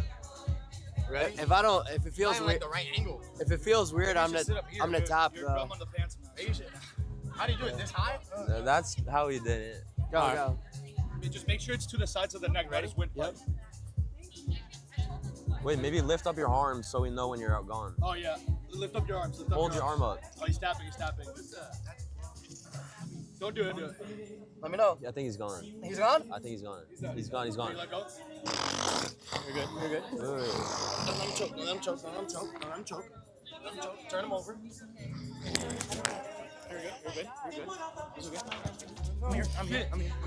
He's good. He's good. He's having serious muscular spasms. I don't think that's good. I'm here. Turn to the side. Turn to the side. Turn to the side. I'm here. I'm here, bro. I'm here. I'm here. I'm here. He's good. He's good. He's good. Apparently that spasm, it was alleged to be a seizure at first, but I think someone clarified that it's not a seizure. It's a muscle spasm that occurs when you lose consciousness, which makes sense. Like if you lose consciousness because you're like on something, it would make sense that your body like spasms to try and move your body so that you're no longer choking yourself. I think that makes sense from like that probably has saved enough lives evolutionarily to like warrant like a trait like in biology. Tarzan. You're good. You're good. You got oxymob, that's right. Take your second. Take your time. His cortisol is very high at this moment. He's fine. Never do that shit again. Wow. Yo, he's crazy. He has just woken. Whoa. That is an awakening of autoerotic asphyxiation. That's how the clav thing will end. He'll hang himself in a Thai hotel. Holy fuck. How do you feel? That was the craziest thing ever. Yeah. No, just give him a sec. Give him a sec. Let him sit real quick. Let him sit. Essential bro rub. I know. Little bro rub. He stands up and falls. Fuck. Yo, that was sick, bro. He liked it. Look, he's happy. Bro, getting like choked out by like a strong brown man was like, I don't know, bro. It was just like the craziest thing. The dream was like crazy. You had a dream? You had a dream? Dude, you were seizing. Wait, really? Bro, you look just like me, bro. Yo. Bro. What, like, did you have like crazy dreams, like fast dreams? The dream was like, bro, I was so scared. Yeah, that's what I'm saying. The dream That was shit is crazy, insane. bro. Wait, hold on, let me chill for a second. Bruh. Do white people like instinctively start saying like bruh around browns? Do you like? It's like if when I live in foreign countries and I pick up like their weird way of saying shit, like cache in Australia. Is it like a thing where it's like if you hang around browns, you just start going, "Oh God, bruh," like just instinctively? Shit feels so lit. That's it, bro. Do people like doing it? No, it feels like. Bro, dream about the Whopper, no cheese. Bro's gonna get addicted to getting choked out. Dude, post game interview. Yeah, I'm chilling, bro. That was. Get the water. Get here. Let me fix your mic. Fuck. Holy shit, you're like Mia's skin color right now. Wait, really? Yes, bro. Bro, we all look like some like sub-Saharan like animals, and you're like white as hell. Yeah, I'm like. Okay, I got you. Let's go to near life experience, my dude. Okay, I mentioned the bull that was supposedly cucking Hambly on the last stream. There is an update to this. Okay, the bull's criminal record has been found. He has been charged with what is this? Battery, disorderly conduct, and this is not a different charge, I don't think. Oh, domestic abuse. So he's a domestic abuser. So according to this. So I guess if Hambly decides to ever try and deny the bull what he's due, he'll just beat the fuck out of Hambly. He'll go down as a domestic abuse incident. Good to know, chat. Just so we can put some stuff on the table for the bets. People can make their bets and say, yeah, probably will be a domestic abuse situation. That is now on the table, according to the arrest record. And now, before I talk about Ralph, please indulge my very brief Bossman Jack segment. I will wrap this up pretty quickly, okay? Yeah! Ah! Bossman Jack is on methamphetamine. For whatever reason, I don't know if meth doesn't show up in drug tests as well, or if maybe Derek Christmas is refusing to deliver cocaine to him now, so he's had to switch to something else. But he is very obviously on methamphetamine, just by the way he talks. He's suffering from stimulant psychosis. He is very evidently showing the signs of psychosis induced by methamphetamine. He speaks in like this weird paranoid way. He talks about people watching him. He says that people are staring at him when he goes down the street, and that they know who he is, and that they're watching him. Lots of weird shit, and talking about this weird spiritual universal oneness and stuff, which are also like delusions of grandeur associated with stimulant psychosis. So he is high on meth, and he won $100,000.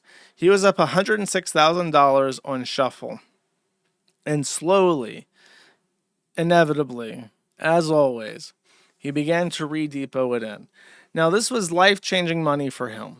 He's planning on moving out. His dad really desperately wants him to get the fuck out of their house, and I will show some examples of why his dad wants to. He was thinking of getting a car. With $106,000, by the way, he could buy a house in cash. Like, there are trailers on land near his place in Troy, Virginia, where he could theoretically have just bought a house completely in cash with no lender involved. He did not do that. He did not get the Honda Civic. He didn't even give the $15,000 that he openly promised to his mother that he would give her before losing it all, which has caused a little bit of a crack rundown. Okay. Okay, so this is what I think it is. Okay, so there's no picture here. There is a picture that I'll show later. I can't remember if this was at his house or a different house, because there's another thing that I saw that was that I'll show later. But in his house, he was trapped in the bathroom, high on meth. And so instead of contacting his parents or anything sensible, or just trying to figure out how to open the door, he did what, of course, he would do. Oh my god, bro. Holy shit, bro. I just fucking got locked in the bathroom, bro. I just got locked in the fucking bathroom, bro. I cannot believe that this fucking happened, dude. I just fucking kicked the hole straight through the door to get out, dude. I just kicked the hole straight through the fucking door to get out. My dad's gonna be pissed, but you know what? I think 100 grand would probably cover that, right? Oh my fucking god, bro. I've been in the bathroom this whole time. Did y'all hear me in there? Did y'all know I was in there? Oh my god, bro. That's the third time I've got locked in there. The other two times my parents were home. They're not home right now, bro. I had to kick a hole in the door, bro. I can't, you know. Sorry, I'll give him $2,000 for that. I'll give him $2,000 for that door, you know. Fucking be alright. Okay, I got my phone. He did not give them $2,000 to repair the door, in case you're I'll show wondering. you guys the door. Hold on. Okay, all right? Ready? Oh my god, bro. My dad's gonna be so mad, bro. If you're only listening, imagine a door to a bathroom. Now imagine a giant fucking hole, cartoonishly big hole through the door. My dad's gonna be so mad, dude. I'll be like, look, man, I got 100,000. I got you. If I don't care, that's my door. I bought with the house. That's that door I wanted with the house, the original. Like, yeah, I'll give you fucking 3 grand. Chill. All right, anyways. Look at that shit, bro. Yo. I thought I was gonna be stuck in there for a while, but I was like, I'm just gonna kick a hole in it, dude. You know, fuck it. You know. So anyways. Look. I'm gonna be back in a little bit. All right, I'm gonna do another trivia question. Let's see. If you lived with this man, why would you ever replace any doors, windows, or walls with anything but the cheapest shit possible? You're talking about needing to build a house that can withstand constant abuse. It's much cheaper to simply buy the cheapest shit fixtures ever and just replace them when he smashes them to shit eventually. And then he got into a huge argument with his father. Highlights include him saying, "Don't talk to my mom, a female, that way," and blames Rat Dad for flooding the upstairs. He also kept mentioning how they only have to coexist for 2 more days. Is the house being sold that fast already? Yo, guys, just letting y'all know, everything is okay. Just a little family troubles. Everything calm now and good. Hope everything having a good day. Can I get a W for my mom at everyone? So there was a rental house that Rat Dad owns that he was going to rent out. And somehow Boss was at that rental and flooded it. So the reason why they were arguing for half an hour is because their meth head son flooded their rental property right before it was about to be rented, I guess. Actually, I think what he's saying here is that he's going to move out when he got the $100,000, but that didn't happen. He lost it all.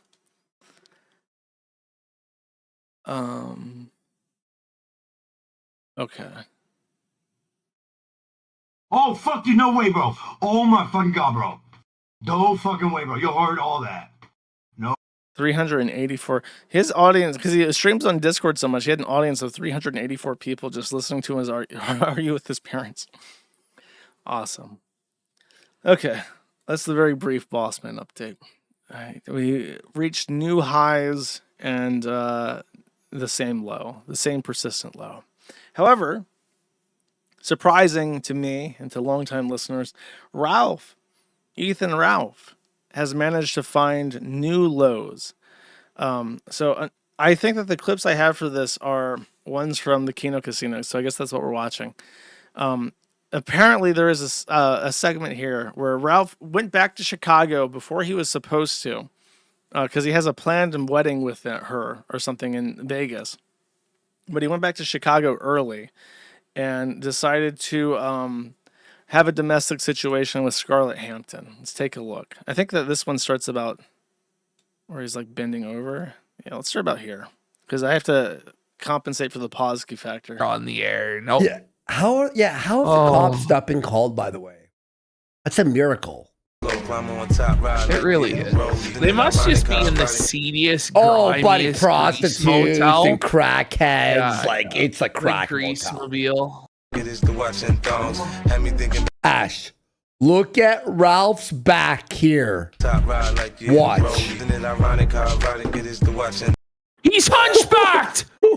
There's a hump in his back! It's true, there is. I want to see the domestic abuse. Songs in CWC, how you doing, bro?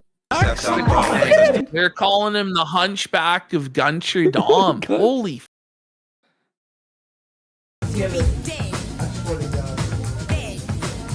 Ralph's gonna smack her, watch. Oh yeah, you can hear it. Ralph's gonna smack her, watch. Yeah. No. Ralph's gonna smack her, watch. Yeah, that's like super No, loud. look, did you see that? Listen.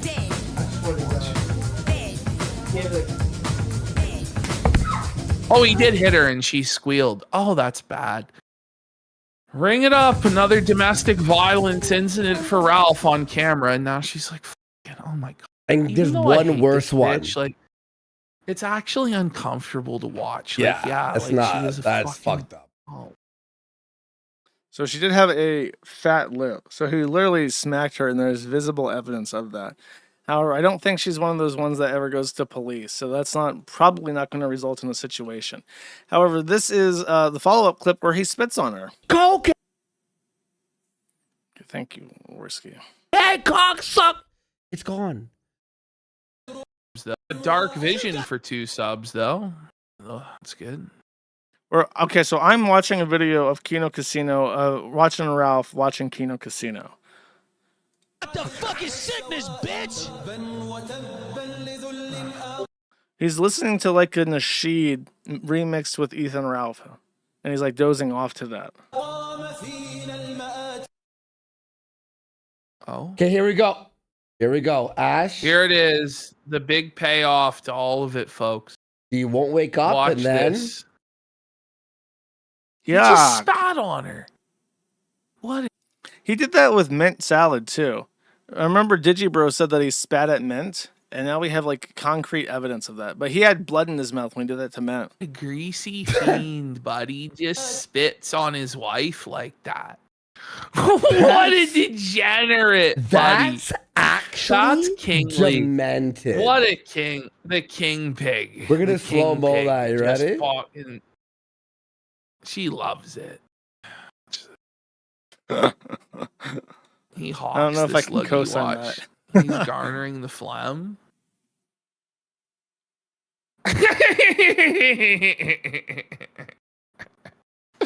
That's the real Ralph in action. The Right craziest. there. Okay. Then, now I don't even know how much of this should I show. There's like an hour of this footage, so I don't know. I'll show this part, and then I think there's another stream I can kind of skip through. But here's my understanding of what happened. Ralph and her got into a fight, and he threw a shot glass at her. I don't know if it hit her or just hit a wall behind her. but the shot glass exploded because it is made of glass, and glass does not handle impact well. Then it sprayed shards of glass throughout the room.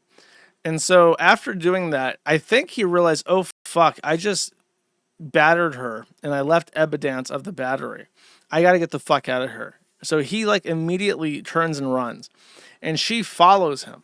Now she's barefoot, so she slices open her foot and chases him, leaving a visible trail of blood from her hotel room down the hallway, into the elevator, out of the elevator, down the hallway, into the parking garage. Oh, you fuckers want to live stream, you bitches. Ethan. Now, Ralph is literally fleeing the fucking scene of the crime. He has nothing to say to her. He's just fleeing. Ethan? Yeah. What the fuck? Please help me. I did not do that to you. But they did.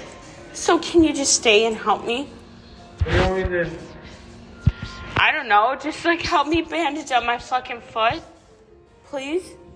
I did not do that. I will take you to the airport in the fucking morning. Please do not do this to me again. The fuck, man? Like, what the fuck, dude? It's not your fault. You didn't fucking do this to me. You did not fucking do this to me. These bitches, Hooksy, they hey, come here. No. Yeah, like, the fuck is wrong with you fuckers? I don't fucking give a fuck. I'm like, but no, there was a broken glass. There was a broken glass. I stepped. Okay, that's clip 1. I'll play. There's 4 clips. Let me. What are the video IDs for this one? 8771. He left me bleeding on it. Okay. Let me find those and put those up.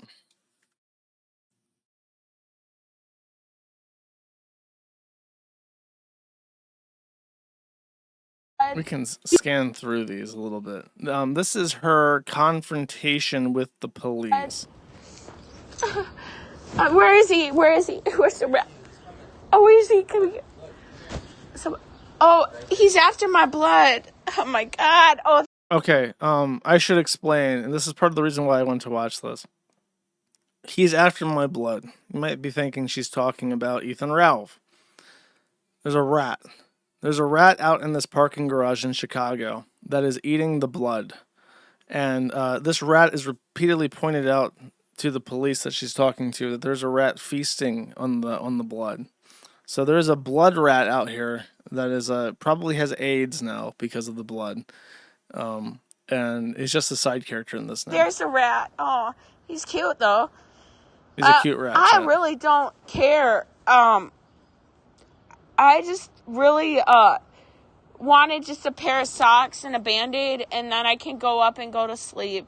I'll be fine. Are you staying at this hotel? Yeah, this is I have a room here. So the police have arrived because the hotel manager called the police to the attention that there is a methed up whore trailing blood and being followed by a vampire rat. This is my room for 2 nights.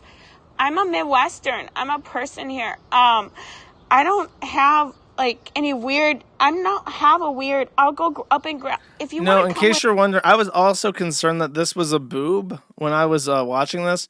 That is her belly button, so that is not a nipple. You're looking at a midriff. I'll go grab my ID. Oh, there's the rat. Oh, he's a cutie pie. No, I like the rats. But yeah, I don't know that this is a lot of blood. I didn't want to bleed inside the room. Might as well bleed on the pavement, right? I don't know. They gave me a Band-Aid though. I should go in the shower. So it's my room. It's on my room. So it's my boyfriend, and then I just was. It's my fiance boyfriend. Fiance boyfriend. And we've been dating for a few months, and I love him, and I'm not pressing charges against him. Nothing's wrong here. It's just literally what happened was that a shot glass got thrown, and I stepped on it, And then I said, I'm bleeding. And then he just said he's leaving. And then, but he didn't do it to me. But he didn't stay, but that's fine. I mean, I get it. I mean, so I come out here trying to look for him to make sure he's all right. And then, I don't know where he went, and it's fine. I don't need an ambulance. I don't want one. Well, no, that they do in the past. So the majority of this video, I'll cut it here now because there's nothing else interesting about it. She says that she has been raped by doctors before and surgeons. So she is afraid to go to the hospital and is refusing treatment, which is a dubious thing. She's actively bleeding, so it's a sort of a minor bleeding. So there is certain circumstances where a person can not refuse treatment, and I think they're trying not to like take her by force. They're trying to persuade her to seek treatment, but she just keeps saying, I've been raped by doctors and I don't want to be raped again. And it's very, very difficult to sit through the entire video because she just keeps saying that over and over again. And it makes me wonder if like she has like PTSD from starring in porn. Because if you don't know, in the porn industry, like there's boundaries that are like written in the consent contract. And the men just routinely overstep the boundaries and basically rape the women who are in the porn, like just all the time. And there's nothing really you can do about it because you're a whore in a porno already. So if you get a little raped, if you have a little consent accident, you know, consent accidents in kink-aware BDSM or what is it? Consensual kink role play? Is that what it is? I'm aware that consent accidents do happen from time to time, and we just have to deal with that. So there's nothing that you can do. So I feel like she's like hyper vigilant as a result, and is just super afraid of being raped because she just gets raped so often that it's just a casual thing to her, possibly. Now this is the second half of the video. This is her outside the hotel. She goes into the hotel, go into her room. I think this part of the conversation is a little bit more interesting. You just look. You can look here. I mean, it's fine, sir. But it's just a glass. So what happened, he didn't hurt me, honey. He didn't hurt me. Just you can see where I hurt my foot here. This is what matters. If you want... I wonder, is Chicago one of those things where if someone gets called in on DV, they have to arrest somebody? Is Illinois a state where police called in on DV have to arrest someone? Illinois is not a strict mandatory arrest state, but is a preferred arrest state. I want to just see you here. This is where I got hurt. You can see it right there. Okay. You can just see, do you see where I hurt my foot? I see it. The shot glass. Delaney, and I'll pay for the glass. The cop is just desperately trying to like coax her into like going to the hospital, and she's just talking endlessly. I don't know how it broke. I think he threw it. Yeah. Yes, sir. Look at me. Yes, sir. Look at me. I'm just Look at hurting. me. Look at me. I'm hurting. Take a deep breath. Everything is Where's fine. your ID? I have the room till tomorrow. I have my ID. I'm gonna grab it. I'm gonna grab it. It's just I'm barefoot, sir, and if I walk over here, there's glass. Stop. I was telling you, honey, there's glass here, and I can't Move. walk Where- there. you need to grab that? I stabbed myself here. Stop. Okay. And then this is the final one. She's in the emergency room with us. Okay. Well, I'm just gonna explain what happened. I guess I cut open my foot. It was my fault, and I need stitches, I guess. And going live, you know, I don't really want to pull it apart, but it's a shot glass, okay? It's not even a bad. I guess they cleaned it, whatever. I'm just alone, and I just kind of like it hurts. It's fine though. I'm fine. See, when I watched this, I thought the black dot on her toe was the cut, but she's actually sliced between her pinky and her fourth finger. And I don't know what the black dot is. I guess that could be an injection site. Do people inject in the little veins in their feet? I don't think so, but that would make sense, I guess. I don't know how the fuck she got that sore. I don't know. It's just, it's like literally like, yeah, like a bloody toe, right? Like, toe boy. I'm a toe boy. No, Ethan didn't do anything. I need to clear that up with everybody. This is the video where they saw the lip. I really don't want to be on camera right now. But I'm clearing this up that I stepped on a shot glass and it cut open my foot, and then I ran outside, and then they asked me if I had a tetanus shot, and I'm like, yeah, I have a tetanus shot. Gunted Warrior says HIPAA violation. You are completely correct, because if we fast forward, It's against policy. We just have to have you turn the camera off, okay? Okay, yeah, no worries, honey. Can you just turn that off? Yeah, fine. I just have to document my foot. I understand that, but we can't have you taking videos in the ED. Well, I've been naked in here, and I just am in front of everybody naked. So you. the nurse then seizes her camera and tries to make her delete the video.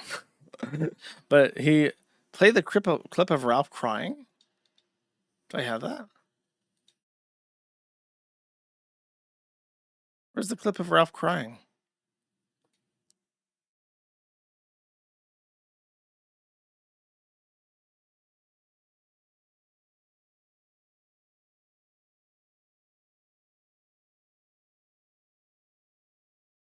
I don't see that.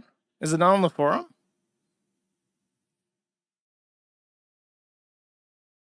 Which thread is it on?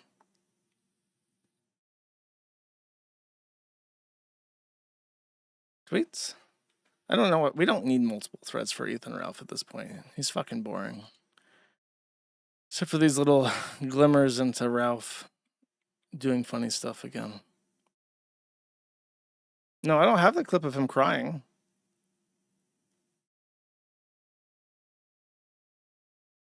Oh, I see. He was so worried about her. Okay. Yeah, if it's not on the forum, I don't have it. If so yeah. I don't know. I'm not gonna pull up fucking Kino Shay's Twitter and dig through it. Sorry. If you have it, you can post it on the internet thread. I'll try to take a look at it. Lukey the cunt says, back to Mexico again. Is Vegas still on? We need the juicy goss.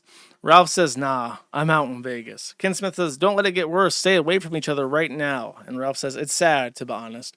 So the Vegas marriage is officially off, according to Ethan Ralph. It remains to be seen if they'll get back together and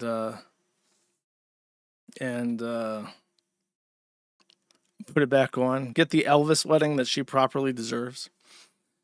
And then this is after. Oh, he's love bombing her again. So within 4 hours of this tweet, he's sending this message. Scarlett says, hey everyone, unfortunately our night in Chicago ended abruptly. I stepped on a broken shot glass and I'm in the hospital currently. Mended heart emoji. Bitches get stitches. Lightning emoji. Wishing you a safe travel and sending you love to Ethan Ralph. I miss you very much. Heart emoji. Then Ralph sends a frowny face. And then they, sure enough, did get back together. I don't know what this picture is supposed to imply. It is quite Kino because it looks like he's a monster and her face is like blurred out because it's like a horror creature where if you die, your image gets erased from all pictures forever. That's kind of what it looks like to me, but apparently this is supposed to be heartfelt or something. And as an aside, someone got interested in Scarlett's work and went to her what's the name? Tryst, I think is the name of it. It's like a prostitution app where you can pick up a prostitute. And someone dug through the reviews of her Tryst responses. And she was frequently accused of taking people's money and not delivering any services. And she was also accused of being unhygienic. From a John in April 2025, was late and very out of it, maybe high when she finally showed up, had requested anal and she did not prepare properly, so that led to problems. Yeah, man, what the fuck, especially when you're paying a premium. What was her rate? I don't remember. It was like 1,500 or 2,000, but yeah, for that price, you expect cleanliness. So he requested anal sex with this dirty whore, and she did not enema herself, leading to dirty poo-poo sex with a disgusting black whore. Another thread. Scarlett was pretty strung out and sickly when I saw her, and she hadn't cleaned out, so anal was unpleasant. Strung out on drugs? Yes, she was lucid but looked unhealthy. Yes, besides being a meth head, the sores on her lips and sunken eyes are a dead giveaway. Unfortunately, Scarlett's MAGA, so she has a piece of shit soul. So, the actual Johns who try to have shit sex with methed up whores are so high and mighty that they can snub their nose at Republicans and Trump supporters.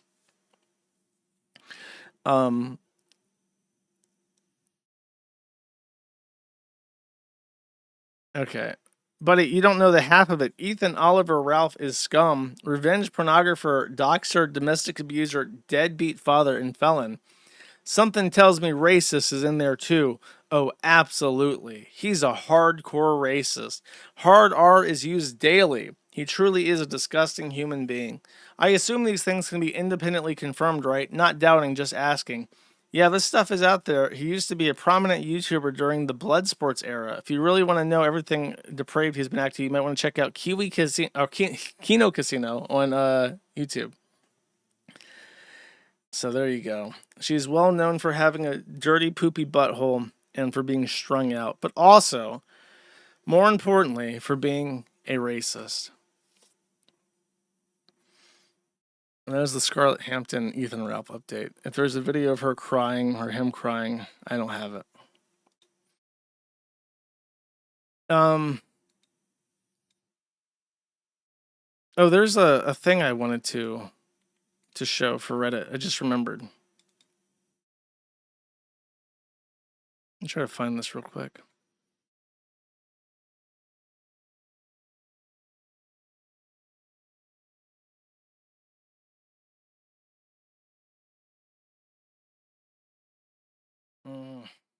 Pain in the ass. I had this as a thing. Let me find it real quick. It is really funny. I mean, it's kind of horrifying. It's not really funny.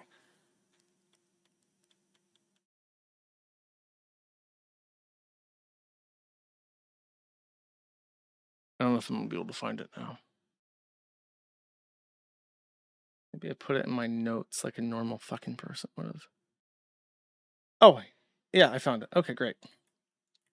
Sorry, I would hate to deprive my audience of this. Okay, actually, I'm going to have... They deleted the post.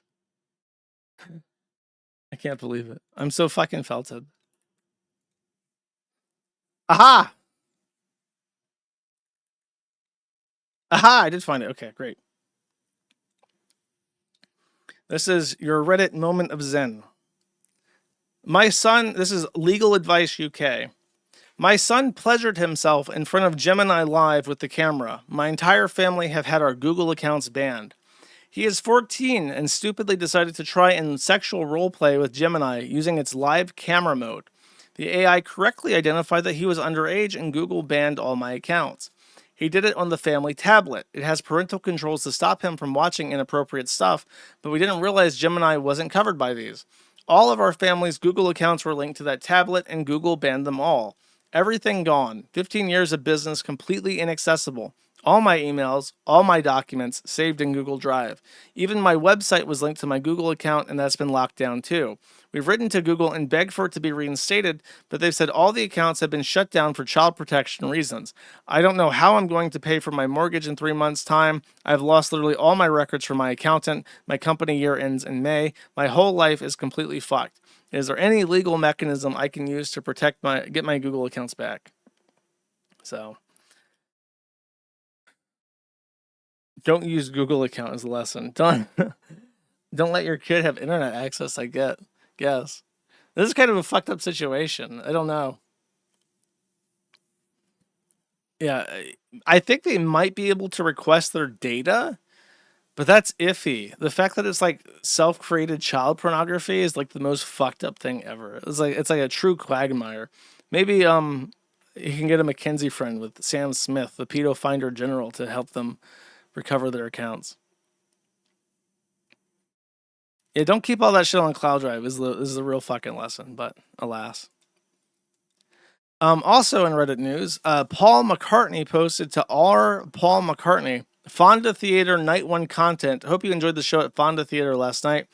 As last night was a phone-free experience, we wanted to make sure that you had some memories from the show to share with friends, families, and loved ones. Share the photo with the Dropbox link. Share the photos and videos on your social media with hashtag Paul Rocks the Fonda, and don't forget to tag Paul on socials. Paul McCartney was then banned from R. Paul McCartney, and they had to apologize for it because they banned Paul McCartney from R. Paul McCartney.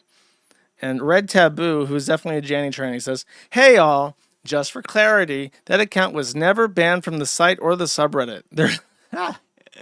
There was a technical error that made it appear banned from the site. This has now been resolved. Sorry for any confusion this caused or issue for the mod team here." Yeah, that's a fucking lie from a Janny tranny.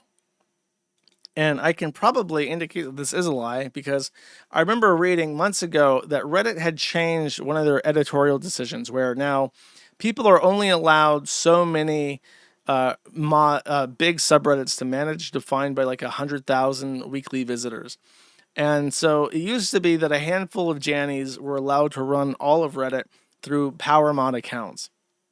And the current reality is that a handful of Jannies continue to run all the different subreddits. So after this, incidentally, the admins decided that they were going to start actively enforcing the monitor limits and launch new roles so that Jannies can advise subreddits but not actively moderate them.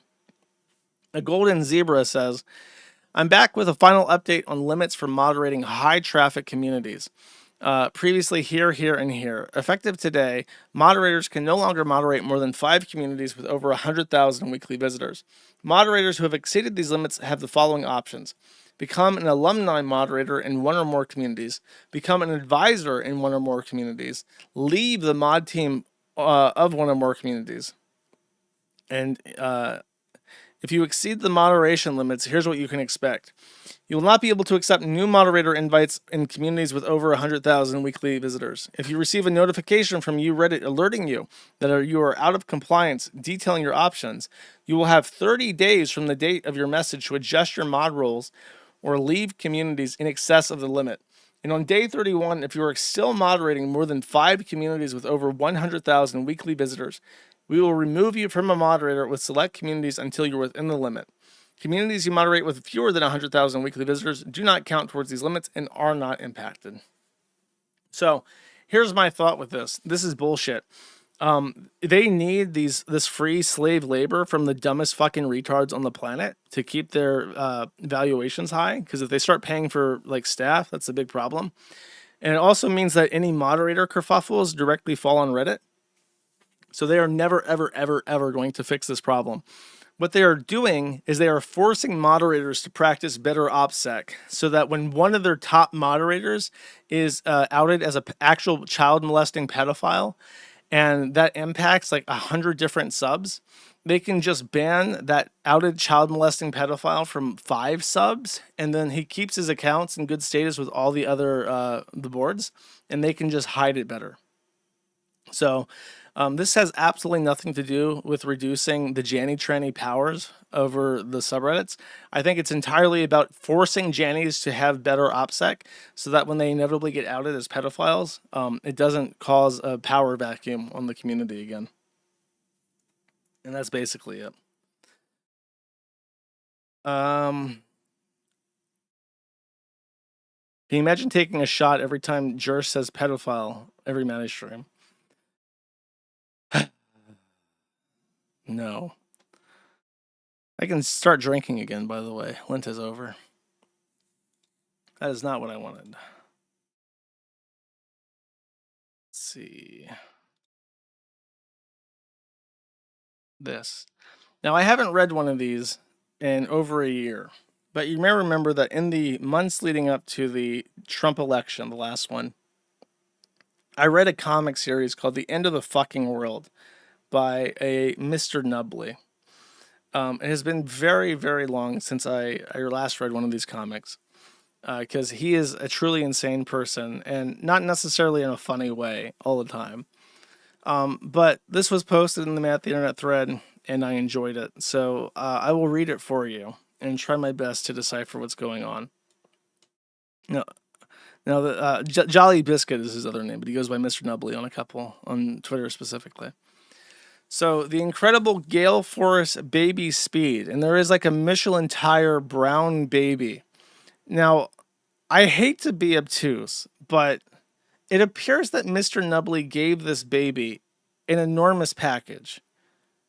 Like, I'm trying desperately to believe that that's just supposed to be wrinkles, like in the diaper. But the baby looks like it's fucking packing, and I'm forced to assume that's a deliberate choice, okay? It's fucking weird. The incredible Gale Force baby speed, and it's a brown baby. And then there's a guy with a t-shirt that says dad. And he's saying, no, baby, you can't have those drugs. Stopping the baby from accessing a creepy weirdo who has a bunch of drugs in his trench coat. The dad is white, by the way. The baby whooshes around him. And he says no, but he can't stop the baby from torpedoing around him. Then there's a woman who is like a brown Indian with the mom shirt on, who says, never fear, husband, I got this. And she kicks the drug dealer in the ass. But the baby zip-zaps around her, and she does a pogger's face as she says, bad baby. Now there is an empty concrete hole in the ground that says empty pool, and he is running towards the empty pool there. The dad then starts throwing plates at the edge of the pool and says, I'll simply create a saucer bridge so the baby doesn't fall. And miraculously, the baby is able to skip across the open face of the pool without falling by hopscotching across in-motion saucers that he is throwing. Truly a gymnastic feat. Then the baby attempts to watch television, but the mom, Indian woman, shoots the television and says, no daytime television for you, and shoots it appears to be The View that he is watching, but is shot. The baby then attempts to be evangelized by a preacher man holding the Book of Mormon. The dad violently snaps his fucking neck and says, you're too young for science fiction. And then everything in the world is wrapped in bubble wrap. And they say, phew, we baby-proof the whole world with bubble wrap. Now nothing will ever hurt our baby again. I love this life, says the dad in response. And then the baby is morose with overwhelming sadness and feels an emptiness in his life where he says, they said they did this because they love me, but can someone truly love you when they won't let you drink drain cleaner? So I feel like this is Mr. Nubley's way of telling the world that he's a parent and he is married to an Indian woman, and this is how he deals with babies every day. That is my thought. Very powerful. Thank you, Jolly Biscuit. And that's it. I hope you guys are having a good Friday. And just to make up for it, I had a very busy weekend, and then I had a very busy Monday and Tuesday. So I was not able to stream Life is Strange as I promised. This weekend, there is no problem. So I will be spending Easter playing Life is Strange for you guys, for sure. Probably in the evening. I'll probably start streaming after 2 and wrap up sometime after 6. And we will finish Life is Strange reunion and have a good time, chat. On that note, let us do the super berries.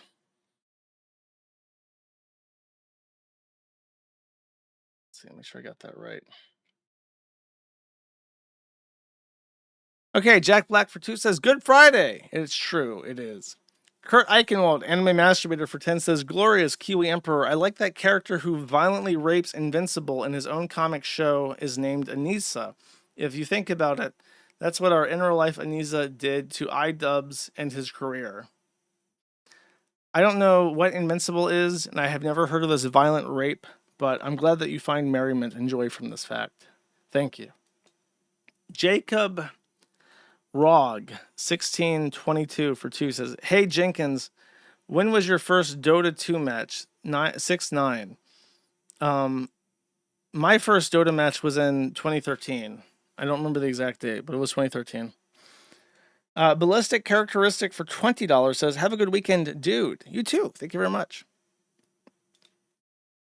Logistical Nightmare for 10 says, "Blessed Good Friday, Josh. May your Easter weekend go well." Oh, it's going to be great. There's going to be hella rad adventures between two lesbians. I'm looking forward to it. Thank you. Genjada 1900 for 5 says, "Wow, I thought I would be late and gay today. Thanks for saving me from that. Also, what's your thoughts on the current state of Boss Man?" I think that he's fucked. He's going to jail. And I wish that he's gambling offline more. All that 100K he lost was gambled offline. Noah needs to make sure he gambles on fucking stream, because it's pissing me off. Thank you. Karnov89 for 10 says, "Chag Pesash Samich." Well, Shabbat Shalom. I hope you're having a wonderful Passover. Thank you. Dark Western for 5 says, "A bit late, a little bit gay. It's all good because it's pizza day." It show fucking is. Thank you. Borello Furman for 1 says, "Nothing." Thank you. Elk's Antler for 5 says, "Where is Life is Strange Stream Josh? Did you lie to us, Josh? How could you do this to us, Josh?" As I've said, I did have a busy weekend, so I'll do it this weekend. Thank you. Miller Van TV for 2 says, "The Feast of the Foreskins Eshiam." I don't know what you're referring to. I assume that's some kind of anti-Semitic canard. Terry Hesticles for $20 says, "Hello, sir, Mr. Josh. Please help me solve an argument, sir. If you designed bananas to be shaped like an apple, but everything else was exactly the same other than the shape, is it still a banana or is it something different?" I mean, you can squish a banana into an apple shape and it's still a banana. Is this like a counter argument to the trans thing where it's like, on every level except physical, I am a woman? Is that like your counterpoint? I think it is, Sar. Thank you very much.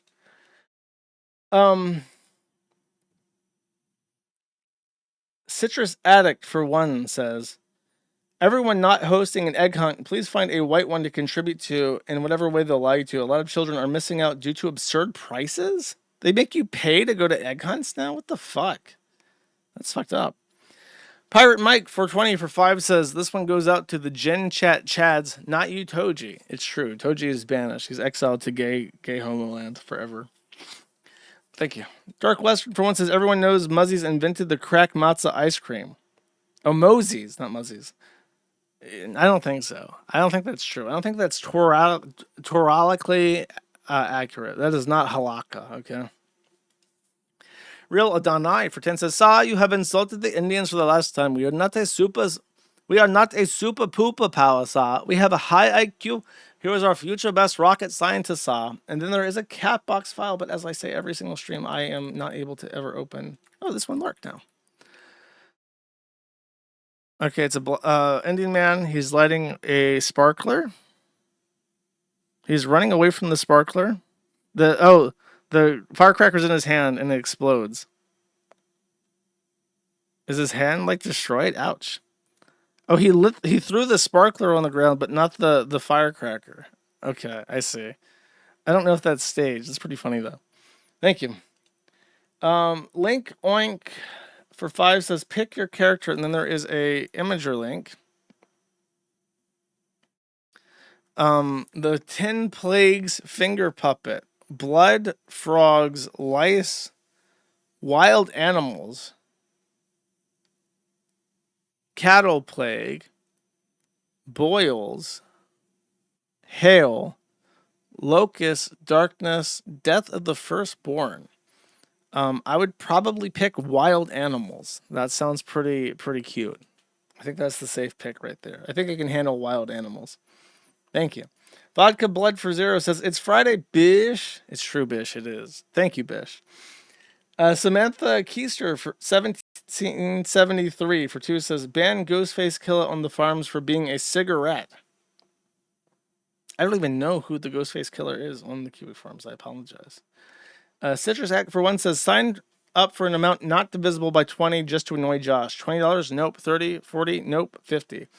If you send a check for $17.76, you'll get less than a month. It handles pro rata fine. It doesn't have to be calculated by hand or anything.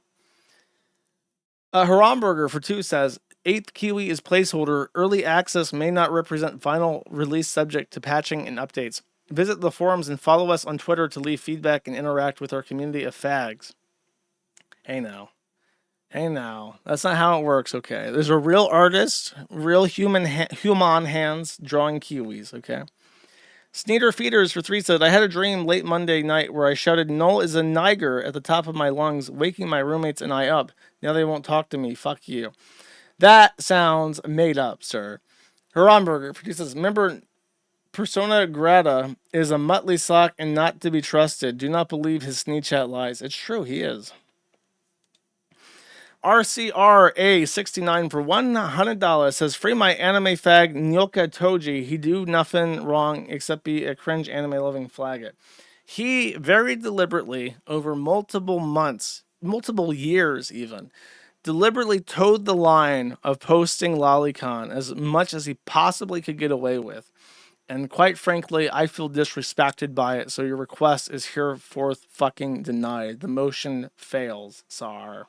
But thank you. Gyozanomics for $20 says, my legal defense and member persona grata. Thanks, Noel. Okay, listen, I will tolerate Muttley, even though I really shouldn't. He's a piece of fucking shit. He does not deserve my favor. Thank you.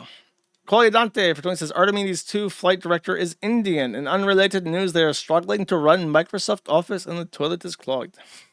The toilet? I think you mean like the drain in front of the toilet is clogged with shit now. I think that's the issue.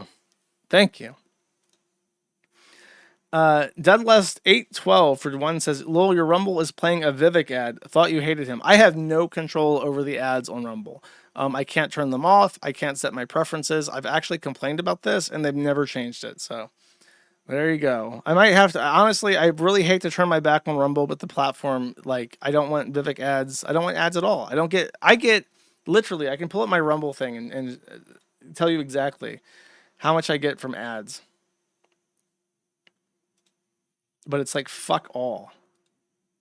I go to dashboard and then I just turn off everything except video revenue. It's $71.71 for an entire month.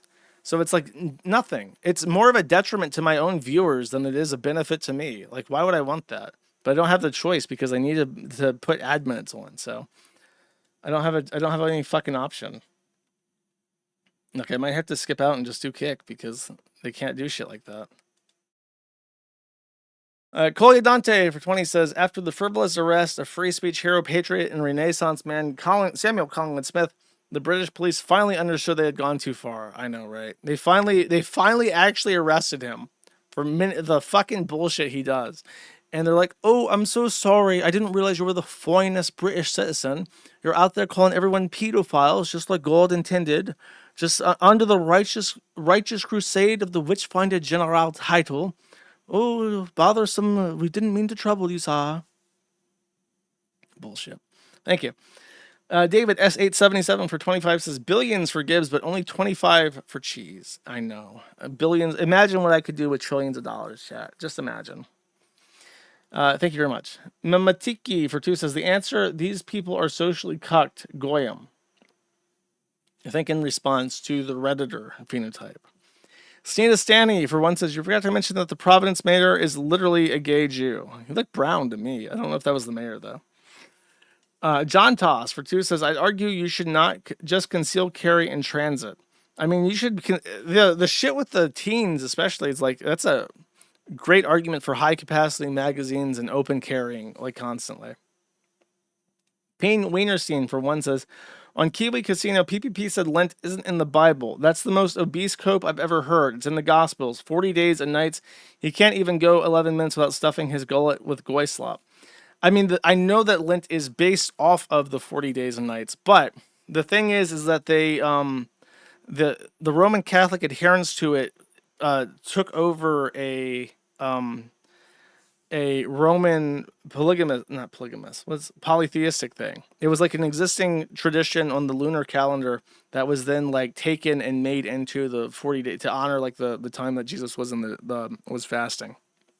And it's not prescribed as a thing people should do. It's just like a tradition from the Roman Catholic Church.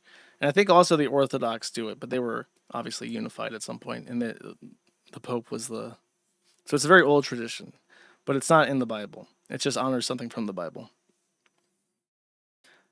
Anime Extremist for 2 says, if birthright citizenship isn't overturned, I might as well be more loyal to my ethnic homelands of Italy, Britain, Spain, and Norway. They respect blood and soil more. America is just an economic zone. I mean, they're all fucked. I would go for Norway if I was you. But you're anime. Yeah, you're an anime person. How about Japan, bro? Japan has blood and soil. Askmaster for 1 says, AI, more like gay guy. It's actually Indian, is the acronym. Sneedo for 1 says, I've seen a video of mostly Mexican ran Taco Bell refusing to hire black women, but this is what black queens voted for in she. Normally, when people say this is what they voted for, you're wrong, or you're just like ascribing like 45% of people to all people. But with black women specifically, they overwhelmingly, 98% of them actually vote for this. So yes, that's true. Gypsy Harlow for 5 says, Euros are just mad for calling us clowns for ages, but the world has become a circus, and whose star-spangled butt sits upon the throne? We do for now. Though, apparently the Chinese population crisis is so bad, I won't get my Chinese century after all, so we'll just have to endure living in a Brazilified universe forever. Thank you. Anime Extremist for 2 says, I'm the opposite. I hope for Europe as much as they're much more advanced in nationalist politics. America, not so much. The USA will balkanize. We'll see. I don't know. Zoomers are crazy. They might pull it off. They might just become like mega Hitlers. They're so like nihilistic and dead inside that they can just execute hundreds of millions of people in mass graves and not feel anything about it because they're fucking psychopaths. So Zoomies might have what it takes. Peen Wienerstein for 1 says, Amerimutts may be too fat, lazy, and stupid to revolt, but at least we have the options. Europors are shit out of luck. Old people are, in the US at least.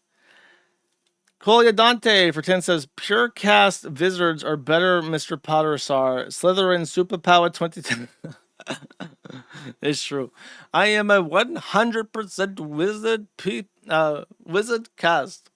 My father and my grandfather before him were all pure-blooded, 100% Aryan wizards. Thank you. Fintard for 5 says, Eurofags are fucking retarded and act like their own farts don't smell. We're about to hit an economic crisis because of Artard policy, and everyone acts like we're too good for that. Pajeets are fucking everywhere. Prob imported 1 million of them in the past 6 years. In Finland? God, that's fucking dire, bro. I don't know why the world collectively decided that India gets to take over the entire fucking world. It's disgusting. They're disgusting people. I hate seeing them. I stare at them in public when I see them. Like, I try to make them feel uncomfortable. Just as a joke, of course, not to intimidate anybody. Sneedo, for 1, says, there's one way you can tell that living in a relatively neighbor-free area is being able to buy ammunition from your local sporting goods store off the shelves, not behind the counter. Yeah, that's true. Yeah, that's a good assessment. Red Eyes Black Dragon for 10 says, happy Passover, Jersh, and then there is a YouTube video. This green vegetable before us, what does it mean? Stu, there's no point in even doing the Seder if you're not going to try. I'm reading exactly what the book says. This bitter herb that we eat... Bitter herb? Stu, don't you mean herb? I always thought it was herb. No, it's definitely herb. Are you sure? Stu, it's not important. Keep reading. This bitter... You know, Dee, a lot of people do say herb. This matzah we eat, what is its meaning? What is it now, Dee? Jewish problems. If only that was like the end of Jewish influence. Like, nobody would give a fuck. If like the Rugrats are like the most Jewish thing in the world, nobody would give a shit. Thank you. Anime Extremist for 2 says, if you could choose to bring back either the dodo or the Tasmanian tiger animals, back into existence at a healthy population. I mean, Tasmanian devils are cooler, but dodos are tastier. So I don't know. It depends on how tasty the dodo is. If the dodo is really tasty, I'm bringing that back. Sneed is Standing for one says, why do they always choose Lilith? Are they fucking Gnostics? No, because Lilith is made out to be like a demon or something, and they spit in the face of creation, so that's why. Was the dad a convert? I don't think that the dad was a convert. Because he's not into it. The converts have religious zeal. Was the dad a Jewish convert in Rugrats? No, Stu was not a Jewish convert. His name is Stuart. No, he's not a Jew. He's not a convert.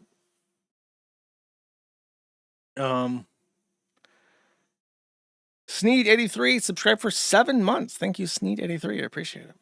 Joe Dodarius for 2 says 8 out of 10 great stream. Fuck the UK. Base. Thank you. Citrus Act for 1 says faiths of all ages from all over the world recognize dogs as detectors, jailers of, and guardians against the evil and demonic. Interesting that neighbors and Muslims hate and fear them. Well, black people have pit bulls. I guess we're not counting those as dogs, right? Because they're like Canis unfamiliaris, Canis africanus, right? That's true, though. Prapple for $20 says 9 out of 10 great stream. Fuck the UK. Base. Thank you very much. That's a nice House MD reference. I still have Teardrop by, what is it? Something Attack? I can't remember what the name of it was, of the band. But I have Teardrop by Something Attack, Massive Attack, on my playlist. Many years later. Anime Extremist for 2 says, is it worse having a son who was really into VTubers, VTubing community, and went to conventions, or a son who was really into football, who would watch every single NFL game and get mad when his team lost? Probably VTubers, because apparently they go to jail for possession of child pornography, and football fans just like black people too much. Bunker Housing for 5 says, dogs would have been handy when Iranians looked for that downed pilot. Wonder how many pilots have gotten away because Muslims do not use dogs. Oh, like the bloodhounds? Yeah, I don't know. Probably not that much, I'm going to say. Logistical Nightmare for 10 says, the dumb bitches talking about Teen Takeover sound literally like Google Notebooks LM. Oh, yeah, that's true. The Notebook LM thing is like scary, how good that is sometimes. Thank you. Apartment Archive for $15 says, Josh, have you seen this advertisement for eugenics that's making some rounds? And there's a Twitter link that I am pulling up. Okay. It's a black... Oh, it's like Frederick Brennan. I'm Antoine. And I'm Deja. And we both have one baby girl. You gonna say hi? Oh. You take my glasses off? Ow. You ready to eat? Ow. Are you ready? We have osteogenesis imperfecta. A bone condition that causes us to break easier than quote-unquote normal. Our daughter was born with the same condition like us. The genetic doctor actually told us that any child we have would have OI. And whether she had OI or not, that did not matter because we have OI. You see me? Look. Mommy. It's so horrible because they're gimped that way, not because they have different genetics for bone growth. They have bones that have no sturdiness to them. They're brittle. It's called brittle bone disease. So that baby is going to break her bones continuously. Her limbs are going to warp and deform because they can't heal all the fractures they suffer. It is just like the most evil thing you could possibly do to raise it, to bring into the world a child that you know is going to suffer agonizing pain constantly from breaking her bones continuously. It's just hell. It's just so disgusting. You have to be an extremely low IQ retard that has no concept of perspective or the other. You have no capacity for empathy because your animalistic monkey brain is only capable of understanding what you want, and you want a baby that's related to you. So, yeah, it's crazy. And what's really crazy is that they're married, which means that they have two recessive traits and they're always going to have an osteogenesis imperfecta child. But if you actually used a donor sperm or a donor egg, you can actually select for a baby that doesn't have the recessive trait. So you can use implantation methods to prevent eugenics, I guess, to prevent this kind of thing from happening. You can have a healthy child as somebody with OI if you have a partner or use a sperm donor or egg donor that doesn't have it, and you select for to weed out the condition. So it's like a deliberate malicious choice to do this, and it's really fucking disgusting and terrible. I'm not recommending cucking. I'm just saying that if you have this disease, you should probably not pass it on by any means necessary. And you can do it like you can have two kids and have one with a donor egg and one with a donor sperm, and then have two kids that you both are related to. You can do anything besides having a fucking deliberately having a baby with osteogenesis imperfecta. One impulse for 10 says, "Hi, I'm one of your supporters on Locals. I just want to know if you prefer Gumroad or Locals and if I should switch." They each have their pros and cons. Locals is just fine. Locals has a little bit better of a community element to it, but what Gumroad does better is that it processes video faster, and its interface is better for me. But the Locals interface is probably better for the end user, I'm not going to lie.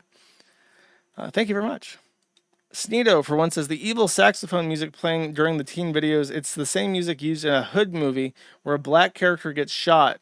Now it's being used for a Nibba moment is about to happen. Good to know. If I hear sax music walking down the street, I'll fucking run.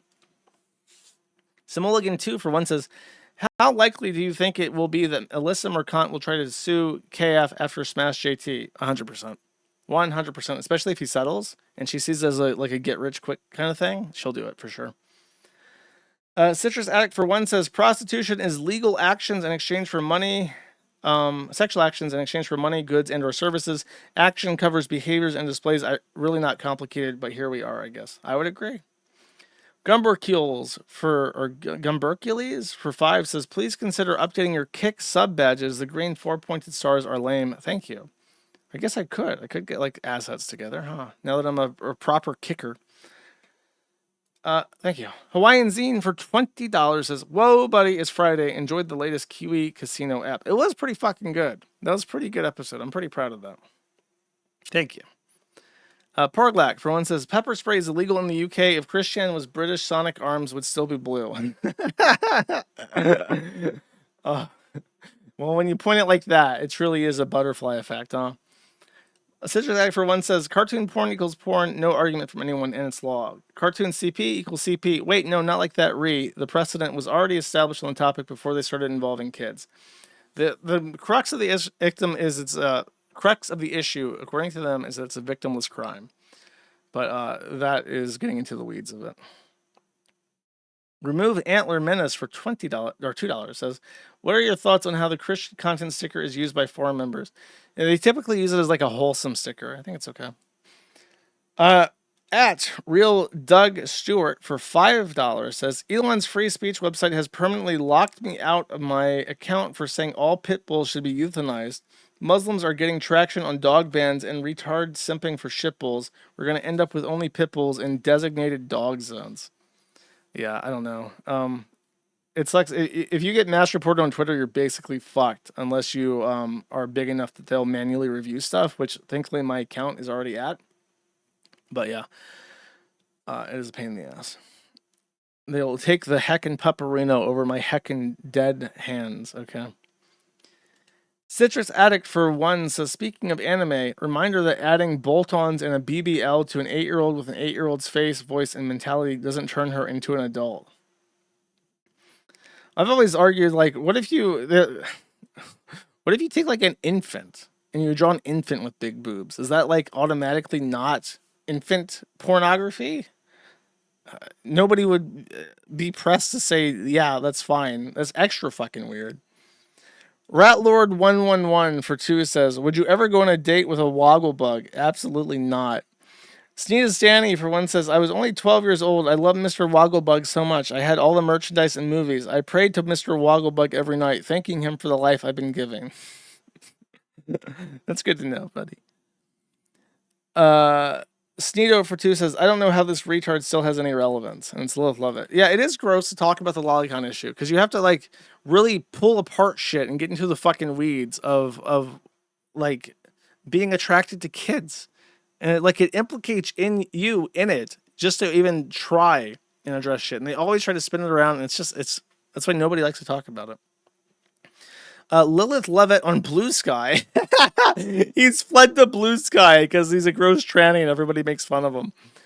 Good start, but we need more than that. In response to, Democrats are planning Project 2029, a plan to jail Trump, his family, and members of the current Trump administration. He says, we need more than that. We make sure someone like this could never get into power again. We need to future-proof this country from destructive man-childs who would wreck everything for their own selfish and petulant gain. Actually, we need more man-children to enact policy changes like you've never fucking seen before. It's true, though. If they get a trifecta, I'm leaving the country. I'm sorry. You can call me a beta or whatever the fuck. There's no way. Ace of Sneeds for $20 says, double your Gumroad, bitch. Overtime is tax-free. I'll pay $15 a month. I don't even care, bitch. Thank you. I'll take it into consideration. Red Eyes Black Dragon for 2 says, it all comes back to Gamergate. It's true, every time. Big Things Coming for 2 says, happy Easter, Null and chat. Smiley face ham dance. Thank you. Ratlord 111 for 1 says, have you ever been checked out by another man? I don't think so. And for 1, choked. So he said checked out, which was a weird gay question, and then choked out, which is also kind of weird and gay, but for a different reason. Octavia Sales Rep for $20 says, the twitching is called a hypnic jerk. It's the same area of the brain that gives you the sensation of tripping or falling just before you fall asleep. Huh. That would make sense. I also think it has an evolutionary benefit in helping you get out of a situation where you're slowly suffocating. Thank you. Herumberger for 2 says, you need to reach out to a wogglebuglover on the forum and steer them into AI so we can get an all AI wogglebug cinematic universe. P.S. The character Mr. Frog is hard gay. She's obviously already using AI, so I can't really do too much. The Bugs for 2 says, the Japanese and Americans on Zitter have been bonding over cars, cats, dogs, American barbecue, racism towards foreigners, and trucks. It's true, I've seen. The one that got me was, there was a Japanese man like, I have discovered that Americans love bonfires. It is a very interesting practice where they take fire and burn stuff, and they do not put it in contained pit. It's just a big fire, and they all gather around it when they enjoy the fire. And I see a bonfire, like, every time I go out to drive. I don't know why. There's, like, people around me who love bonfires, and they're always burning shit, so... You know, it made me laugh because I'm like, yeah, they sure as fuck do love to burn shit. Ace of Sneeds for 5 says, Ralph also spat on Cog and Dan on camera immediately before the second Portugal beating. That's true, he does. He likes to spit. He's like a fucking spitting pig. Thank you. Sneedo for 1 says, her foot is definitely getting infected. I mean, her blood's infected, I'm pretty sure. I would bet. Abominable Homeman for 5 says, I can't believe Ralph is too bitch-made to show up at Hackamania in Vegas to completely mog Ricada by Joker and Harley Quinn maxing. Sad, pathetic. It's true. That's the real crux of this. You know, he would do it if he wasn't such a fucking beta. But that's what Ethan Ralph is now. Very risk-adverse, playing it safe. Beta. Citrus, thank you. Citrus for 1 says, to be honest, to be fair, hospital forms have a hidden clause for pelvic exams on KO'd female patients. It's absolutely fucked, and they often bring in more staff to participate and watch. That is weird. I don't know what you're talking about. It sounds conspiratorial. Pancake Luchador for 5 says, have a good one, Josh. Thank you. You too. Crispy Legs for 10 says, happy Good Friday. And then there is a party emoji, chicken hatching emoji, and bunny emoji. Thank you. You too. Have a good Friday. Bunker Housing for 3 says, what lolcow would you like to interview?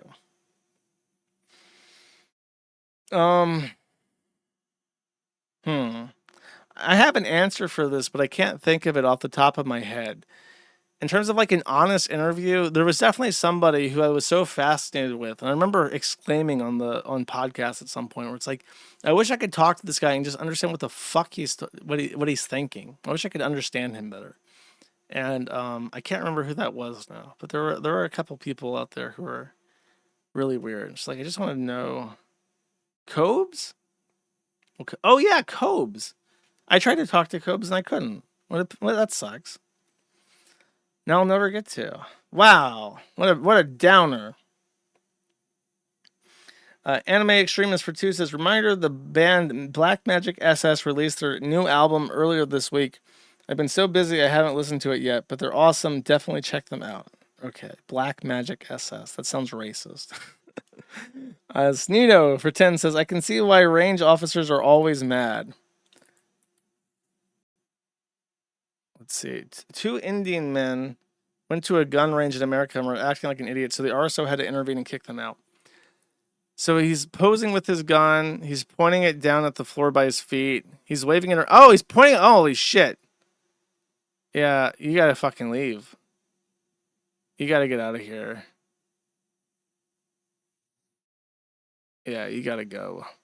They're upset. They're like, what did we do, sir? We were simply pointing the gun at ourselves, sir.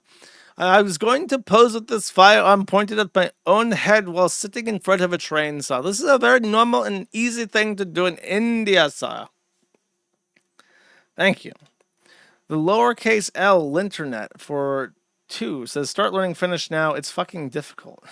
Why am I learning Finnish? Why am I going to Finland? Why are you trying to coax me into going to Finland? It's like the decision's already been made. Instead of come to Brazil, it's now like you're going to Finland and you're going to speak Finnish. You just start doing it right now. And Fintard for 5 says, when I was forced to stay in the capital Helsinki is what he's trying to say, but it's a meme. I saw Pajit taking a shit in the park next to a free public toilet. Apparently we have a right-wing government. There's no options. They banned new right-wing parties for being against Finnish EU democratic values. That's very democratic. Yeah, I don't know. Like I said, Europe is fucked. I don't know how you can unfuck Europe. The US, we have options. We have guns and shit. There is theoretically in the wargaming system a way out. Now people will laugh and say, Josh, you're already so brown, Josh. It's over, Josh. But Finland's like 85% white still, Josh. But it's like, you don't have any mechanism to actually implement any kind of change. The US does. I'm not saying it's likely. I'm not saying it's definitely going to happen or it's going to be a success or super easy. I'm just saying, like, there is possibilities which exist. And for most of Europe, I would say literally no possibility, even with the most generous interpretations possible, is there a way out for Europeans. I'm just being honest. That's why I moved back to my fucking dumb shithole filled with fucking brown retards. And I suffer and languish in this tax hell as fucking cattle. Because it's the best place in the whole fucking world. If that's not the most depressing thing ever, I don't know what is. And on that note, I have a very positive song to end the stream out on. Thank you very much for watching. I will see you guys on the weekend if you watch the Life is Strange streams. As always, thank you for watching. Take it easy. Bye-bye.